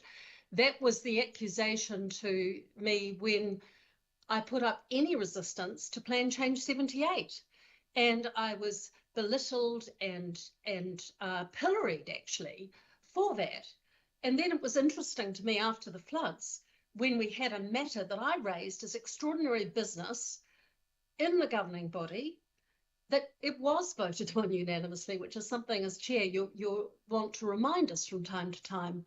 I don't particularly care about your interpretation or the officer's interpretation of what political parties' policies might be. I want to see them for myself. I do trust that the mayor can be a skillful negotiator once we see the government, but right at the moment, in the interests of getting it right and not squandering any more money on chasing up on things that may potentially change, I just don't see what the indecent haste for this is. I do not accept the advice that I've been given that it must be voted on today, and I will be supporting the amendment, and I encourage others to do so. Kia ora, Councillor, thank you. Last speaker before I finish up, Member Henare. Kia ora, Chair. Look, I'm totally supportive of what the Mayor has said. And here's the thing. A lot of people today have said that we should wait until a new government is formed. Well, why didn't the new government that may be formed after Friday come and see us and saying, this is what we're going to do, and we want your support? Why is it the diplomatic and fun thing to do is to wait for them to form? And here's the question. With the proposed, and I don't even know what the proposed changes are, because I heard the comments on Radio New Zealand this morning that there was going to be change, but what change is coming is anybody's guess. So how is the biggest city in the country supposed to operate on the basis of a report on Radio New Zealand that the government or the incoming government may or may not change the law, the RMA, by Christmas? That's tomfoolery. And as my colleague Ed has said, and also Councillor Filipaina, the interesting thing about last week's vote on the Māori seats was we had to sit here and listen to people say the submissions were 68% in favour of a no vote. While today we've got a 70% figure on the submissions in favour of the FDS. So time now is to put up or shut up, because I'm sick and tired of the puritanical way some of these councils stand up on the fence line and beat their chests about democracy and beat their chests about listening to the submitters. We're not less than a week later, not one of them is standing up and saying, well, actually, we should listen to what the submitters say. I vote no, and I will continue to vote no against all those 11 councillors who did a disservice to the city last week. Blah, blah, blah. Kia ora, Member, last speaker, Councillor Sayers, and then I'll... Yeah, thank you, Councillor Hill. I think it's important that everyone around the table retains an open mind when they enter the room about how they will vote. But look, we do need to listen to the submitters, and I'm very happy to vote for the substantive, if that's the right word for it, and prepared to do so if this is lost. However, I do see some wisdom as a governor in terms of the arguments that have been put up around the table just recently, Mr. Chair, particularly the one from Councillor Lee and the one from Councillor Fletcher, in terms of, and the other members have spoken as well. It's quite right, we don't know what the government's plans are, we haven't seen them, yet we're making a decision around Auckland's planning for many, many future years that is highly significant. So, putting on a governor's hat, the way that I'm feeling about this is, what's the harm in understanding better if there's going to be some substantive change that might alter the way we might be thinking today compared to what we might discover under the new government. Is there not some wisdom in terms of, I guess the question is, what if? I don't want to turn around and we pass something and perhaps we then suddenly say, well, I wish we hadn't done that because something new came to light, Chair. So I'm not adverse to supporting what's been proposed up there, but should it fail, I am supportive of the substantive. Kia ora. Thank you very much, Councillor Sayers. And I'll just round up. I guess a thank you to everyone for the passion behind what they're saying on all sides of this discussion. I think, we do, in my opinion, in this case, need to listen to the Mayor. He wants to take forward our plan. As said in the manifesto, our decisions, our values, our direction, if we don't pass anything, he cannot do that. He cannot bring something to the table to say, this is what my council believes in. We do not know the timing it may take to create the government, but also have incoming ministers be briefed, and then the discussion around policy development, which Nicola Willis and Megan Woods said on the podium when they supported the NPSUD that the main reason was the bipartisanship was to make sure councils had certainty and there wasn't this back and forth over and over and over. We have had big support from our community already on this, but if they were to change the NPSUD, which as far as my read of their policies, they're supportive of the NPSUD, they want to give us maybe potential to opt out of the MDRS, but the NPSUD in its totality, and as Jacques pointed out around the capacity, all fits within that. That would take 6 months to a year, maybe. The last NPSUD to roll out took 3 years. First, you have to consult with mana whenua, then you have to consult with stakeholders, then you have to consult with local government, then you have to put it out widely, then you have to bring forward those decisions. We helped prepare the last NPSUD. We put in meeting after meeting. I remember, much like this, we had workshop after workshop adding our thoughts of what that NPSUD would look like. That takes time. And then to change anything in the RMA would be years. I've spoken to MFE officials who said any change will be years in the making. And that's fine. We will work with whatever is given to us. But if I don't know what would happen from now if it was just about a conversation post this meeting. How long does that go on? If the Mayor and others don't have time to meet with whoever the new minister might be, we will not be able to put this on the agenda for the December meeting, then it's the February meeting, then the whole purpose of this we legally have to have in play for the long-term plan around what we need and where we're investing. And infrastructure providers the long list of infrastructure providers who support this need to know where we are going as well. So for me, I think we have to press on. I won't be supporting the amendment because it isn't a rush. We've taken this through. We've delayed it to ensure we had double the consultation time, pulled it off the last agenda to ensure everyone had the advice and the extra workshops and the extra information, and we gave the track change document, which I don't think we've ever done before, twice to all members of the committee for 6 weeks for everyone to come back, ask questions. Tried, and I've taken on anyone who's asked. I've taken on anyone's feedback and tried to get that into the document. So I think it is disappointing if we suddenly, after all that delay now. So here we've got a division called. Do I get a right of reply? Not an amendment, sorry, Councillor. Thank you, Chair. A division has been called on the amendment, which is on your screen. Chair holds no to the amendment.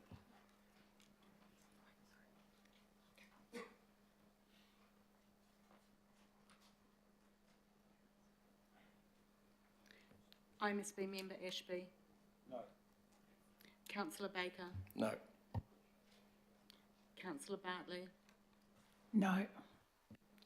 Mayor Brown. No. Deputy Chair Dalton. No. Councillor Darby. No. Councillor Ferry. Against. Councillor Filipina. Against. Councillor Fletcher. For. Councillor Fully. Against? IMSB member Henare. No. Councillor Henderson. No. Councillor Lee. Aye. Councillor Leone. Against? Councillor Newman. Yes. Councillor Sayers. I can see it's lost, but 4. Councillor Stewart. 4. Councillor Turner. I'm going to abstain. Councillor Walker. Yes. Councillor Watson. Councillor Williamson. In favour.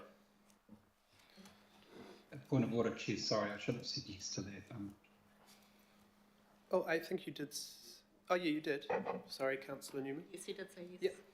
So that was lost. 4 was 7 against 14 and 1 abstentions. We will now. Thank you very much, everyone. We will move to We will go have half an hour for lunch. So we'll come back at 32 minutes away. We'll come back at 1:45, and then we will debate the rest of the item. Kia ora, thank you.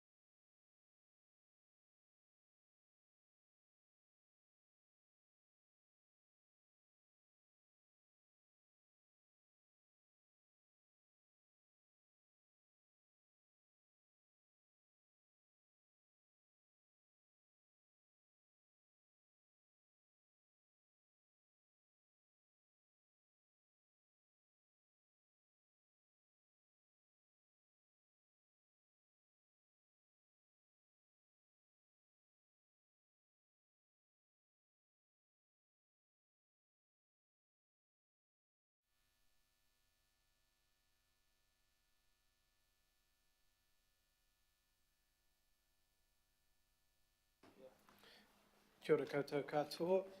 Right, we're back to the substantive.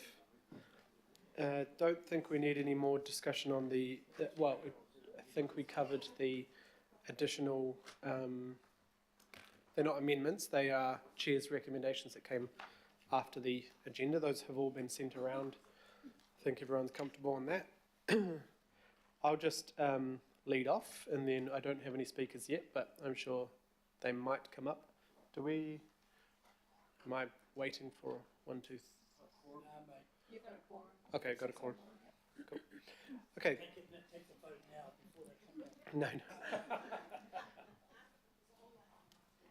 I just want to firstly say, once again, thank you to the staff for a phenomenal amount of work, both at the draft stage, but also reformatting, changing based on feedback, and the significant amount of work and consultation and thought that has gone through this process. The process that was directed by us when we chose those strategic outcomes that we wanted to see through the future development strategy. Obviously, over time, some of the outcomes became more serious. In between the preparation of the draft and going out to consultation, we did have the floods, Cyclone Gabrielle, which further directed our thoughts to preventing as much as we can legally the development of housing in floodplains or flood-prone areas. So we did request that in February. We did request this work continue across all our plans, and this is one first major one that has come before us that has included such a significant change in our direction when we're looking at the future development in those flood-prone or floodplain areas. The plan itself has significant improvements for Māori, for our treaty obligations, for the environment, for climate. It does include a lot of capacity for housing both in the brownfields and the greenfield areas. It does start to try and match where the consents are currently coming from, where we're seeing, even though we do have a lot of live zone land, it isn't being picked up at the rate of knots that we thought it would, because of the unitary plan and the Auckland plan and things that have come before. And I guess the market, the people are acquiring and wanting to live close to amenities. They are wanting to live close to public transport. They're wanting to live close to the current parks and services and things that, family, their family, whether it's older or younger, they're wanting to live close. We are seeing the changing nature of our city already play out in front of us. I think of Northcote in our own ward. It's the change coming through there, the thousands of extra dwellings that people are choosing to buy into because there are good parks, good connections to public transport, education in the right place, and of course, housing options for people at in their older years. They might have wanted to move out of the family home, and younger years maybe before some of those people may choose to have children in the future and change the type of housing that they live in. They may not. They may like the type of housing that they've chosen. But we have seen those infrastructure strategies, the funding from both private development, council and the government in some of those focus areas, and we talk about those focus areas in the future development strategy. Where we have been able to focus that infrastructure at the same time as housing, we're seeing some fantastic outcomes. But the problem has been we have not been able to spread that money far enough right across our city, and there is an inequity in the way we've been building. The fact is, this is an honest plan about what we can afford. This plan shows that we must use the money and the budget and the decisions we do have to focus in certain areas. The plan changes, the private plan changes will still come, as they always have, and change the direction of our plan, but we are putting a line in the sand around flooding, and we are putting a line in the sand around that infrastructure. We cannot continue to tell our communities that yes, you can live there, and eventually we will get the water infrastructure, the roading infrastructure, the community infrastructure and parks there. We know that our city is full of new subdivisions that are sitting in traffic every morning, do not have access to good facilities like many of our communities have, because we're trying to spread that dollar further and further and further. So there are opportunities, and we have worked with the development community to have triggers in there. There are opportunities for them to come forward if there are new funding options, or they're willing to pay a far larger amount of that infrastructure needed. But at the moment, we're looking to pull back in certain areas, but also make sure we have a lot of capacity, which we've seen, there are still millions of capacity for housing across our city. I think this is a bold plan, but to some, as we saw through the submissions, it is actually didn't go far enough. It is still allowing, greenfield development. It's still allowing some sprawl of our city, but what it is doing is showing the direction we want to head, which is protecting people from those hazards and protecting, I guess, the ratepayer and the future of our communities so we can focus our development better and make sure we're creating those communities and our city that is fair for everyone and so they can have access to the great assets, the great parks, and the great things that we expect as part of a good city. So I hope that you can all, after the long, long process we've gone to get here, can support this direction. There will be other plans that come out of this that will have more debate. There will be government policy changes that we will debate, but right now, this is our line in the sand. This is our piece of paper to show what we believe in and what is important to our city, and it is based on the recommendations we've had going backwards to get here today. So just want to thank you all for the process, the opportunities, the interest, and all the questions you've had of me and of staff to get this good information, because it is really important for our city that we are focused on their future today. So kia ora. Deputy Chair. Oh, thank you, Chair. The questions that have been asked this morning and this afternoon have given a lot of time to the development community and the incoming government. I'd like to spend my speaking time to remind us of who Councillor Lee fondly calls ordinary Aucklanders and what they said in their feedback to the consultation. But first of all, let's just have a reminder of a couple of key points, changes that we all agreed to as part of the updated strategy. And they were a stronger focus on responding to climate change, particularly flooding hazards and protecting people and property, and a greater recognition of the Council's financial challenges and when it can invest in infrastructure and services, especially in greenfields. I think the key comment about that is when, not to do it, but when to do it. Now, in recent weeks, we have received emails from the developer community, and we've accepted their further feedback, and as you can see from the track change final FDS document, there's been plenty of changes made to accommodate some of their feedback. Ordinary Aucklanders have not had that same luxury. They went through the submission process only, and here is a reminder of what they said.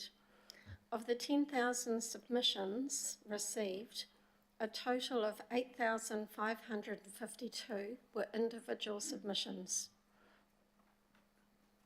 80% supported our approach to avoiding further growth in areas which are exposed to significant risk of environmental hazards. And the most common reasons were protecting people and property and avoiding the monetary costs in making these areas safe to live in.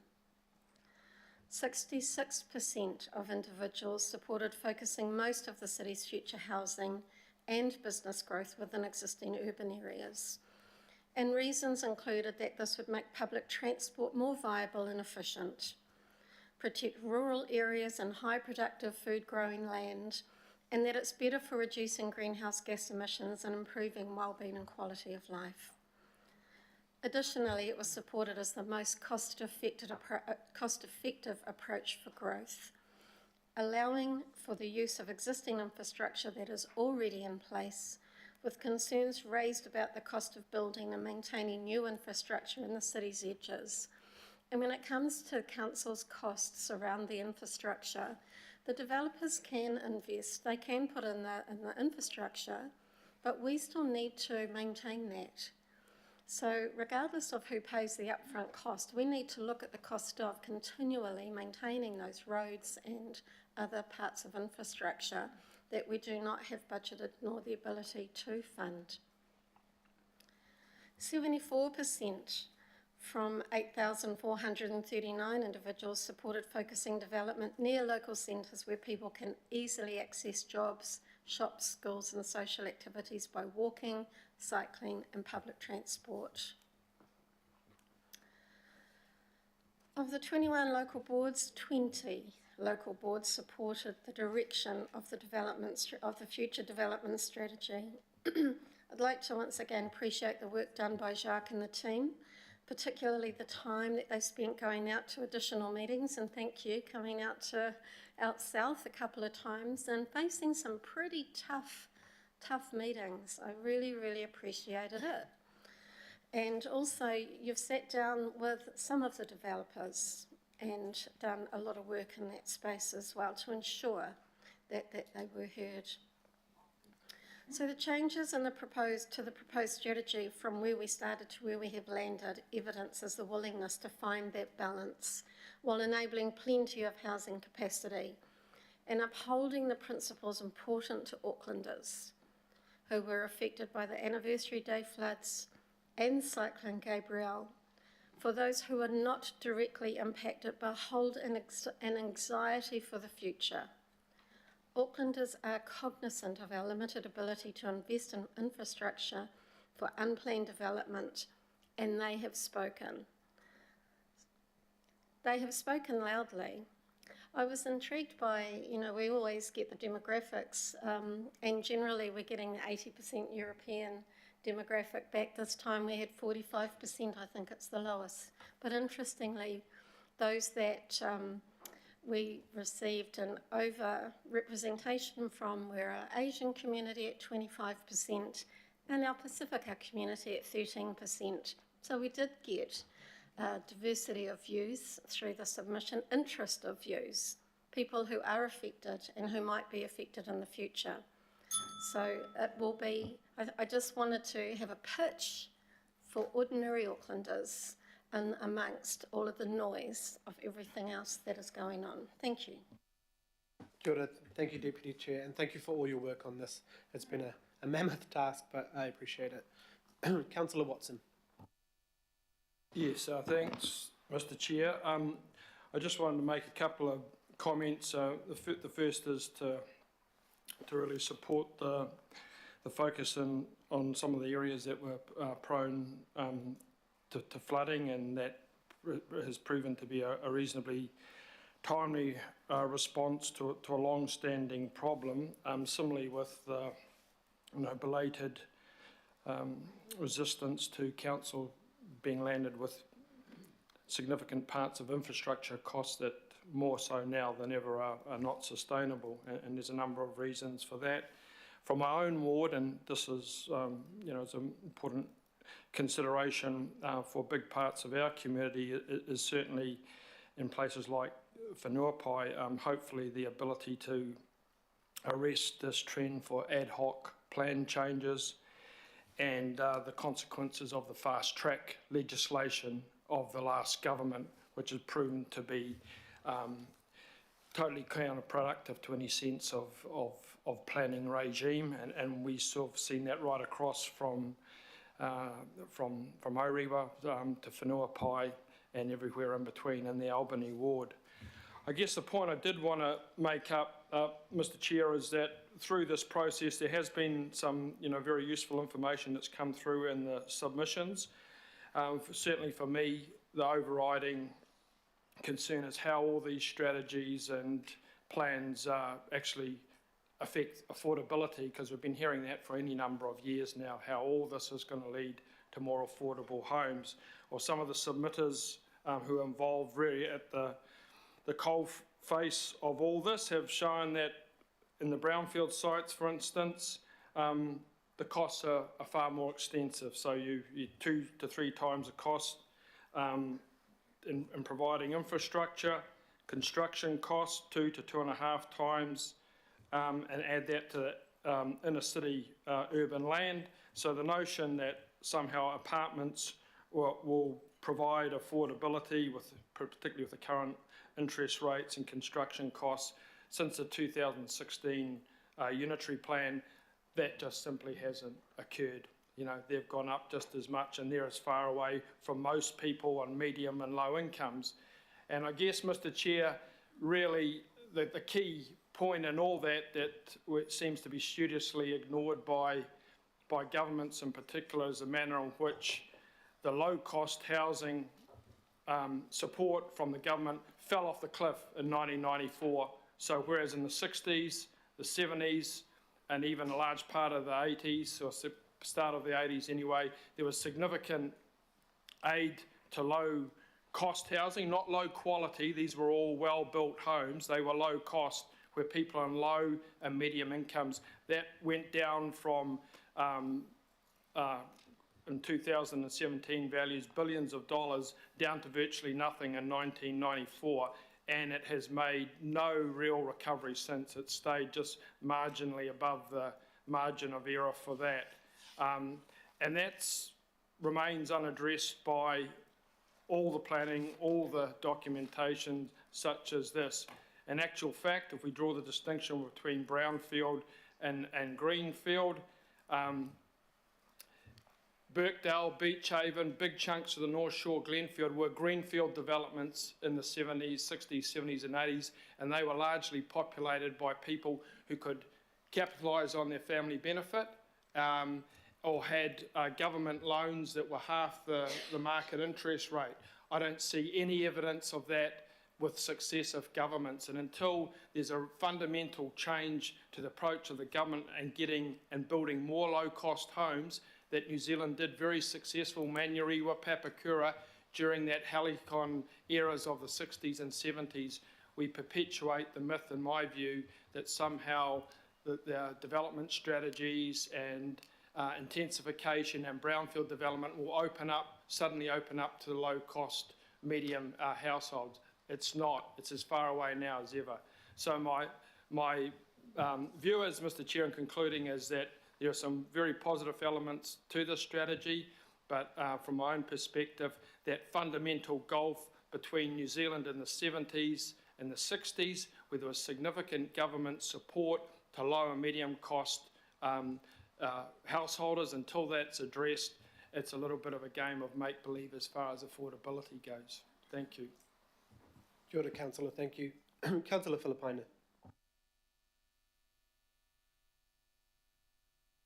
Thank you, Chair. Just want to acknowledge the speakers that have had their kōrero before me. And the interesting thing, and I haven't got that much to say because the three speakers have covered a lot of what I wanted to say. What I do, however, just wanted to let Councillor Watson know that I totally agree around the low-cost housing in the 70s and 60s, Councillor Watson, because that's how we ended up moving to Mangere in 1960 and ended up getting our first home, which we still have, in 1961. So I totally agree with those points. Chair and the committee, and in particular the staff, have been acknowledged, so I just took all that. But Chair, I definitely support what you'd said, and also the others, that it's around supporting Auckland, the development of Auckland. I will be supporting these recommendations, and I want to see how many others around our table support Auckland, so I will call for a division. Kia ora. Kia ora, Councillor. Thank you. Councillor Turner. Thank you very much, Mr. Chair. I don't get the feedback from the community in the same percentages as I saw in the feedback we were given here. When what people see as being the truth and what they're told as the truth is so disconnected, it's very unsettling. Everyone that I talk to in my ward, or who engage with me on these subjects, just want to stop infill housing. They just want to keep the numbers down. The words, you know, I pour through all this stuff, that word brownfield development really means intensification. Then the policies that have, the people are feeling the result of policies right now, and whether it's Te Atatu, Henderson, Glen Eden, Te Atatu Peninsula in particular, people are saying to me, enough's enough. We don't want any more infill housing. We talk about the infrastructure, but things like Te Atatu Peninsula, just the infrastructure to get on and off, whether you're in a bus or a car, is constrained terribly. I'm just here, I promise, to bring their voices to this table. You know, it's not just the people, you know, in their homes and stuff. down the concourse. I've been down the concourse twice, from KW Road Hall to the generator rental services company to Stankovic's at Waitakere Scrap Metal. They're all telling me we're now taking an hour to get out of this one dead-end street. Some of them there are now taking over an hour and a half to get from that street to Te Atapatu, just down the motorway. So I'm going to vote against this because I know no better way to bring the people's voice to the table as they have asked me to do. Thank you, Mr. Chair. Kia ora, thank you, Councillor. Councillor Baker. Yeah, so look, my opposition to this was well known at the start. I voted against it at the start, and I've maintained a pretty sceptical view of the FDS over time, and I will be supporting this, however. And this morning we had some discussions, and my concerns were twofold, really. The first one is in regards to we were forgetting about the planning decisions of the past, and where we have created dormitory suburbs in Auckland, and where unless we do something, unless we allow development that is appropriate and with merit, we will continue to have people driving, the vast majority of that population driving from those suburbs to work, because we've allowed that. Well, not particularly us, but previous councils have allowed that. And so we have to basically look at those areas and come up with a way in which we can leverage change to create employment, to stop people. If we're going to reduce vehicle kilometres travelled, we actually have to create the things to stop them travelling. They'll always have to travel for work. They'll always have to travel for school, unless there is the ability to have those things in those areas. And so I really do want to and thank for the A1, because it's incredibly important for the areas outside of urban Auckland, and this plan was all about urban Auckland, but I felt at the start it was at the expense of rural Auckland. And, there are some rural towns that are 12,000 people now. Pukekohe's close to 30,000 people. They are not rural towns. They are bigger than some towns across the country. They are bigger than some district councils across the country. And so we've actually got to look at these places as being part of the wider Auckland. It must be the old policeman in me, I'm not a huge fan of the mass intensification. And I remember being a policeman in a part of Auckland in the 1980s where they were putting in long driveways with 3 houses off them and intensifying like we'd never seen before. And the fear was, as we were driving around as policemen in that area, going, my God, the social outcomes in this area is going to be terrible. And I still have that fear as we intensify, as the social outcomes that will come. Auckland has always been known, and if you stand on level 26 and walk around that building and look out the windows and see what a beautiful place Auckland is. We've got a harbour, we've got the ranges, we've got, there's trees everywhere. It is a beautiful place to look and to see. And the thing about it is we've always had choice for housing. People can choose what sort of lifestyle they want. And I hate the social engineering that goes on, is that you're all going to live in apartments and you're all going to live here. I support around the transport nodes. I think that's the best idea. But at the end of the day too, I think we're a very young city worldwide, but we are creating our heritage. We have to find ways of protecting that as we grow older. We have to find ways to protect that everybody wants to live in a different way. Not everyone wants to live in an apartment in the city. Some people do like their little leafy green suburbs. How do we protect that? We have to be careful we don't get pigeonholed into a way of thinking that ends up with bad social outcomes and turns Auckland away from what it is, which is a beautiful city, and I can't believe I've ever said that coming from the south. But it is a beautiful city, and it's a great place to live, and we've got to maintain the choice. So I'll be supporting this because I think it's as good as we're going to get in this instance.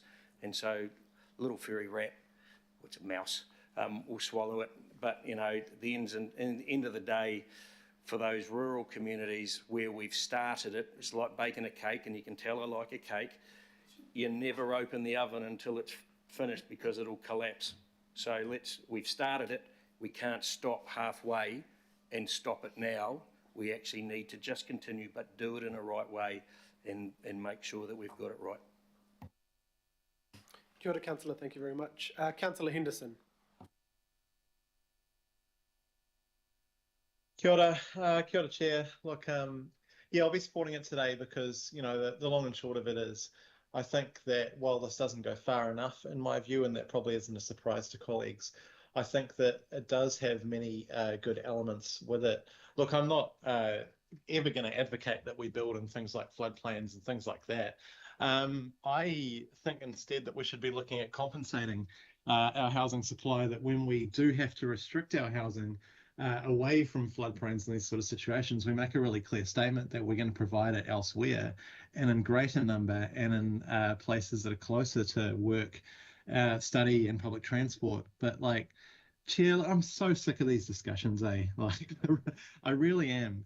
This is like, I don't know, maybe at least the 10th time I've had to defend housing as a human right at this table, right?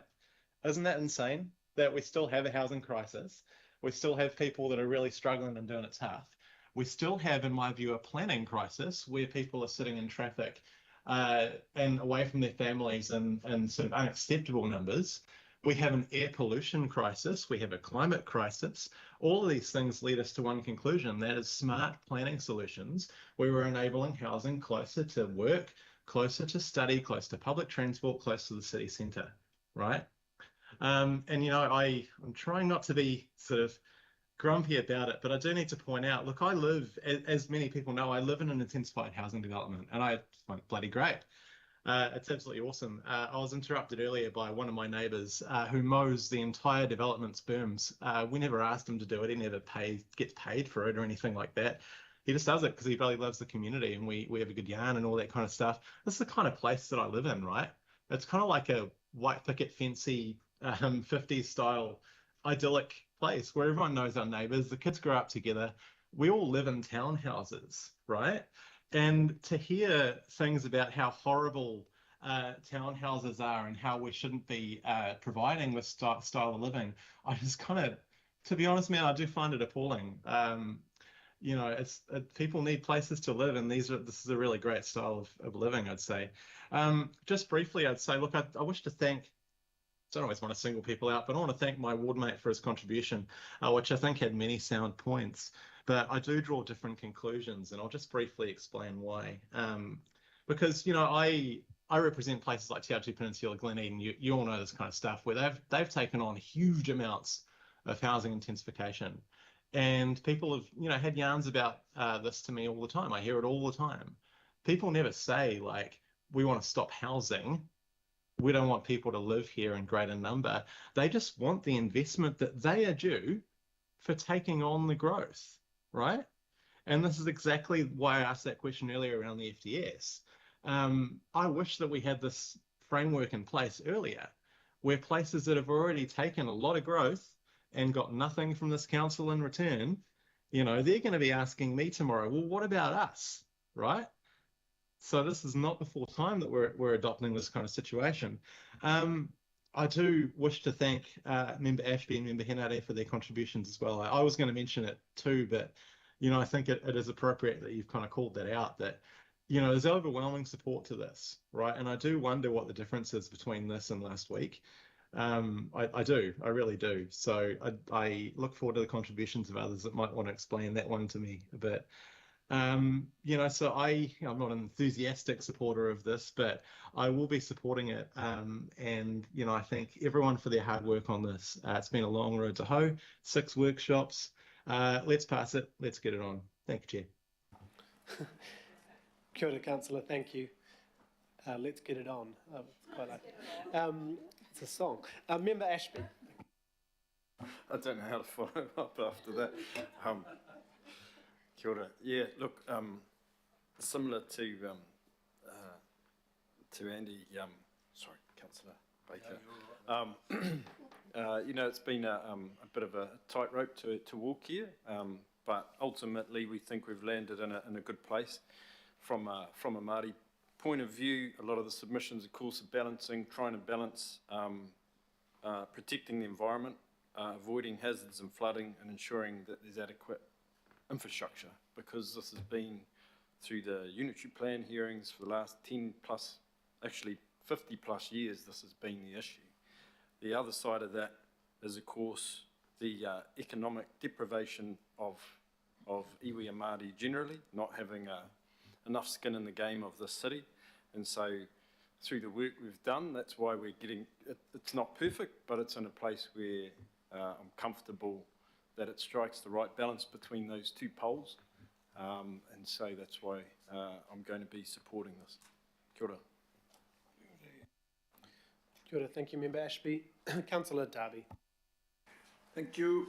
Yeah, I do want to acknowledge the staff. This has been a long haul, kicked off when I was planning committee chair, and I probably did the light lifting, and chair and deputy chair of this committee have done the heavy lifting, so I really do want to acknowledge you as chair and deputy.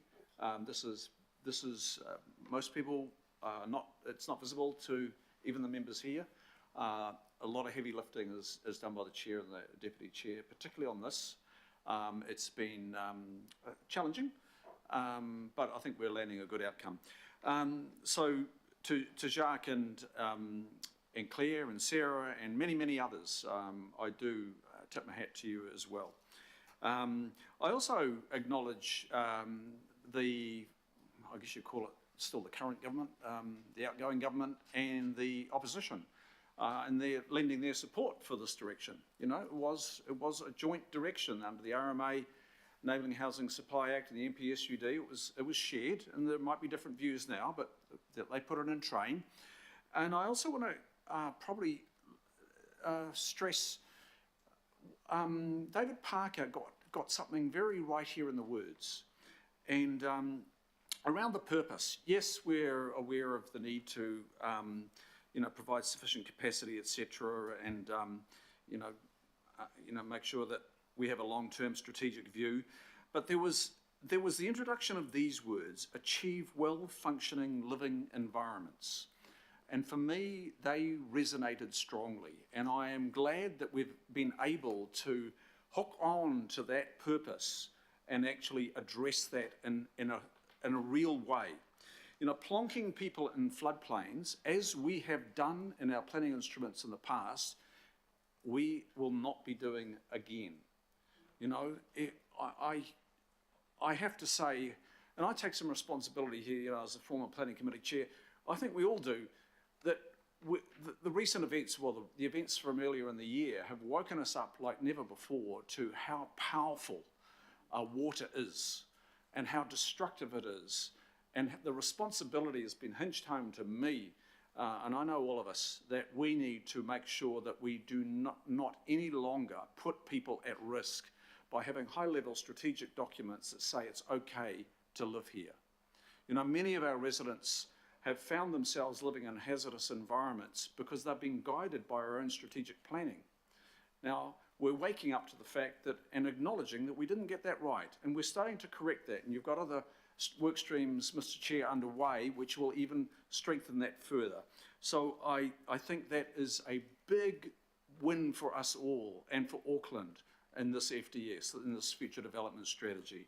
And I commend us all for making sure that in the future, the very near future, we do actually become successful in making sure that the living environments that we create out of strategic documents are well functioning for our people and for place. It's not just for people, it's also for the place.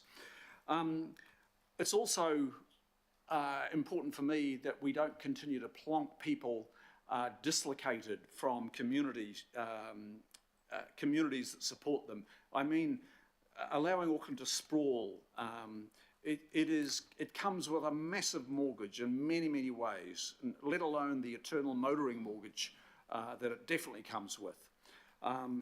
This document doesn't go far enough for me on that.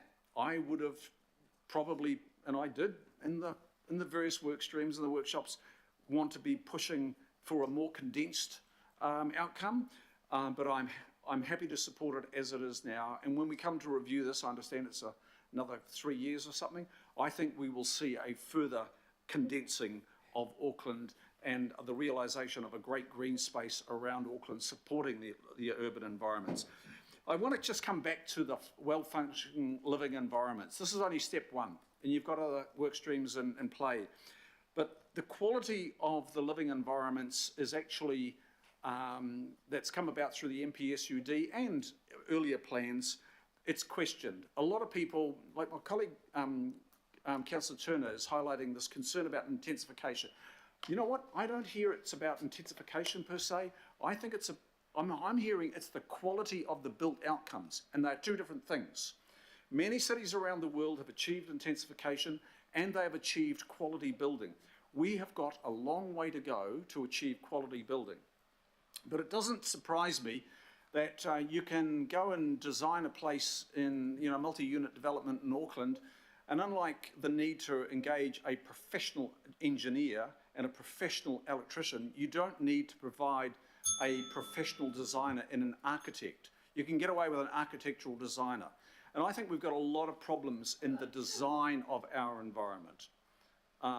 And this is something we made pleas to in the RMA, Enabling Housing Supply Act, and we were rebuffed by the two major parties that were abreast of that. So in that area, I think we've got a way to go. Mayor, I mentioned earlier, Mayor, that we've got $7.5 million up to June in the Council's response to the RMA and the MPSUD. I think one of the messages we've got to send to government is when you legislate on councils, not just this one and others, is show us the money to allow us to implement your legislation. I don't think we had any idea that we're going to be up for $7.5 million. And I'm not saying the outcomes are bad, but $7.5 million as of last June to implement the MPSUD and the RMA. We've got to talk to government about funding councils for their response to legislation. I'll leave it there. Kia ora, thank you very much, Councillor. Councillor Walker.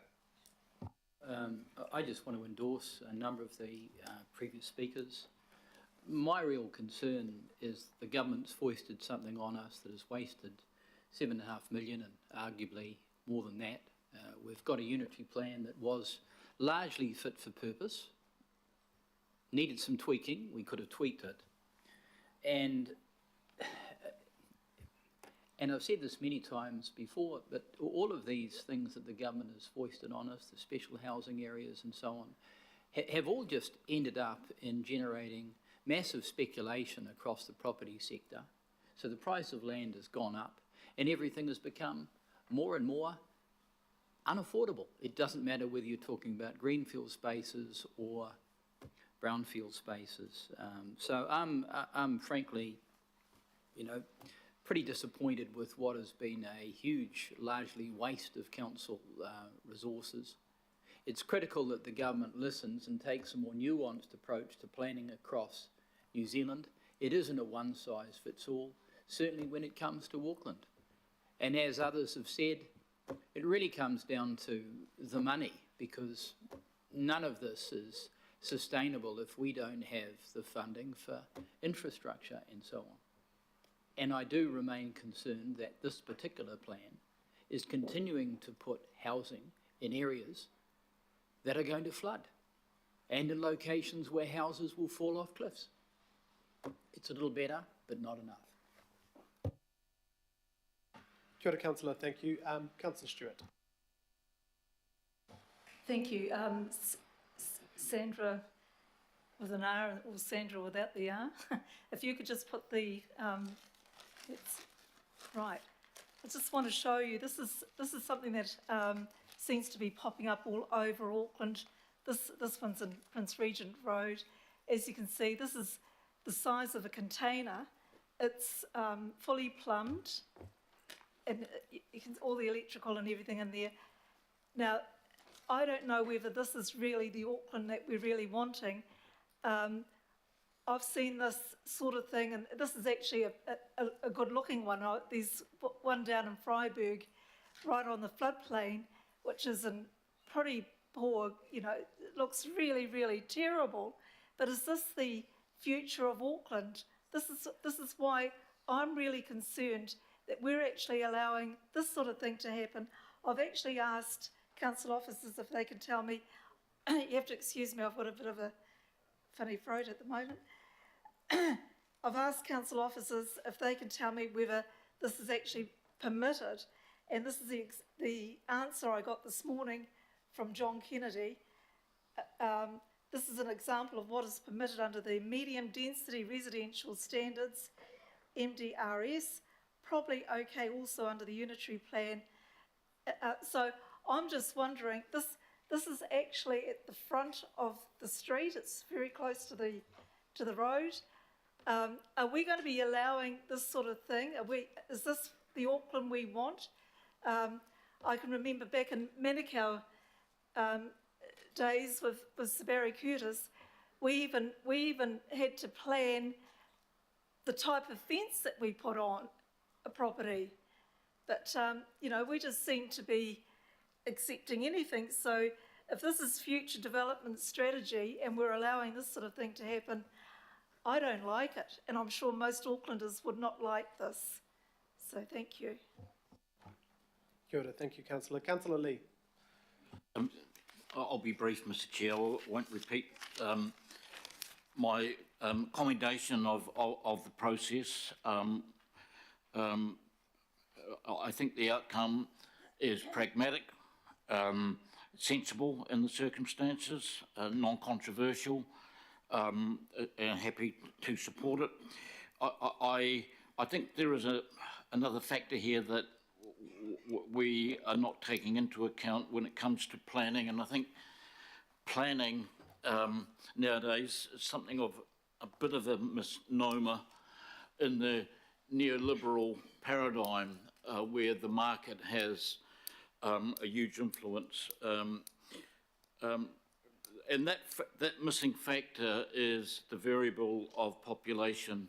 And that's why it is sensible and indeed essential to talk to the government on these matters. Somewhat more than the courtesy and diplomacy I think that Councillor Williamson was trying to achieve, but a discussion of the substantive matters around planning in Auckland and catering for the people of Auckland. And the reason why I mention it is the variable of population and immigration. In August, we had a record population increase of 110,000 net, was more than double that, but a lot of people left. But this variable and something that successive governments have engaged in, whatever their political stripe, and that is using immigration as a way of, if you like, modifying or making the economy look better in the short term. And we all know there are long-term costs which we and our ratepayers rather have to pay for. So I support the recommendations, but I think that we need and our planners need to give some thought to what we really mean by sustainable management, or whatever the new government, if it does, decides to replace that philosophy with, what it actually means when it comes to managing Auckland and catering for its population without all the negative effects that everyone around the room has named, which is an outcome of our failing to adequately meet the needs of the people of Auckland because of our infrastructure costs, because we are always dealing with an increasing population that is being encouraged for other reasons. And so these difficulties, I think we have to think very seriously about if we are going to have sustainable planning in the Auckland region on and throughout the 21st century. Thank you. Kia ora. Thank you, Councillor. Councillor Fletcher. Thank you, Chair. And I hope what is a short contribution to this, I just want to revisit, if I may, what has been a long and sorry history of interference by central government in Auckland. And where I said earlier today, it's about a lack of trust. It's not just one government, it's been successive governments. You know, if I think back to Nick Smith and the special housing areas, yes, that was going to advance things. Let's remember that we were being forced to do things, and let's remember Ihumato. We would never have gotten to the pickle that we did in Ihumato, but for the fact that we were told, oh no, we've got to do it, or the government's going to come in and whack our bottoms. I just think that it's been a very sorry chapter in New Zealand. And the reality is that I think most councillors around the table want the same things. They want transport-orientated developments, they want intensification, they want to preserve our green belts, they want these things. But as John Watson said, the way that we've gone about it is more like a flogged donkey than sort of charting our own course on this. And sometimes we should have pushed back a lot harder. So for me today to say, look, where's the harm in waiting a week or 2 weeks to get that dialogue going? We've been told that the government, the incoming government, will remove the requirements to adopt Plan Change 78, that is to reduce the interference. But where does that sit in the context of the other things that they're seeking to achieve? I'm very pleased that the Mayor's gone out with a manifesto. It's about time we get on the front foot and start putting a program for what Auckland really needs. But it's just been such a long and tortured process, you know, trying to argue about infrastructure, trying to argue about qualifying matters, and being told that you're locking people out of housing. That's not been the case at all. It's just that we haven't had the maturity to have a sensible debate. I support much of the really good work that has gone into what we are wanting to see. You know, that the issue around flood-prone areas, there's a lot of really good in it today, and that's why I despair that we're rushing it. Why can we not just take a breath? There is nothing to prevent us. I mean, we've voted it down, so I'll let it go now. But we do need to have a better relationship with central government. We do need to stop confusing Aucklanders who really, I think, have lost all hope around our planning abilities. And it's not our fault. It's what successive governments have dealt out. And there needs to be a much less complicated communication to the people of Auckland of what we are trying to do, and recognition that, as Councillor Watson said, even with what we are looking to give effect to today, it actually doesn't get rid of the issue of affordability for many, many, many Aucklanders. And that's where we need to be sitting down and really coming to grips with. So thank you to all of those who have contributed on this. I do think it's lamentable that we can't just, in the interest of common sense, just wait to see what the incoming government can work with us on, with the Mayor's manifesto and everything else besides. And it's a shame. It just makes me really sad. And if I can conclude on saying to Councillor Henderson, you think you've had it tough over the last 10 years on this. For those of us who have been pushing public transport and infill and densification, if you like, for the last 30 years, you've got another 20 to go on exercising patience. We need to come together on this. No one individual councillor, nobody can claim a monopoly on good ideas. It's about how we do it effectively together, and more importantly, how we give effect to change, because that's what council is not good at. Kia ora, Councillor. Thank you very much. Councillor Leone. Look, I'm just going to make mine brief, but I definitely support what's in front of us here, and I just want to agree with Councillor Darby's comments around the fact that we do need that support of central government going forward. If they are going to make these changes, then we do need the finances to go with it.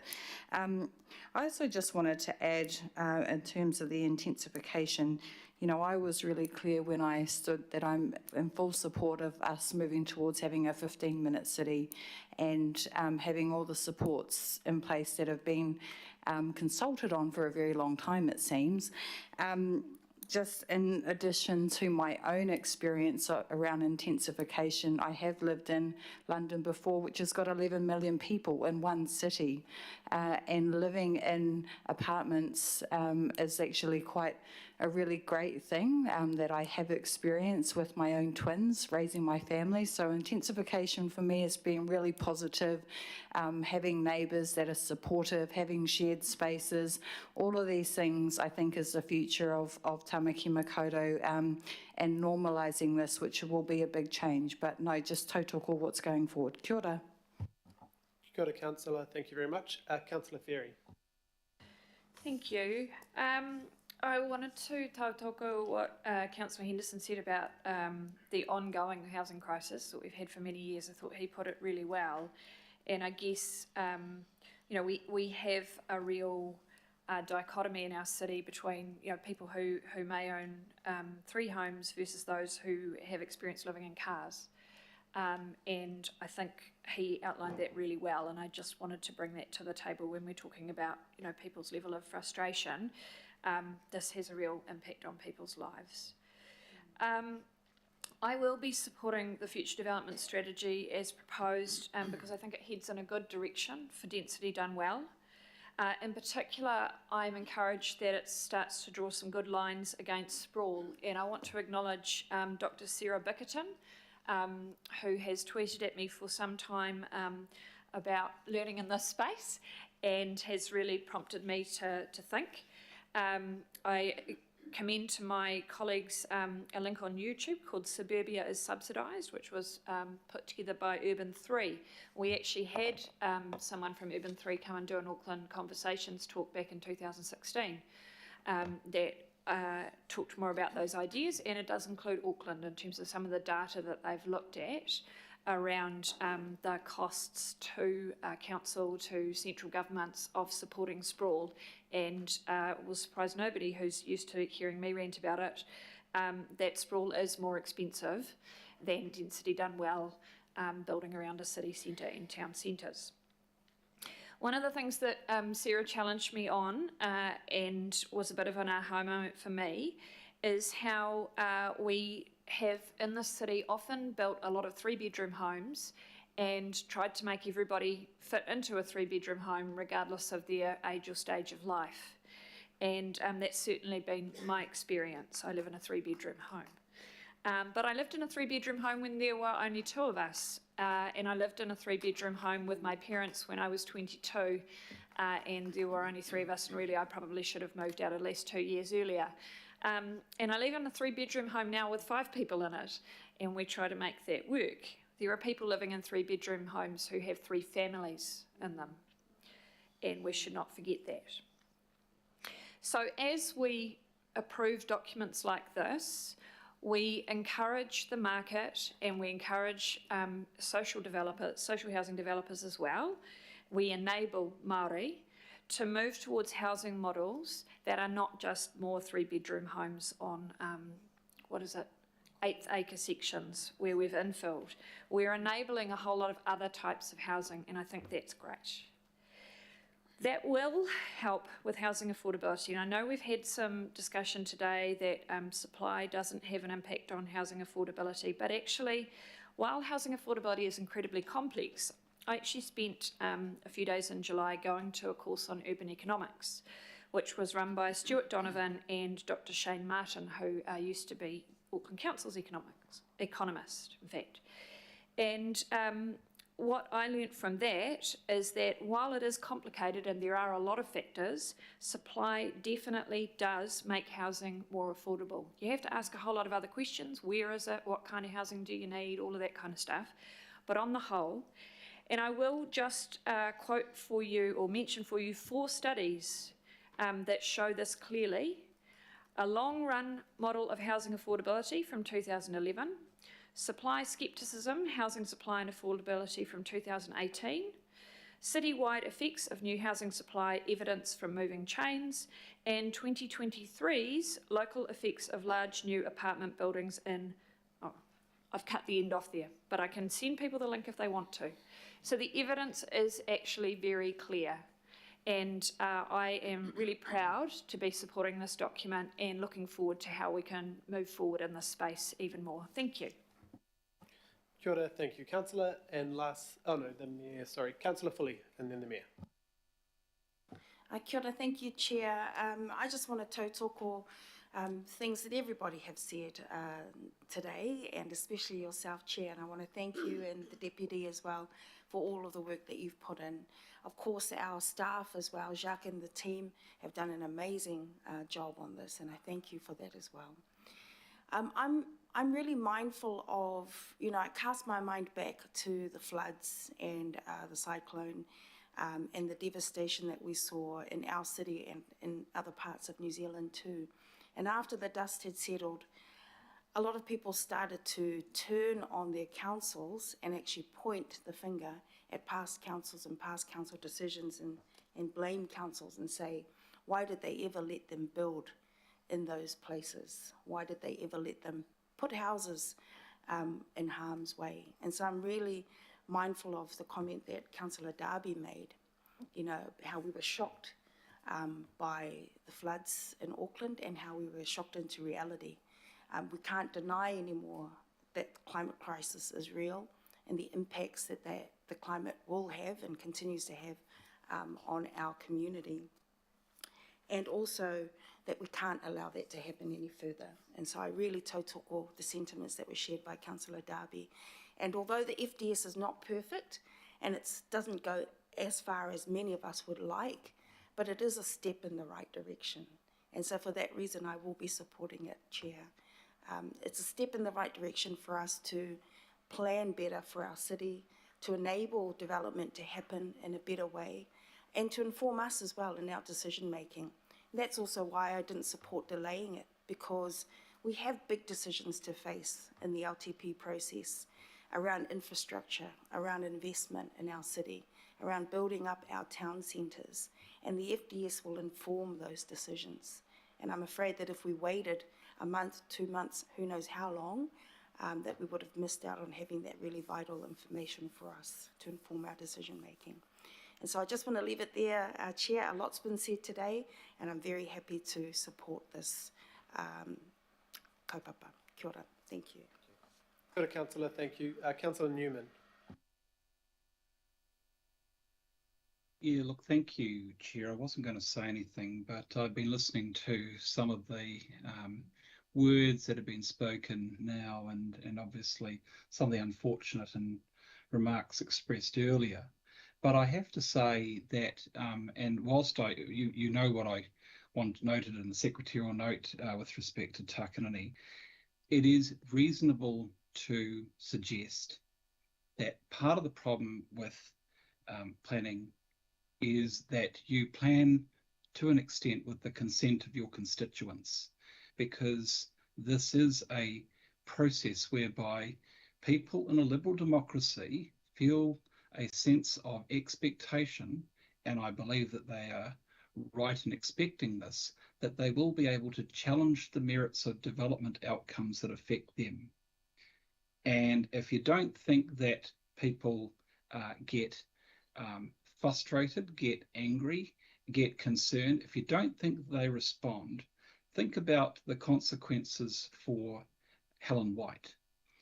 We had Megan Woods writing to us just before the election, indicating that she was, as Minister, wanting to take a course of action with respect to the light rail corridor, a really, really intensification-centric process with Kāinga Ora. And Council Fletcher affecting to me about what the public reaction was in Balmoral. And think about why Helen White is currently teetering 106 votes in front, apparently, in Mount Albert, 20,000 vote majority extinguished in 3 years.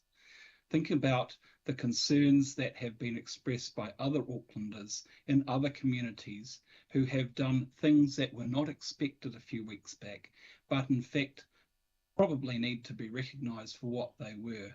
a loss of social license from our community who believe that politicians, whether they be central government ministers, MPs, councillors who are sitting in very comfortable multi-million-dollar homes in the outer suburbs who are not affected by these decisions, that we become estranged from the consequences of development outcomes that people don't like. And so that's why you get a degree of reaction that you do. And it's not because people are just misinformed. It's because people are bloody angry that they no longer have the ability to challenge the merits of development outcomes that affect them. I think that it's entirely reasonable for us to reflect on the fact that the National Policy Statement on Urban Development is what it is. It's an attempt by ministers to strong-arm council into doing certain things that perhaps we don't want to do. The reality is, Chair, possibly the most salient resolutions that we will pass will be the noting ones, regardless of what this future development strategy says. And I do support it for the large part, not entirely, but in general, I support this. But this will not prevent private plan changes from being accepted and considered and adopted. The truth of the matter is that the government and council don't fund the infrastructure that addresses the consequences of that, and developers consistently try to socialise the cost of development, and the community gets pissed off. And that's why people like Deborah Russell and others are going to lose their seats, because people at the edges of Auckland who have to sustain the greenfields don't like it, because the pressure puts on the crumbling infrastructure. And that's why people like Helen White are struggling to hold Mount Albert. This is a debate. This is a debate around what is acceptable. What is acceptable in a planning context, and what our community will consent to. And if you think that things have been settled now, I don't think they have. I think this debate will continue, and I think that the plan change applications will continue, and that we will not be able to hang on to the grist of this future development strategy to the extent that it doesn't align with the plan change applications, which will undoubtedly try to push the envelope into greenfields developments. Thank you. Kia ora, thank you, Councillor. Mayor Brown. Thanks very much. I've had a long life of not liking planners and not liking plans much either, because I am an experienced developer and have developed large numbers of sections in both green and brownfields developments. Nevertheless, I find myself that I'm going to support this. No plan is ever fully right or fully wrong, but at least it is our plan. Even the plan that we had before government started meddling with the MDRSs, which sounds like a type of disease or floorboard, but even before they meddled, it wasn't too bad. You don't have a good plans, you have plans that aren't too bad is a good plan. And this basically protects farmland. It supports growth within our city limits where existing infrastructure is not fully used. Auckland's sprawled out far too far anyhow. It guides developers away from floodable areas. These are all sensible things. There are plenty of house sites in Auckland of all types, from apartments, I live in an apartment now, and to units, to the old quarter acre section, I've lived in those as well. And there's nothing wrong with apartments. I can afford whatever I choice, but that's where I am at the moment because it seems good. It's been well planned. This has been well supported by submitters and 20 local boards. I know that some of my councillors have come under pressure from some self-interested speculators on farmland. Well, I just have to learn to resist that. That's not a good thing. Just to say no. I've heard them say that brownfields is more expensive than greenfields. It depends on who's paying. If you add all the costs together, they're both the same. I can tell you this, having done brownfields and greenfields, there's no difference in affordability. As a developer, you sell at the best market price you can get, and regardless of what you got away, they just affect all those rules are effective how big or small your profit is. We have to be able to resist the self-interest of some who act in their own self-interest. We've got to act in the favour of all ratepayers. And make no mistake, voting against this will mean ratepayers will pay more, merely to subsidise those people who've got a way of paying less. And as a developer, you see, what can I get away with? That's what you try and do. So we've got to remember. The last two paragraphs allow developers to still carry on doing things like beachlands. I actually quite like beachlands. It's not a bad one because as long as we don't knock mugs to fix the road coming in, they have enough land out there for local jobs. Force them to be local. Don't fix the road. And it is a golf course anyhow. It's not good farmland. It's a shitty old golf course. So I think Councillor Lee raised something or other which we forget a lot here, is that the person who has the most impact on house availability in Auckland is the Minister of Immigration. We need about 5 years of no immigration because the population here is shot ahead of our ability to pay for and provide infrastructure. So that's another issue that thanks for reminding me, Councillor Lee. I'll sit down with him as well and say, justify this. Just because a few restaurateurs won't pay full wages is not a reason to bring a whole lot of people who haven't got a house. And Sharon Stewart raised two pictures of hideous development, which in fact was a direct result of MDRS. So it is a disease. I don't like that anymore. We need to plan Auckland how we want it planned. That came from outside. So it's not perfect. I find myself, I never thought I'd live to support a plan, but I'm going to do that today because I think it's the right thing to do. And I'll leave it at that. Thanks very much for that. Kia ora. Thanks, Mayor. Thank you all for your impassioned contributions. I really, really appreciate everyone giving their point of view.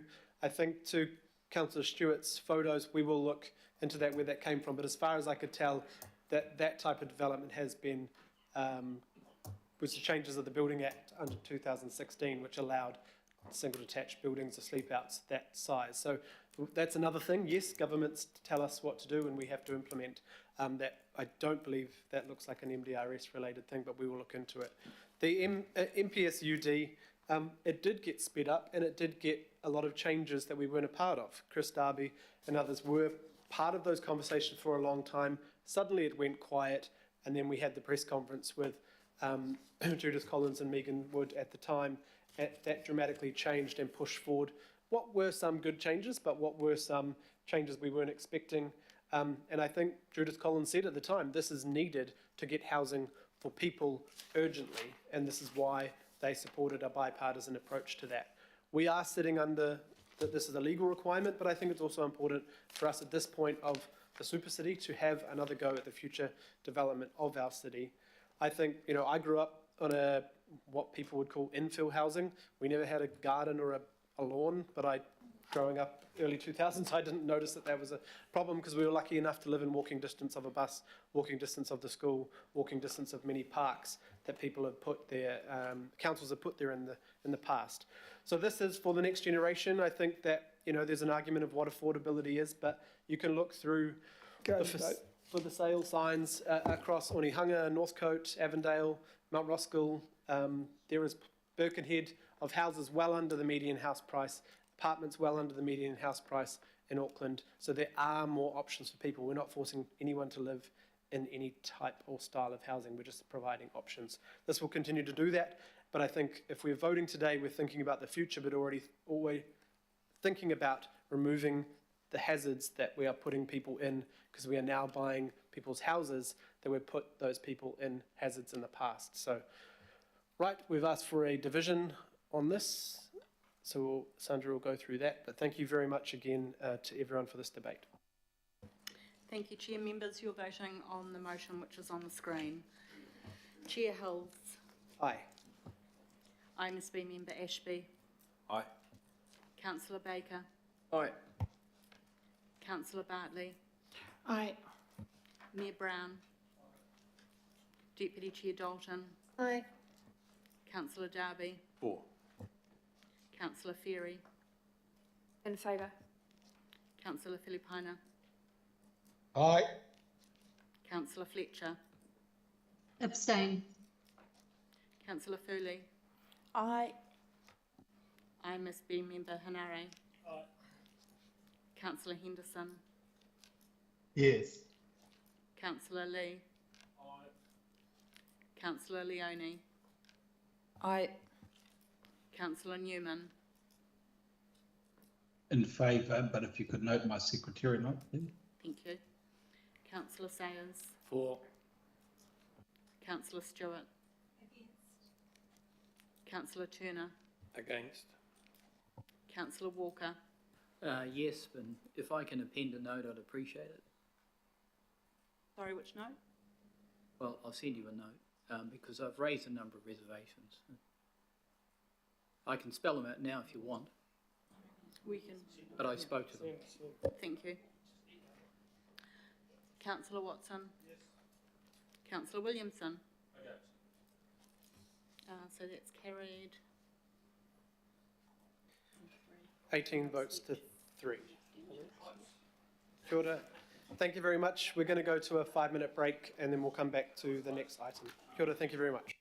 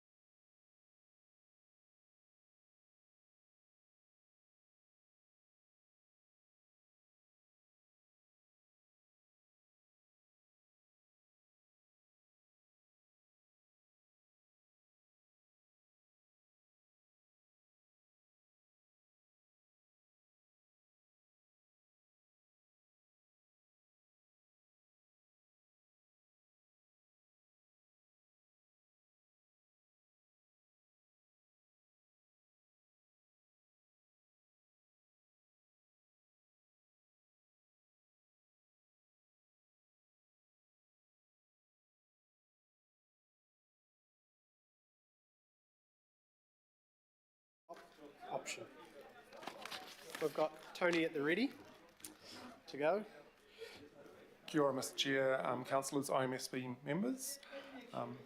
So this is essentially a procedural report to make the balance of Plan Change 60 fully operative. It's currently operative in part, but there are 10 lots taken out of Plan Change.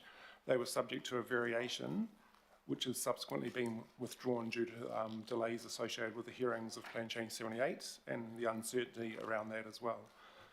So the 10 lots that we're requesting be made fully operative involve Auckland Council sites for disposal and also Kaiangora sites for redevelopment, and they're outlined in the report. I'm happy to leave it there, Mr Chair, and answer any questions. Kia ora, Tony. This is very procedural at the end of a process. I know that Councillor Baker would like to move and Member Ashby would second. Are there any questions on this one? Don't think so. Cool. Thanks, Tony. That's great. Thank you. Thanks, everyone. Right. Sorry to make you wait for that. All those in favour? Any opposed? No. Perfect. Right, we have item 10. We have Ryan on the submission of potential changes to the National Policy Statement for highly productive land. I think Councillor Sayers. I'll just get Councillor Sayers because he did have some questions on this. I'm happy to move, Chair. Happy to move that one. Councillor Darby, thank you. Seconded by Councillor Foley. But I think there are some, if you want to go through this presentation, I think it's important, and then we'll go to a question from Councillor Sayers if he still has it on this specific. Okay, thank you. So I'm Ryan Bradley, I'm from the Plans and Places team, and I've got with me Danny Quinto, who's from the REMU team, who's our soil scientist. So if there's any technical questions on this, can defer to Danny. You're welcome to come up, Danny, if you'd like to, but you don't have to. So this item is basically coming back from the October meeting. So in October, the committee sought that a draft of the submission be brought back. So this is what we've got today, a draft, which is in Appendix or Attachment A. And so what we're going to cover, this will be a brief presentation. We'll just look at which section of the MPS on highly productive land is under review and what it currently says, what then are the potential changes that are proposed, and then what our draft submission says. So the section that has been proposed to be changed or potentially changed is around land use and development on highly productive land. So this is section 3.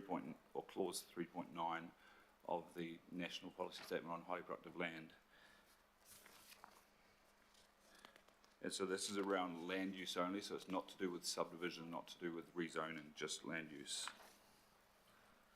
So what the current policy or clause says is that you must avoid inappropriate use and development of highly productive land. And it says that land-based primary production is an appropriate activity, and basically everything else is inappropriate unless it's on the list of exceptions that follows. So the list of exceptions there, I won't go through them, but it looks like it's a long list, but they're actually very specific, and there's actually very few avenues to get activities through that list if you're not on there. So the potential changes that the government is seeking feedback on to the initial policy statement. Basically, there's been feedback from some stakeholders that that list of exceptions too narrow, and they want, so the proposal from the Ministry for the Environment is to expand that list and add 2 new things. The first one is new infrastructure, and I talked about this in October at the meeting, but basically when you boil it down, it really comes down to solar farms. That's what's been opened up. It's aimed at allowing new solar farms to locate on highly productive land. And the second change is around intensive indoor primary production, which is another way of saying poultry farms, piggeries, that sort of thing. This is farming that occurs in buildings, doesn't rely on the soil, and also greenhouses, but that's only greenhouses that don't rely on the soil. So if a greenhouse is relying on the soil, that's fine, but it's the ones that are set up and have concrete floors and so on and don't use the soil at all. So the proposal is to add those to the exceptions list to enable them to be to locate on highly productive land. So a very quick overview of the council submission. There's a lot of detail in the report and the draft submission on all these points. And just bear in mind, we did have feedback from local boards, iwi and the Rural Advisory Panel, and that was all considered in drafting up this submission. And that feedback's also appended to the end of the council submission as well, so that will go into the Ministry for the Environment. And since the agenda was published, we've also had feedback from the Albert Eden local board, and that will also be attached to the final submission that we sent through. So what our submission says, the draft submission does not support the potential changes around specified infrastructure, which again, really we're talking about solar farms specifically. And that's because, first of all, we don't think it's necessary. We don't need to sacrifice our highly productive land to achieve New Zealand's 100% renewable energy goals. There are other ways to meet those goals. Solar farms will always result in significant losses to production on highly productive land. You can do sheep grazing and so on, but you're never going to be able to do what you could do if the solar panels weren't there. Auckland could be disproportionately impacted by solar panels and solar farms. Auckland's an attractive place to locate these things, and currently in terms of applications and pre-applications, about 2,000 hectares that, if they were all to go ahead, could potentially be in solar farms, and most of that would be on highly productive land, and that's in Auckland. Solar farms also don't need to locate on highly productive land. They do have other options about where they could locate. Most infrastructure doesn't need this change, so it hasn't been asked for by transport agencies or water agencies or anything. This is really quite a specific targeted change that is benefiting solar farm developers. And also, one of the reasons that the Ministry of Environment gave was about cyclone recovery infrastructure and providing infrastructure at pace. But we think there are better ways, that if that's the rationale for it, there's better ways they could do it than this. And then the second point around intensive farming and greenhouses, the draft submission does not support adding these to the list of exceptions. And that's because, firstly, they don't use the soil, so they basically permanently consume it, much like an urban use would do on the same land. They don't need to be located on highly productive land because they don't use the soil, but they do need to be close to markets, labour, transport and supporting infrastructure. But most of Auckland's rural land is close to those things as well, not just the highly productive land. So there are other options. There's also alternative areas of relatively flat land that could be used for these activities. So most of Auckland's flat land is not highly productive land. And then there's also the broad, and that's because obviously earthworks and so on, you don't want to locate them on steeper slopes, but there is a lot of flat land in Auckland they could locate on. And then there's the broader argument around industrial scale farming and buildings that don't use the soil. Where would they go in the long term? And there's potentially options for them to go in urban areas as well.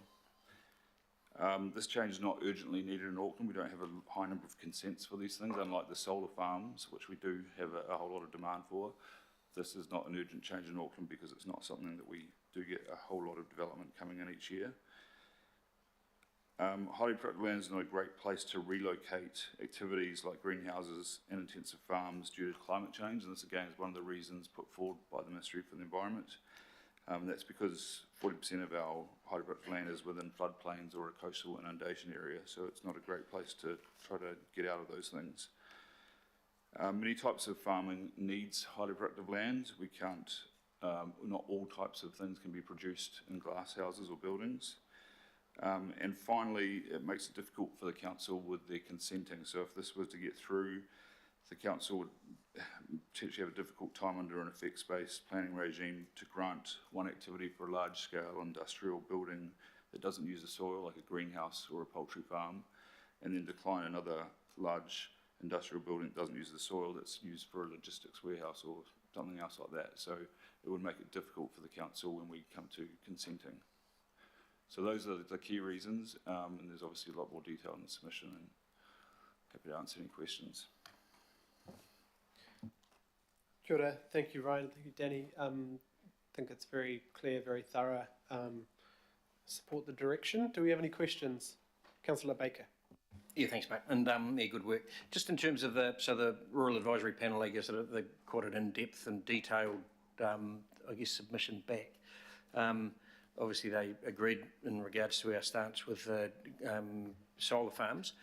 There was a little bit of point of difference with the greenhouses and things, and the how have we discounted that? It seems that we have. Why is that? Because they came up with some possible solutions that could have been incorporated into our feedback. Yes, essentially that was all considered, and so was all the other feedback we got from local boards. Not all of it is aligned with what the final council submission is, and that's because we went through the whole thing of looking at all the rationale behind it, and basically the reasons that I've just explained are the reasons why we've decided to, in the draft submission which you're going to vote on, to not support these changes. But you've got in your the submission appended to it, you do have the Rural Advisory Panel's view on things, so you're welcome to read that and vote on that as well. Kia ora, Ryan. Sorry, Councillor Sayers, I did say you were first and left you off. Councillor Sayers, sorry. No trouble, Mr. Chair.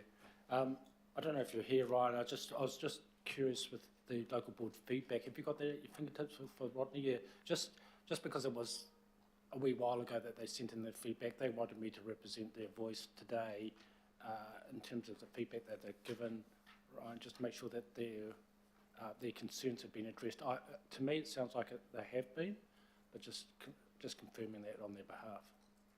And also clause the B there, the central government comment. Yeah. Yeah. So in terms of clause A, their views are basically reflected in the council submission. Clause B, they've requested that central government reconsider rezoning highly productive land in the future urban and countryside living areas of Auckland back to rural production. So that's quite outside what we're submitting on here. And it's basically a decision that the council would need to make if we wanted to do that. That's kind of outside what we're talking about today, though. Yep, no, I appreciate the answers. Yeah, thanks, Mr. Chair. Kia ora, thank you, Councillor. And their views on that will be part of the submission, but won't be part of our council submission, if you know what I mean. Kia ora, Councillor, thank you. Mayor Brown. Yeah, thanks. I've got a couple of questions. We've got a rural production zone, have we? Yeah. Yes. So does this affect us at all? Because I'm just thinking that things that are on concrete that often go really well in good productive areas, and I don't like losing productive soil, but pack houses and things like that are often really well placed to be right in the middle of those areas there, and they have concrete floors, obviously, but they do use up. Does this have any impact on that adversely? Because conversely, pack houses and, say, milk production plants don't fit very well in commercial areas either. So on the list of exceptions at the moment, there is one called supporting activity. So that's where you could put in, ancillary buildings and things that would be supporting the rural production activity on the site. So things like pack houses and things could potentially come under that exception there. They'll still be okay to go. I mean, I don't consider them to be a loss of production of our soils. They are kind of supporting it. Yeah, so as long as it's supporting the activity, then yes, it's enabled, and that's not changed through this. Yeah, it's good, because they don't actually fit very well in commercial areas like Glenbrook, like what's the name, Brook, because they're 24-hour things, and those areas aren't. Okay, well, that's good then. Kia ora, good question. Thank you, Mayor. Any other questions? Pretty straightforward. Thank you. Thank you both. We'll get you to step back and we will go to the debate. I think we had a mover, Darby, seconder, Councillor Foley. Is there any debate on this? Councillor Sayers? Yeah, I'd like to make a comment in favour of the recommendation. And it's primarily based on the prediction of elite soils. We've lost far too much of our elite production soils to date already.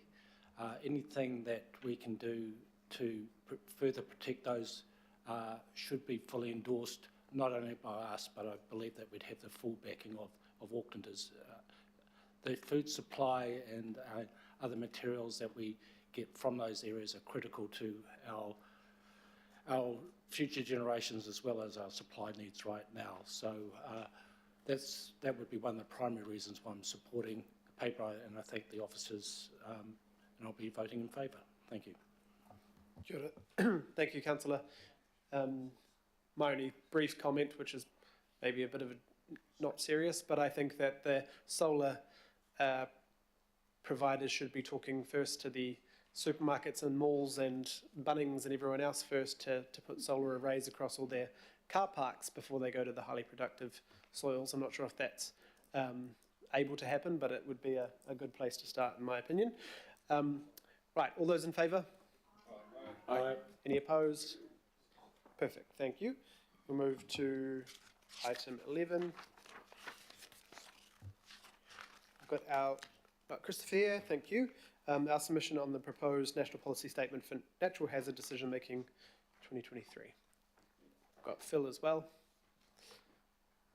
Now this will have some connection to much of the work we are doing, but it is a separate submission, so maybe to lead Crystal. Phil? Yeah, kia ora koutou, Chair and members. So yes, I think that is probably the first most important point. There is a connection of this work to the Natural Hazard Plan changes endorsed back in June. But what we first need to do is actually go through the process of actually seeing the final form of this National Policy Statement. So from a timeline perspective, the government have indicated they're looking to, or the outgoing government should I say, we're looking to have this gazetted in early 2024. Noting that it would be early 2025 that we'd be looking to notify our Natural Hazards Plan change. So just as a little bit of background to this one, the Insurance Council back in 2014 suggested to the government that they needed to create national direction to manage natural hazards. The Randerson Review into the reforms of the resource management system suggested likewise. And so officials within Ministry for the Environment were in progress of preparing what they were referring to as comprehensive national direction on natural hazards. Cabinet stepped in following the weather events from earlier this year and asked officials to look at fast-tracking work within that work program. So what's now happened is that this work has been split into two, and we're now looking at the first national policy statement with respect to natural hazards. So this one relates to natural hazard decision making, and I would stress this is a subset and a forerunner of what they're suggesting will be comprehensive national direction on natural hazards in, quote, 1 to 2 years' time. So to my left, Chris Turbot, Senior Planner within Plans and Places, has cast across our CCOs and other council departments for feedback from officers about this proposed NPS, and I think within paragraph 14 of the agenda item we've got a list of bullet points of some of the issues that we see with it for where we seek improvement. There's too much else to say.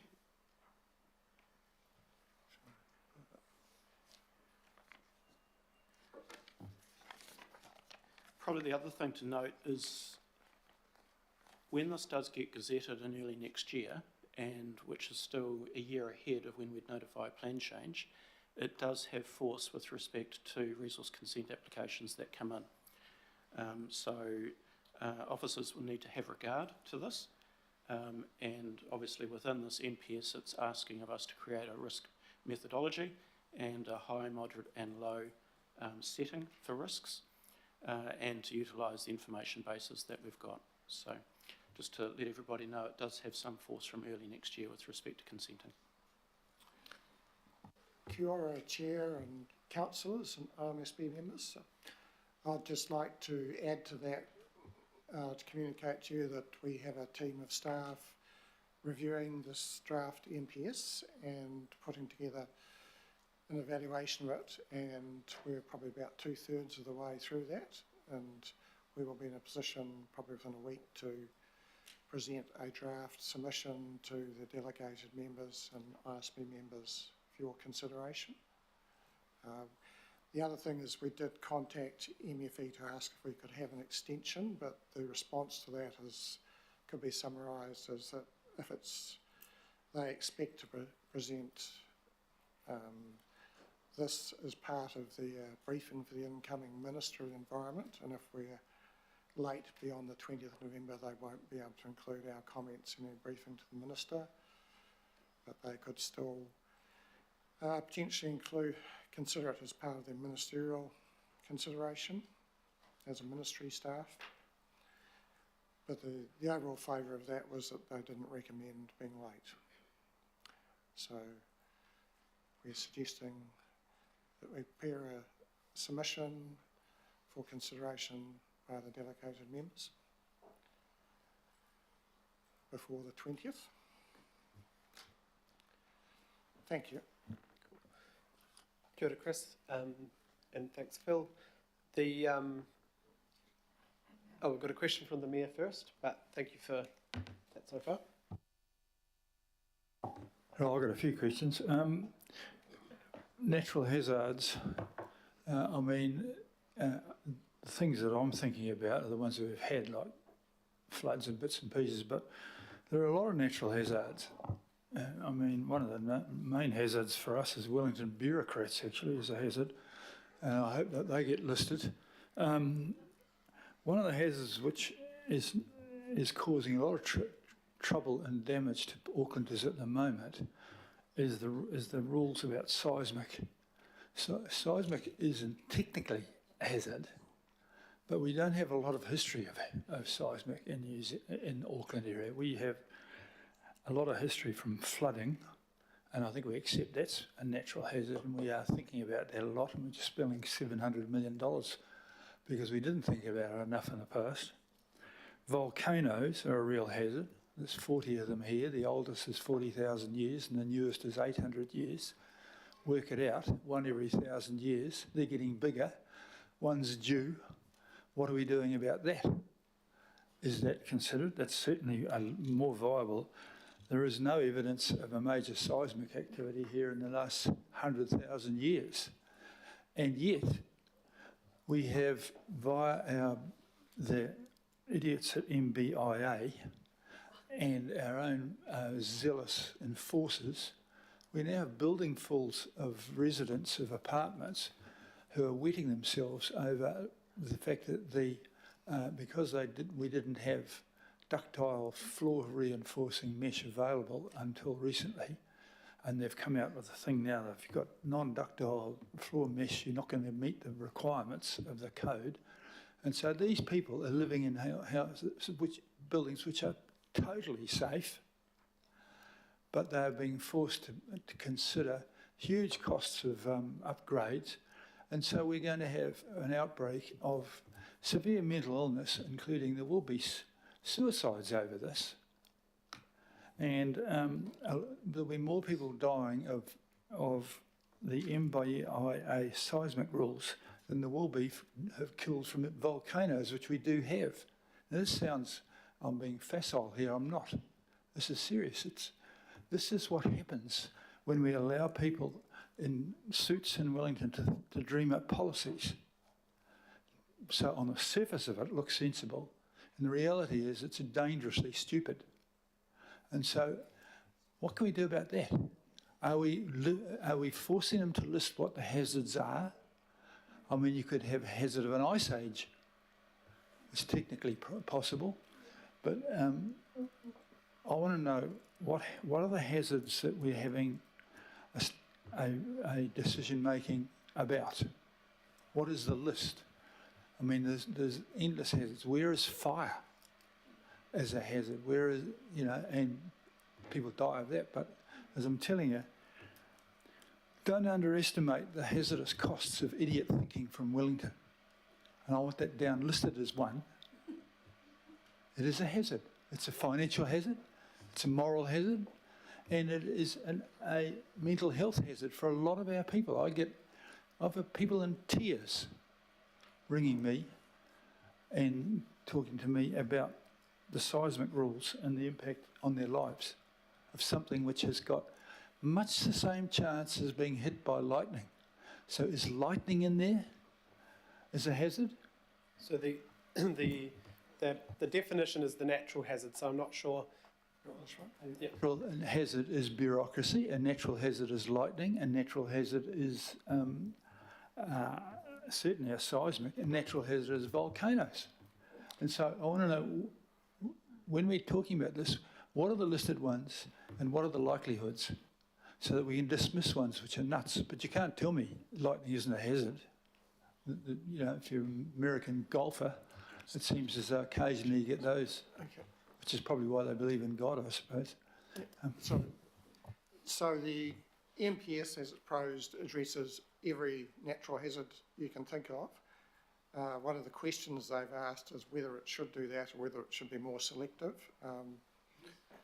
And so there is an opportunity through a submission process to address some of those issues you raised, because you're right, we do have a huge range of natural hazards in Auckland. It does include volcanoes and earthquakes. Currently those two are not regulated by our Auckland unitary plan, but we might have to think about that if this MPS is not refined further. It's one of the issues with it, I think, is that it's pretty much a one policy fits all approach. So I think in making a submission we need to think a bit more about whether that's appropriate. Seismic is listed under the Building Act. Yeah. They get you from left and from behind when you're not looking, mate. So, you know, I want to see in this submission a list of what hazards and which ones are worth considering, and whether they are covered somewhere else, and whether it's rational.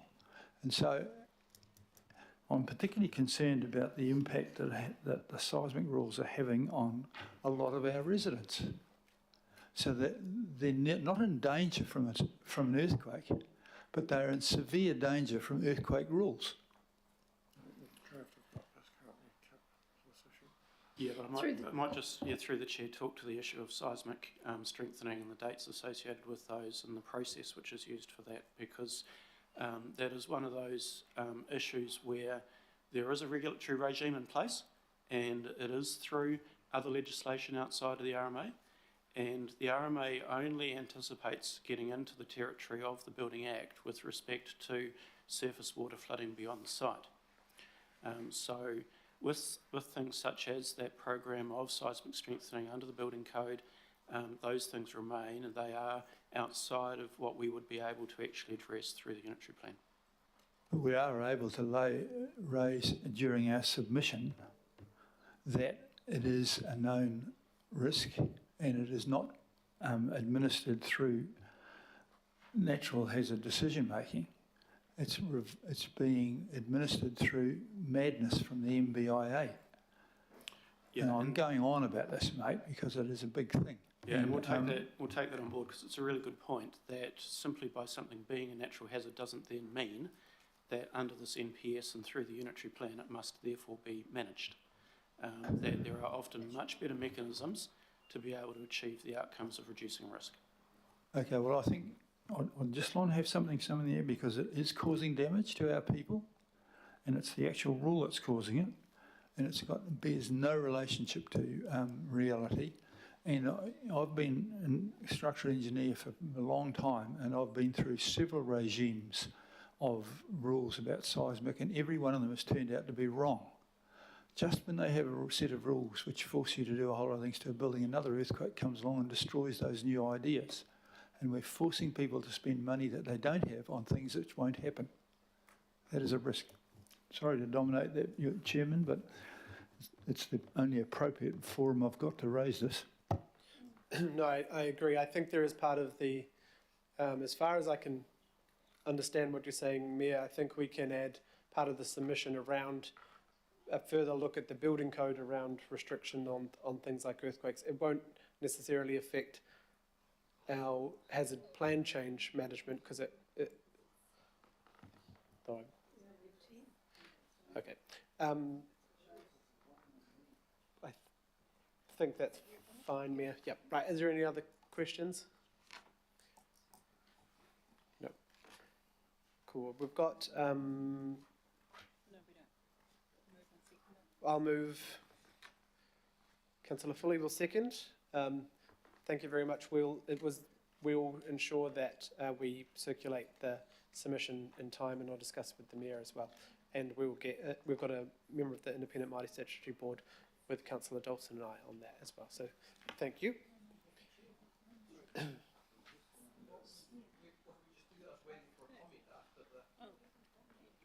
Oh, sorry, Councillor. A submission will be made, and then we have just, well, once we vote, delegate the final sign-off between myself, Councillor Dalton, and Independent Māori Statutory Board, because the timing doesn't fit with another meeting to approve. But we will circulate for... You do... no one did, but I will stop the vote and let you have a comment. Yes.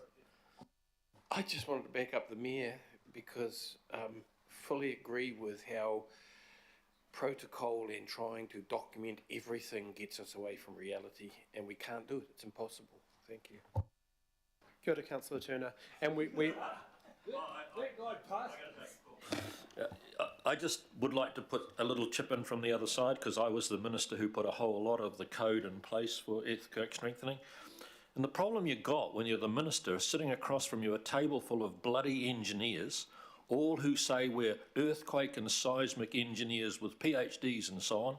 And if you don't do what we say, and a building crashes down sometime later, you want to be able to front that and say, I knew more than the engineers did, and I was too much of a coward to fight back, so I did what the engineers said.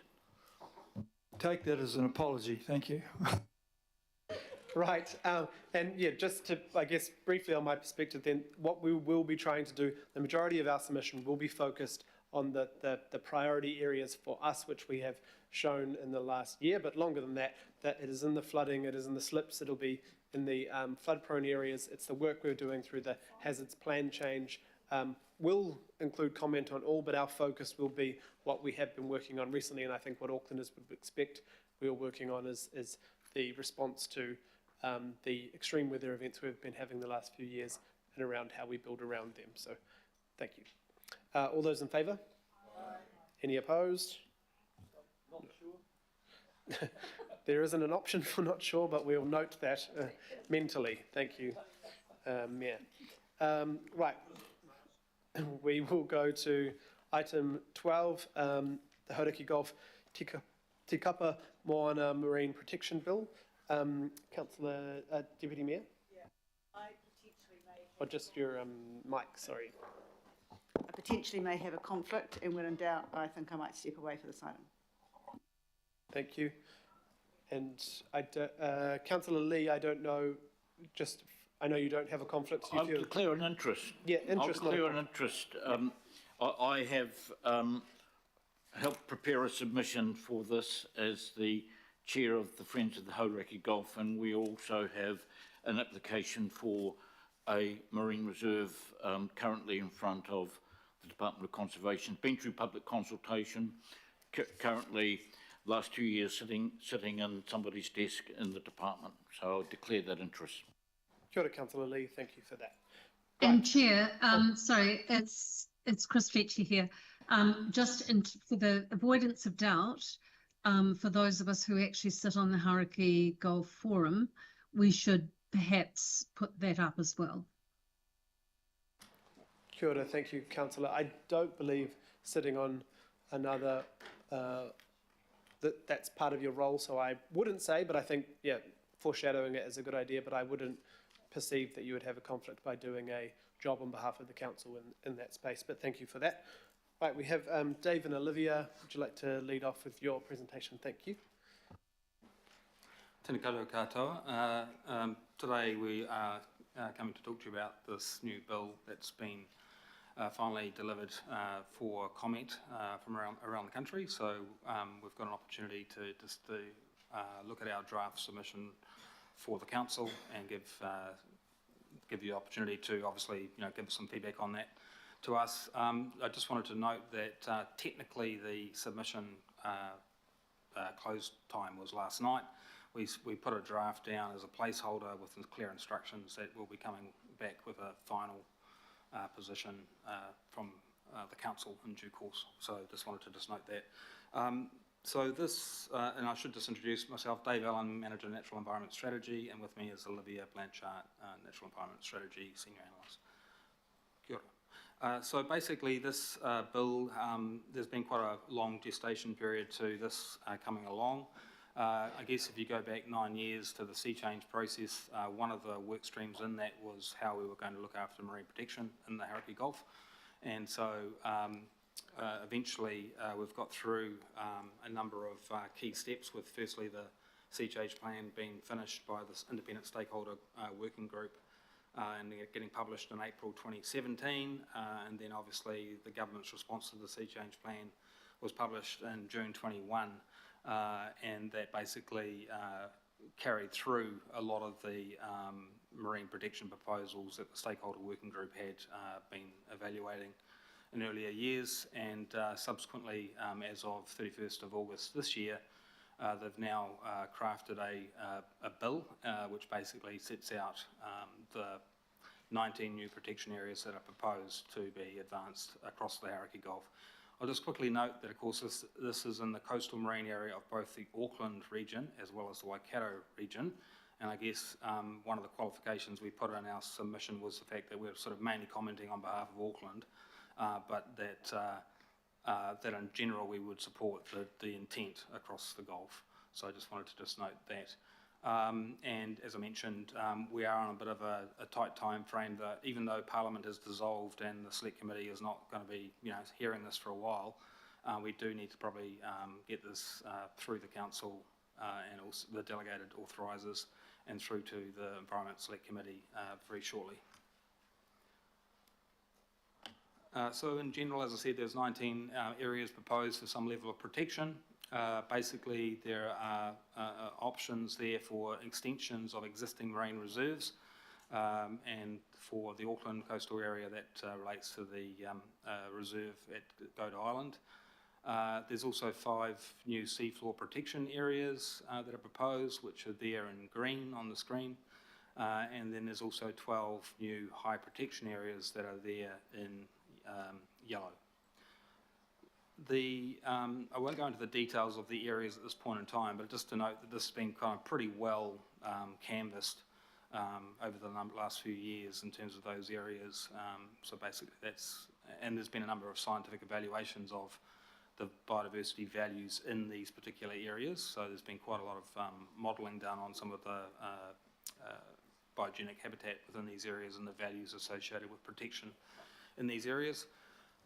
One of the things that the bill does, though, is that it does set up a new dual permitting regime to authorise what is termed prohibited activities in the new protected areas proposed.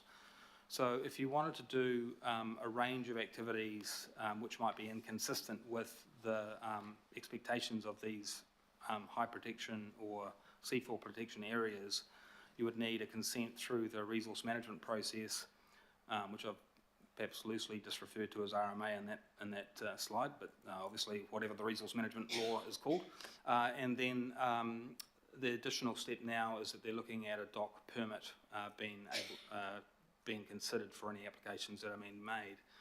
And I guess that sort of, in our mind, just creates a few potential issues, and I'll sort of get onto that in due course. So generally the submission that we've drafted up supports marine protection in the Gulf, and we note that this will increase the protected areas from about 6.7% to 18%. There is a whole lot of other variety of protection type measures in the Gulf, so that number is not necessarily the full extent of some other sorts of protection, but mainly for different purposes, for fisheries management reasons, for example. And I guess, as I've said, there's 3 different particular elements to the protection that's actually covered off in the bill, recognising the 2 extensions to existing marine reserves, and then of course the tools that are proposed for HPAs, high protection areas, and seafloor protection areas, or SPAs. One of the concerns staff have identified is that there is a potential overreach in terms of how prohibition of activities might be set out in the bill, and that there may be a bit of a need just to rationalise the number of approvals that might be sought to do activities within an area deemed of high significance. And I think we've come up with a couple of ways to address that in the next couple of slides, but I wanted to just also highlight that one of the clauses in the bill actually sets up an exemption regime for certain activities that will need to be undertaken in certain circumstances.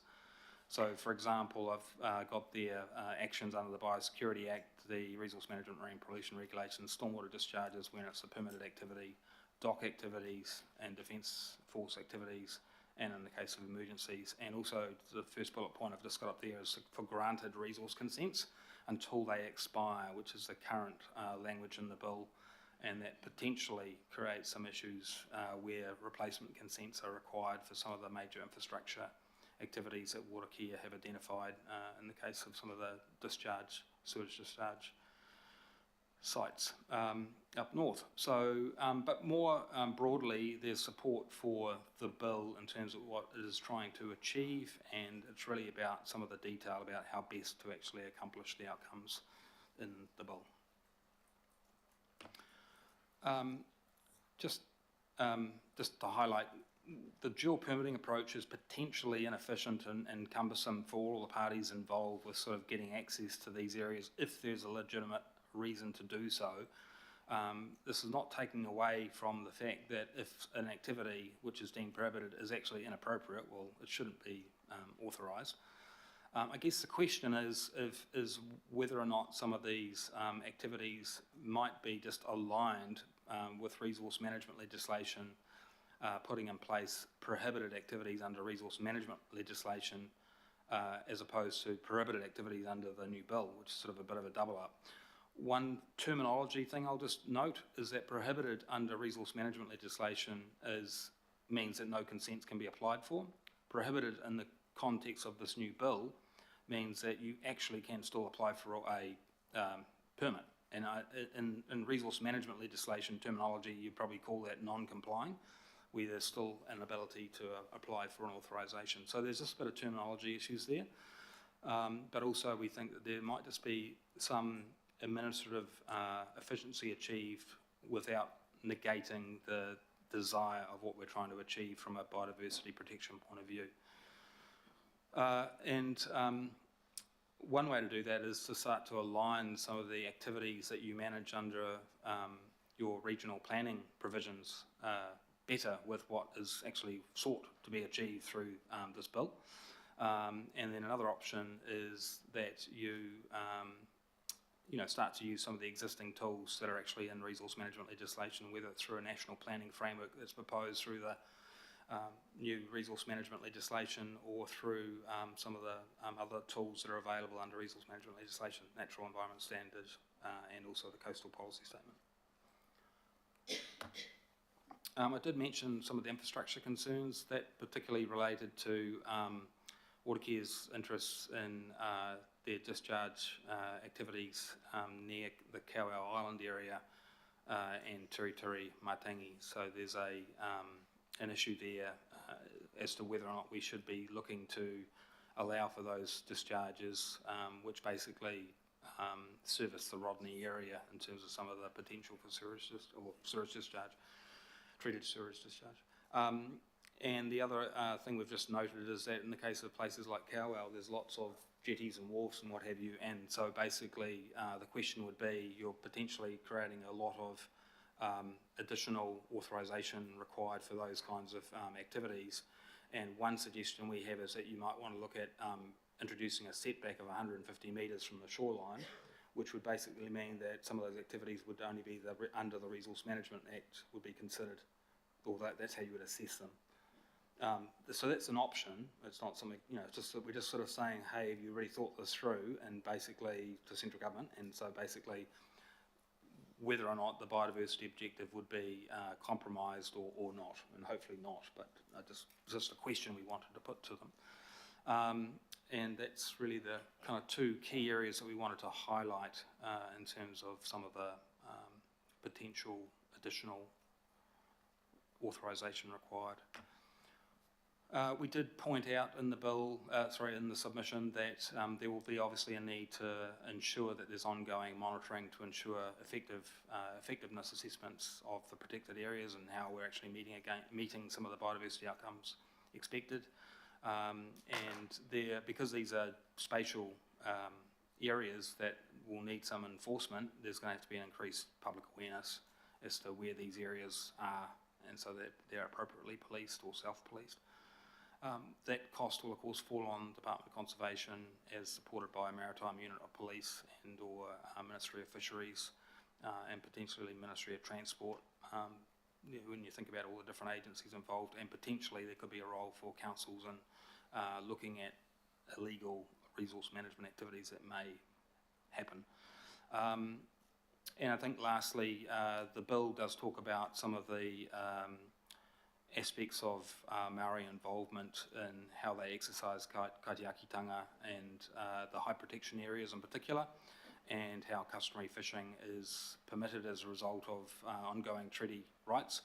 And so there's just a need there for Maori to be involved with central government staff and DOC as to how that might take place in terms of just, you know, if there are particular issues that might need just a bit of questioning as to whether it would disrupt the intent of the biodiversity protection for a particular area. So, and I think that was all I had. I think just some additional things that I wanted to just highlight were that there's just some sort of detailed things like there's no actual fees set out for any permitting regime in the bill, so how is this going to be cost recovered?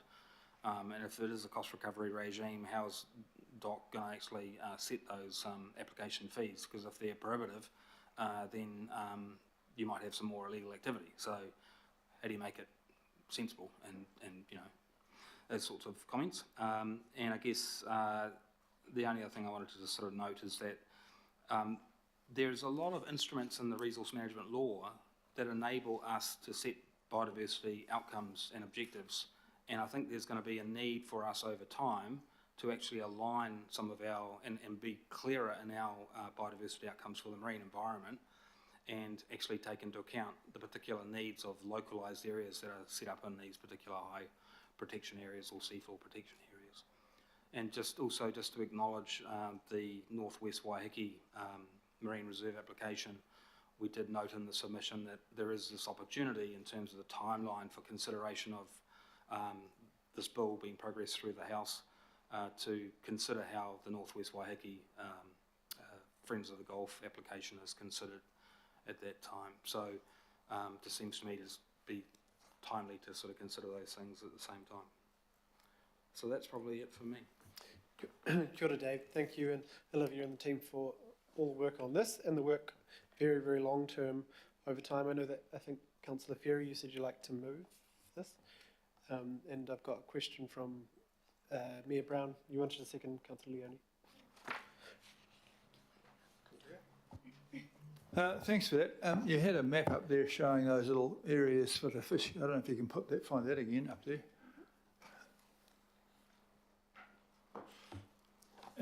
And it sort of runs a little bit with the next event after this about bottom trawling as well. Now, I'm in great favour of anything that protects the Gulf. But, I mean, if I'm out there in my boat, how the hell do I know that I'm not accidentally fishing in 3 or 7A, for instance? I mean, it looks good on a map there, and that one's yellow. And I mean, the water's not yellow when I'm out there, so I mean, and I don't get out to break the law, but my navigation's not that accurate that I might have wandered into 7A and got a fish with a bit of luck, although my fishing's pretty crap, so I'll probably, nevertheless, I'd like to have a crack at it. So how do I know? And then in the next one, I don't know if it's the next one here, but I've got a picture of a map here that I had that came out of it. I asked some questions, and I'll pass it round for you. I've got the map here. I had to get it blamped to A3 because in the A4 one I couldn't see anything at all. I have the map in front of me here, and I've written at the bottom, only a bureaucrat could have come up with this. Even looking at the map and with the guide underneath here, I can't tell where I can fish or bottom trawl, even if I knew how to bottom trawl. It's frickin' mad. You know, how do people know that they've got these things? How do they come up with a shape like that? And that bit there with the yellow around it, and it looks like a sort of a bit that's going to have a bit of a cartoon written inside it, like madness or something. I'm not even sure that's where I'm not allowed to fish or allowed to fish. And how the hell I'd be able to find out whether I was in that shape at the time or not, I don't know. So has anyone ever asked somebody or other how, because when you go, they all watch TV so much when you watch the racing of those yachts around there and you see that it's all got marked out and they're inside the area. It isn't actually like that when you go out and have a look. You know, it just looks like water to me. And so... Well, that, as mayor... And I've just been telling you about the hazards of bureaucrats. Well, shit, here's one. Have a look at this. And for you, if you want to look after your Maori interests out there in your canoe, mate, you haven't got a bloody chance. So I'll pass this round. I defy you to tell me whether I can fish in Rangitoto or not. So It's would you just like me sheer to... bloody madness. First of all, because that question took a little while, we need to do an extension of time. Councillor Turner moved, Councillor Leone second. All those in favour? I'm a time hazard now as well. Yeah. I think, didn't you know part of the mayor's job is to go and paint the lines every morning on the... I did paint them and they bloody well moved in the last storm, I'm sorry. So Dave is going to try his best to answer your question. Dave? Yeah, look, even putting aside, you know, one's fishing abilities, I think that, you know, there is a real issue there, and I think, you know, I've been involved in this sort of type of discussion for many years, and there is, I mean, the other comment to make is that this is, some of these areas have been developed by the stakeholder working group in terms of where those biogenic habitats are. And so basically it then has been checked scientifically to say that these are the right areas. In terms of actually how you would actually identify this, there's an expectation, I suppose, that, well, the charts, marine charts will be updated, and so you'll actually see on a chart where these areas are. Those boundaries will be depicted there. So your GPS plotter will be automatically updated for the industry, for the ones that not, because we're not talking about the industry here, in terms of the trawl area, that's for the next presentation, but they have pretty sophisticated GPS plotters with these areas actually depicted, and they can actually have alarms going off in their wheelhouse as to when they sort of get close to these particular exclusion areas. And it does look kind of confusing when you look at it on 1A3, but some of these, this is, to be honest, I mean, this is just one layer of lines. You know, there's plenty of other lines that we're not presenting to you here that relate to some of the fisheries management controls that have been existing around for quite some time, for some time, you know, decades. But I guess the other point is that there is a drive from the community and interest in general to see these areas set aside, and we just need to make sure we actually, and also central government need to make sure they have the right people and resources out there to actually ensure these areas are enforced and the public are aware of them. Okay, well, I get that, but I mean, that picture that is going around is the same size as the screen on my GPS, and I'm just reading it there and I can't separate what I'm allowed to do even there with it in front of me, and I'm not sure if mine comes with stars and screens on it as well as that, but you would have thought they could have made it a bit simpler to me, you know, and these have got right angles on them, you know, that picture up there. And I have never seen anything in nature that has as a neat rectangle. They tend to be odd shapes. And so there's kind of a bureaucratic has interfered with common sense here. What is the disease that we're fixing in Wellington? I'll stop now, but you can see what I mean. I think it's a good point, and I think probably, you know, even part of the submission, Mayor, maybe we could put, you know, as this rolls out, we will need some clear methodology of understanding for the, I was going to say the person on the street, but they're clearly not on the street when they're in the water, but the person on the water, you know, we know the commercial sector will be very clear and have sophisticated, but I think if we could put in the submission that this needs to be... This is not sensible. This is what we would put in there. The aims are wonderful, but I'm absolutely sure that the fish don't know that they're in a rectangle. Okay. That's very true. And look, we have got a paragraph to that effect in there already. I guess the other thing is that these areas were checked against sort of marine protection design standards as well, which have been developed nationally. So they consider things like whether or not something should be a round reserve versus a square one things like that, depending on the bathymetry that you're looking at and what features that you're actually looking to protect in particular areas. So there's a number of considerations, but I take the point, and it's something we've raised pretty consistently. Thank you, Mayor. Councillor Watson. Thanks, Mr. Chair. In fact, that map the Mayor had makes it a lot clearer than looking at that. And I've got a very specific question, David. I don't know if you'll be able to answer it or not, but it goes to, I think it's the area 11A, which is just the tip of Whangaproa Peninsula. So I can see the deep water protection area, but the seafloor protection area. So that basically takes out kind of trawling, doesn't it? That's the main purpose of that one. Yes, that's correct. Okay, so I can see that, but with Tiritiri Matangi there's then one of the high protection areas that I guess prohibit any sort of fishing on the western side of Tiritiri. Is that correct? Your reading of the map there? So the seafloor protection area prohibits not only trawling, it's dredging, Dana seining as well. Yep.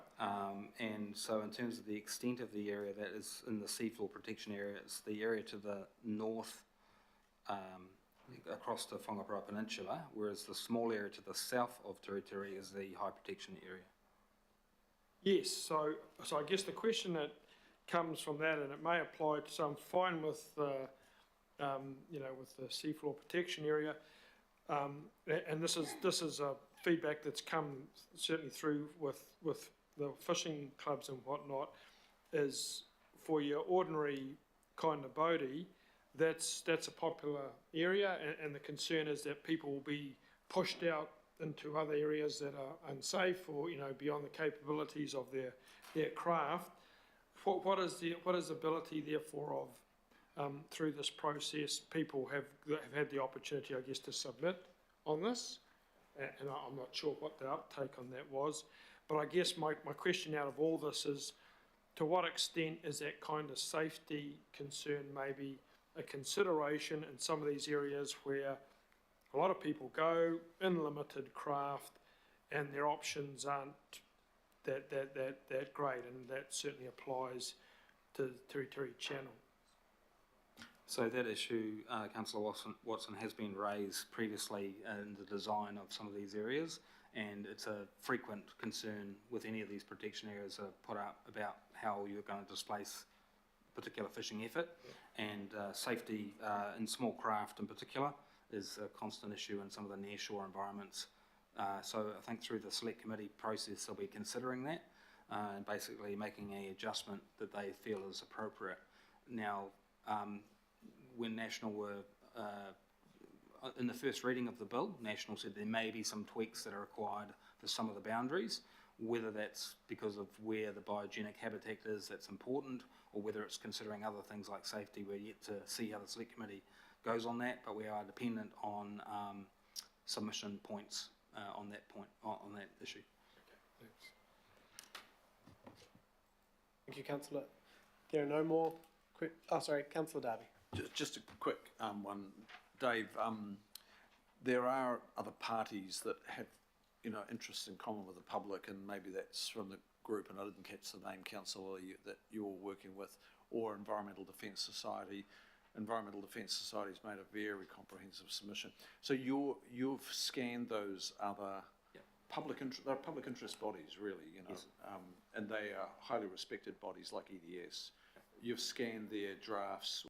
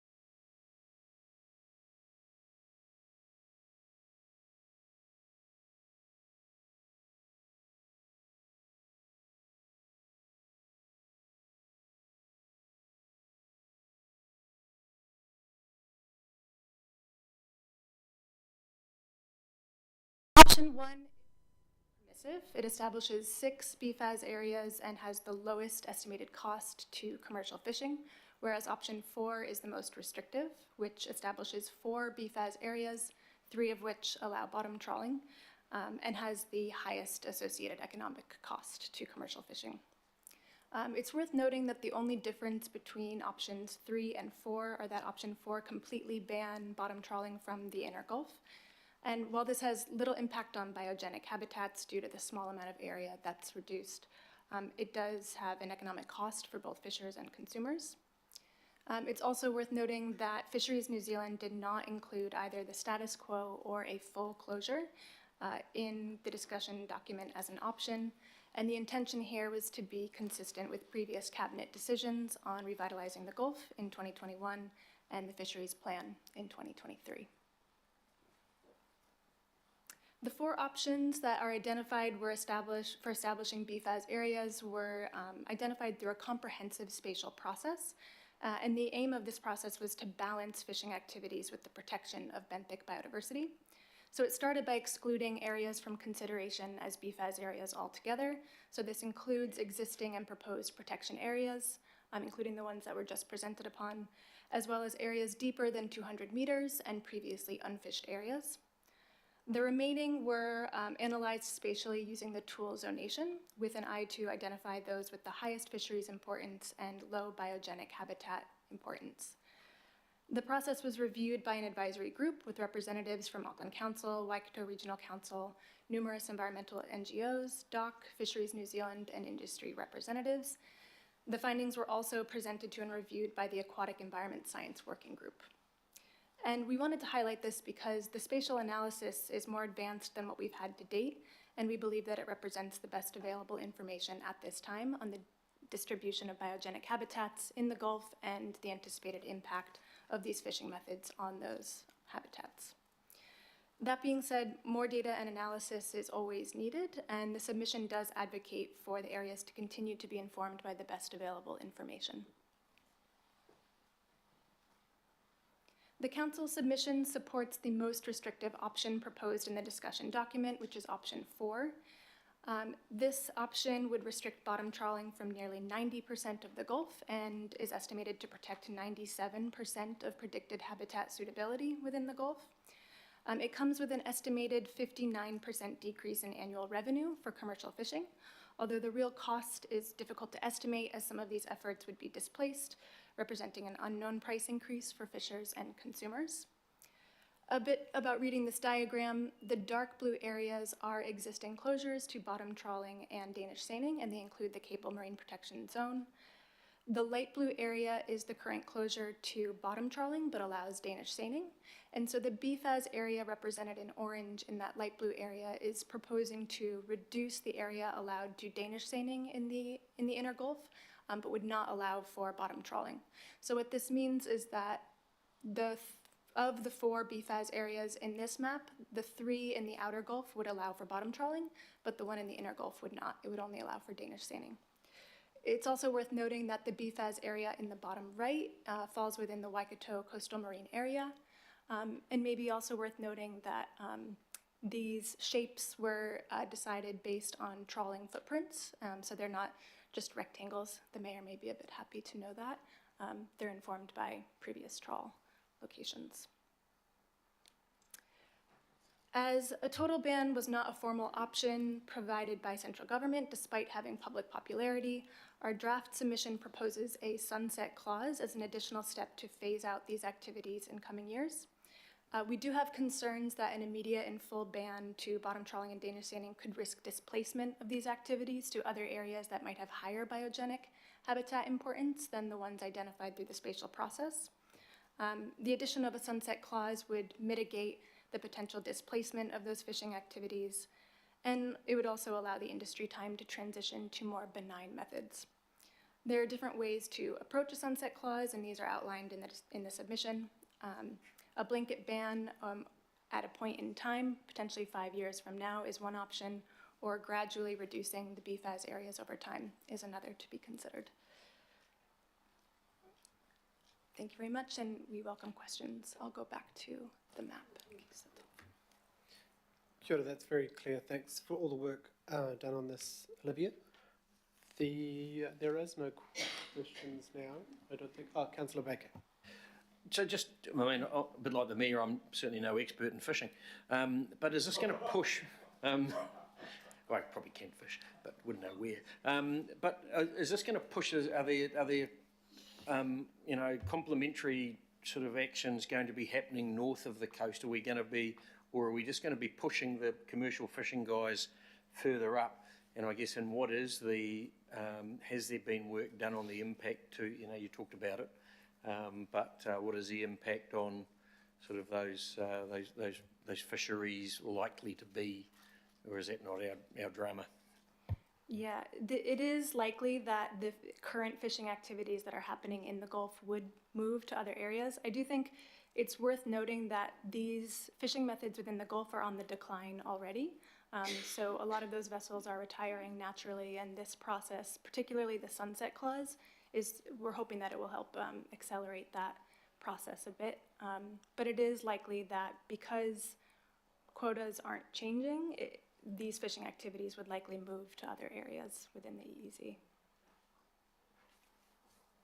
Maybe just another quick additional observation is that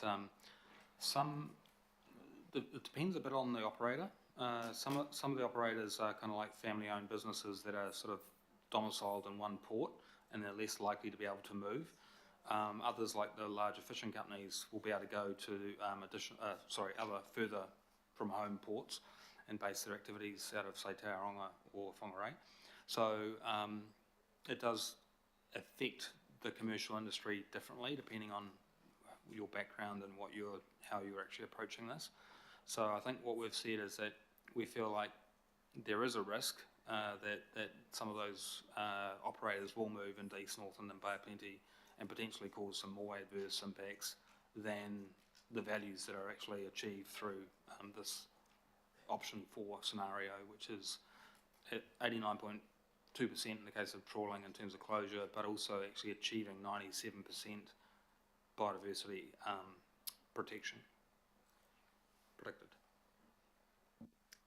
Thank you. Right. I'm happy to move. Seconder, Councillor Darby.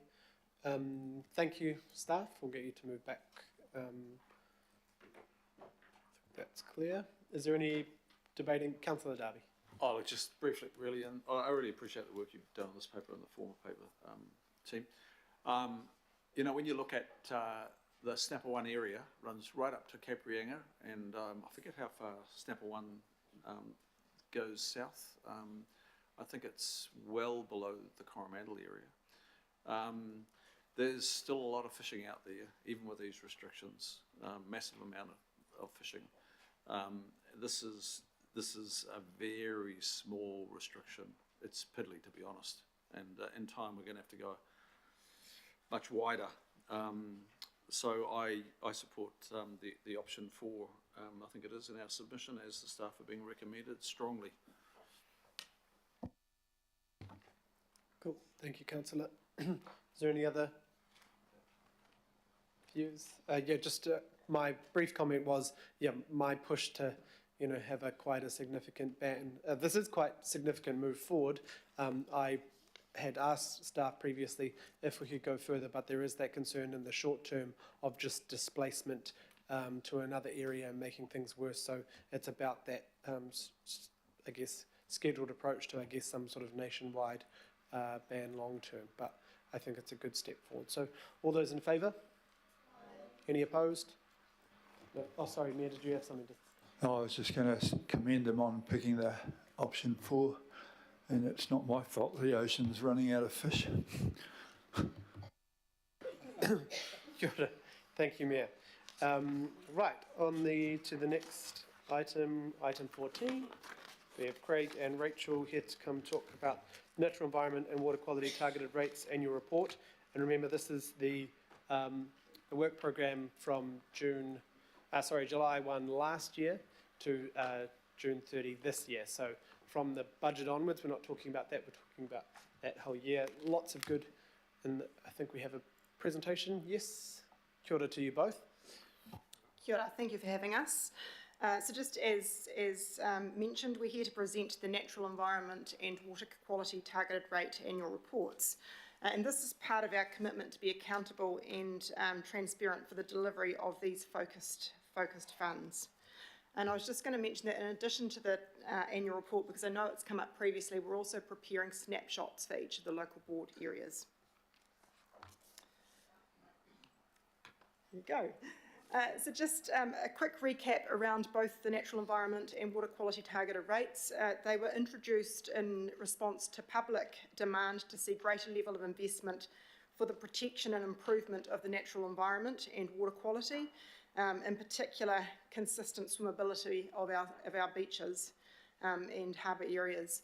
They were introduced in 2018 and were extended for a further 3 years in 2021 through to 2031. The long-term plan 21 to 31 includes $355 million for the natural environment targeted rate and $593 million for the water quality targeted rate. The annual budget, through the annual budget process in 23-24, both of the targeted rates were temporarily reduced, the natural environment targeted rate by 48.8% and the water quality targeted rate by 77.7%. Just honing in on the natural environment targeted rate, this delivers 8 programs focused on improving ecological values of the region and delivering statutory obligations that are set out in the Biosecurity Act, the Resource Management Act, and also increasing responsibilities that are now required by the National Policy Statement for Indigenous Biodiversity. It also includes programs that are focused on supporting community-led activity, and you heard this morning from Makere Jenna of the Tūmai Tonga project around the work that they're doing and how the natural environment targeted rate is supporting that both directly but indirectly through working alongside in similar geographic areas to that project.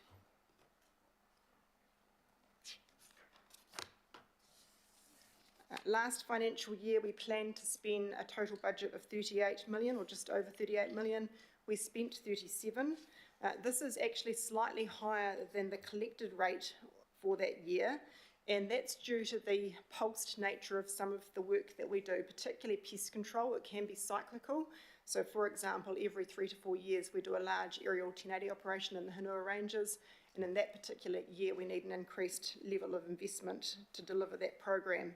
So it does go up and down a wee bit, and reserves have been used to manage that historically. So just summarising a few of the highlights, and there have been many, so really encourage you to read through the annual report, which goes into some of these in a lot more detail.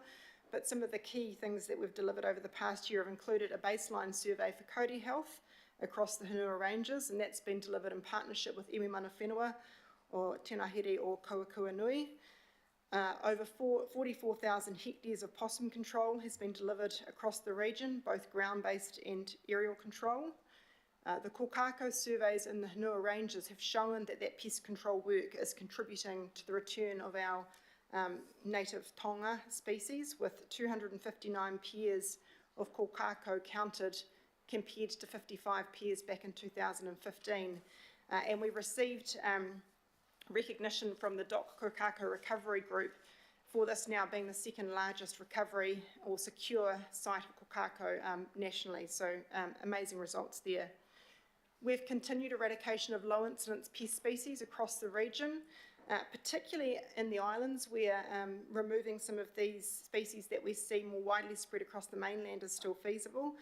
So examples of that are Argentine ants on Aotea Great Barrier, but also a number of plant species as well. Our conservation dogs have inspected almost 900 ferry sailings, for signs of pest stowaways, so looking for high-risk movements of materials across to our pest-free islands, and they have successfully intervened on several occasions, detecting the presence of mice and rats, for example, that shouldn't be there. Over 1,300 vessel hulls have been inspected for marine pests as part of our marine biosecurity program, and we've supported over 450 community-led conservation initiatives through both grants and resources, advice and support. And lastly, over 80,000 trees have been planted by youth across both our parkland and vulnerable riparian areas. I'm now going to pass to Craig to comment on the water quality targeted rate.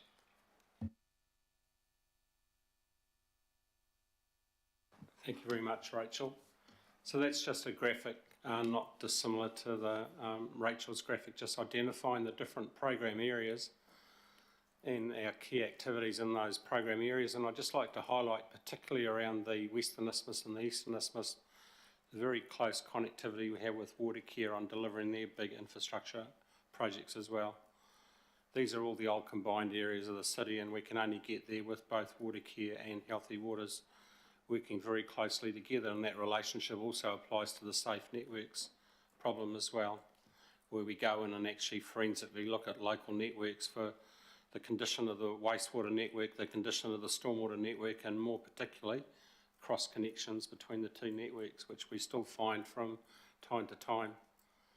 We've also got a major focus on septic tanks, so we call it our Warrant Fitness program, where we go out and we maintain the septic tanks out west and also make sure that they're working properly. We've also got some future plans for some more ambitious projects in the Manukau, so we're not just focusing on the Waitemata. We've also got a Kaipara program as well, and obviously the work we do in the Manukau will be very dependent on where we get to through the current LTP process. Our money that we spend on an annual basis is quite lumpy because some years we've got big capital programs, other years we've got a lot of much smaller initiatives, and that will very much vary from year to year. So the year that we're talking about was relatively low in comparison with previous years. We had a target of 27 mil, we had a bit over 24, but obviously we were looking for a big expenditure in the second half of the year, but the events of late January and early February caused a major distraction for Healthy Waters. One of the big important decisions that was made during this time period was the agreement with Watercare to extend the central interceptor from Greyland to Point Erin. That's going to have a massive impact on our ability to deliver those water quality outcomes in that area. It means that a lot of the stormwater separation works can be deferred to tie in with new development, and that will have a major cost-saving benefit to the program in the order of $100 million. That particular decision is very, very significant in terms of cost saving compared to the alternative.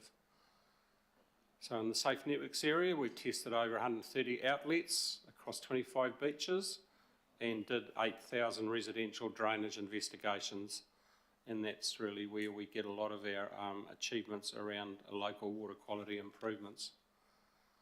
We also brought 3,000 on-site wastewater systems into compliance, and in the Kaipara Moana remediation program, lots of fencing, 550k and over 1.1 million plants. And our Regional Waterways Protection Fund co-funded 16.5k's of fencing and about 160,000 plants with rural landowners. So a good year's outcome, taking into account all of the external influences that came to play over the second half of the year.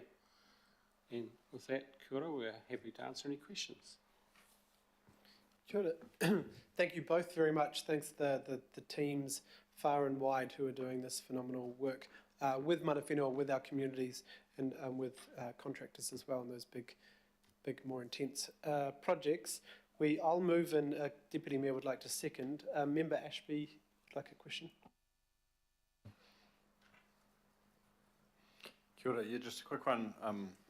Maybe start with a comment, sorry. Just congratulations on all the good mahi. It's really good report as well, so great to see. Questions just, obviously, the targeted rate funding is across the long term, so 10 years, so long term planning.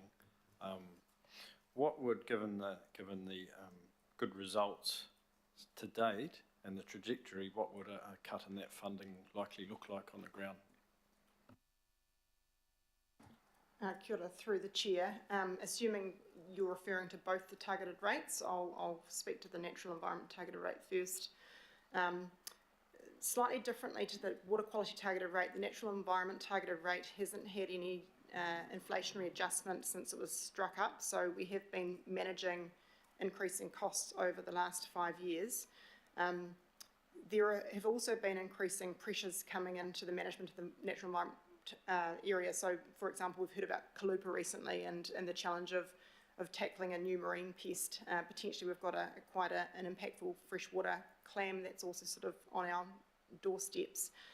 Reduction in funding would certainly have potentially some implication on our ability to deliver our regional pest management plan, which is a document prepared under the Biosecurity Act. And as I mentioned, we've got some new obligations that have come into effect post the targeted rate being stood up, associated with the natural policy statement for Indigenous biodiversity. So we would just need to work through whatever a changed funding level would look like and revise the program accordingly. And for healthy waters, we've always made our key indicator as the water quality at Cox's Bay. It's probably the most polluted waterway within Auckland, and I've always had this ambition. We committed in 2018 to make Cox's Bay swimmable in 2027. And if we don't get the funding, we will be, so we're well on the way towards achieving that objective. I don't see why we can't hold a swimming contest in Cox's Bay in 2027, because that would be a wonderful celebration of a great result. But that would be that's the sort of program that would suffer under any reduction in funding, because Watercare is planning to have the essential interceptor works all completed by 2026. And then with the ancillary works that support that investment, that's the way that we would achieve that clean swimming regime across the Waitemata, as well as not achieving some of our other improvement works in our other harbours and waterways. Kia ora. Kia ora. Thank you. And sorry, just a quick follow-up. With the natural environment one not being adjusted for inflation year on year with cost of materials and things like that, are you seeing, it looks like the budget's still relatively oscillating in the right direction. That's going to start to bite. Well, we'll be biting now, but it'll get worse over time. So I suppose I'm interested in that. I know money is tight, but if one of the objections is, if one of the objectives is our region's natural environment flourishing, I'm just mindful of a sinking cap essentially over time. So are you seeing an impact in that lack of adjustment in the actual operations or capital projects through that?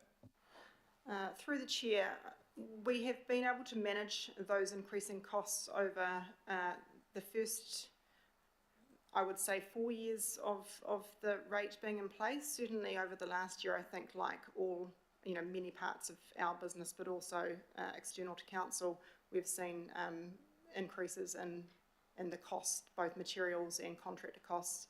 And like I said, moving forwards, we would need to consider any change to funding through our work program if it was to be decreased, and what that would look like. But yes, certainly in the last year, it's becoming increasingly more difficult to accommodate or manage those costs within the program. Thank you. And probably to clarify, Member Ashby, there's two issues. One is the bringing back the targeted rates through this, hopefully, budget in June next calendar year. That will be bringing them back to the same quantum, because they have been reduced, so they will need to be brought back. But there is the other thing. 3 years ago, we worked to bring the water quality targeted rate for inflation, but I couldn't win the argument to bring the netta within inflation every year as well. That was hoping to be a later thing. So one argument on the water didn't quite get there on the netta, but I think you're right that to bring that up, that there is an issue, but that'll be for the council to make that decision. One, to increase, and I know the Mayor has promised that was part of the plan, that to bring those targeted rates back, because it would be my understanding to both of you that if those targeted rates weren't at least brought back to where they were budgeted, you would just have to stop a bunch of projects and programs dead in the water. There isn't really a way out. Well, obviously, if we've got less money, we're going to have to prioritise and not do what we had originally intended. Cool. There's a question, I think, Councillor Darby. Yeah, Craig, I just picked up, you suggested that in 2027 we could have a swimmable Cox's Bay. I thought that was the outcome of the Central Interceptor, yet when I asked that question at a previous forum, and it's going back a little way, I was told that Cox's Bay will continue to be contaminated because of the leachate coming out of the old landfill there, so all that park area, as you well know. So I'm happy to hear you have confidence in it being swimmable, but just tell me what the changes between the information that I got some time back, and I don't think it's more than a year ago, and making Cox's Bay swimmable and the absence of leachate? Look, I'll have to come back to you on that leachate question, but what I can say is that water that will be going in from the pipe networks and the engineered overflows and the stormwater would be of swimmable quality. Look, the whole Central Interceptor project has always been a partnership between Watercare and Healthy Waters, and without the Healthy Waters investment, that project will not deliver the water quality outcomes, because it's not just the Central Interceptor, it's all the connectivity, getting the pipes to the Central Interceptor and looking at the overall network, because some of the combined network has been kept, some of the combined network has been separated, and it's only in its entirety that you can achieve the water quality outcomes that are required. But I will come back to you on that specific issue around the contaminated landfill leachate. Kia ora. Thank you.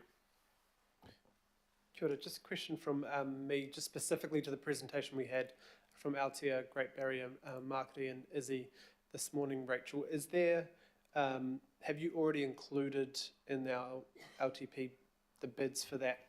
You know, if we voted for an inflationary adjustment, would there be potential for some of that program to fit within there? Because I know that the Jobs for Nature funding was short-term from government, but we would need a continued look at that. Are there other options being investigated? Well, certainly one of the options that we can look at through the LTP is increased investment for the natural environment targeted rate that would take into account the demand coming in from communities for some of that large landscape scale activity that they're leading. So we've got Tūmaitonga on Aotea, but also Te Korowaia Waiheke, and there's a number of mainland projects as well. You heard from Marketing this morning that they would be looking for 1.5 million as a sort of a 50% share of their $3 million project cost. So my understanding is if the Jobs for Nature funding came off stream, we'd be looking somewhere in the order of about a $17 million reduction in funding towards some of those community-led projects. You know, whether that's something we can accommodate through the long-term plan or not is something, I guess, ultimately will need to be discussed through that process. Thank you. Are there any other questions? Right, thank you both. We all got a few debating points, but we'll get you to move back. Thank you for waiting patiently for us today. Councillor Simpson, Deputy Mayor. Thanks, Mr. Chair. Craig and Rachel, a huge thanks to you and your team. I thought it was a brilliant report. My question was answered within 30 seconds of you opening your mouth, which is I'm really hopeful that each one of us will see the summary, local board by local board, so we can see the investment actually in our wards and communities more locally. But this is a very good regional report. It's exemplary. I sit here, Mr. Chair, and can see about 110 media statements that I'd like to make associated with this. I also am very proud to second the motion because you and I have worked, as you know, on this and taken the brunt for a long time. The point that I really want to make is we sit here and make the tough calls on rates. And an extra rate for both these things is often really, really hard to push across the line on top of the general rates, right? But there is no doubt in my mind anyway that the direct and specific result of targeted rates in a report like this really shows the community exactly how we do ring fence that funding and we do deliver, and there are quite specific and definitive outcomes that we should all be proud of.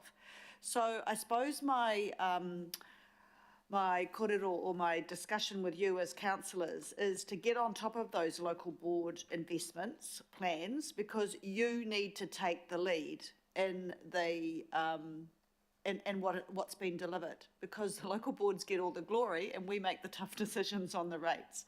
So I also talk to the organisation, Megan, and say I really believe that local boards, we'll get the local board led outcomes, programs outcomes, but I think that councillors should absolutely have a say locally on anything that goes around this.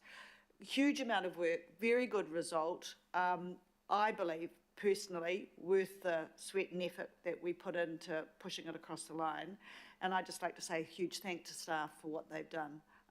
It's really great in both calls. Thank you. Kia ora, Deputy Mayor, thank you. Councillor Baker. Yep, so similar, you know, two of my favourite targeted rates because they are collected regionally and spent regionally where some of our other targeted rates aren't. And so I really do want to reiterate what the Deputy Mayor said in thanking the team, and the collaboration with local boards and the collaboration with communities is what makes this work. And so local boards can top up, they can work with this funding, and then we're not delivering everything, we're just facilitating and getting out of the way, and that's why it works so much. And that's why I find that with these sorts of targeted rates, when we do that sort of work, people don't mind because they see their rates working for them. And that's the thing that we battle with all the time. So just a big thank you to the team for all of the effort. Big stuff going on in Franklin because it's so huge and at the centre of the universe. So, you know, I do really want to thank you for everything you're doing out there, team, and great work. Thank you very much. And yeah, just briefly for me, just phenomenal work again. I am concerned that these rates come back to where they were. That the work that is done here, I think the community before 5 years ago when we put these in, people thought this was a lot of this stuff was being funded and a lot of it was being done. It was not. So this is actually funding the ambition for our environment. So I just want to say thanks again to all the teams, the community, and everyone working on this, and that we need to ensure it comes back to make sure those goals are still fulfilled. Thank you very much. All those in favour? Opposed? All good. Thank you. Right. Item 15. Councillor Baker, I'll second. All those in favour? There is no extraordinary business. We'll move to, I'll move the motion to go into confidential. Deputy Chair will go second. All those in favour? Right, thank you. I'll give a couple minutes to turn off the cameras and have a stretch. Members online will need to move to the confidential link. So, yep.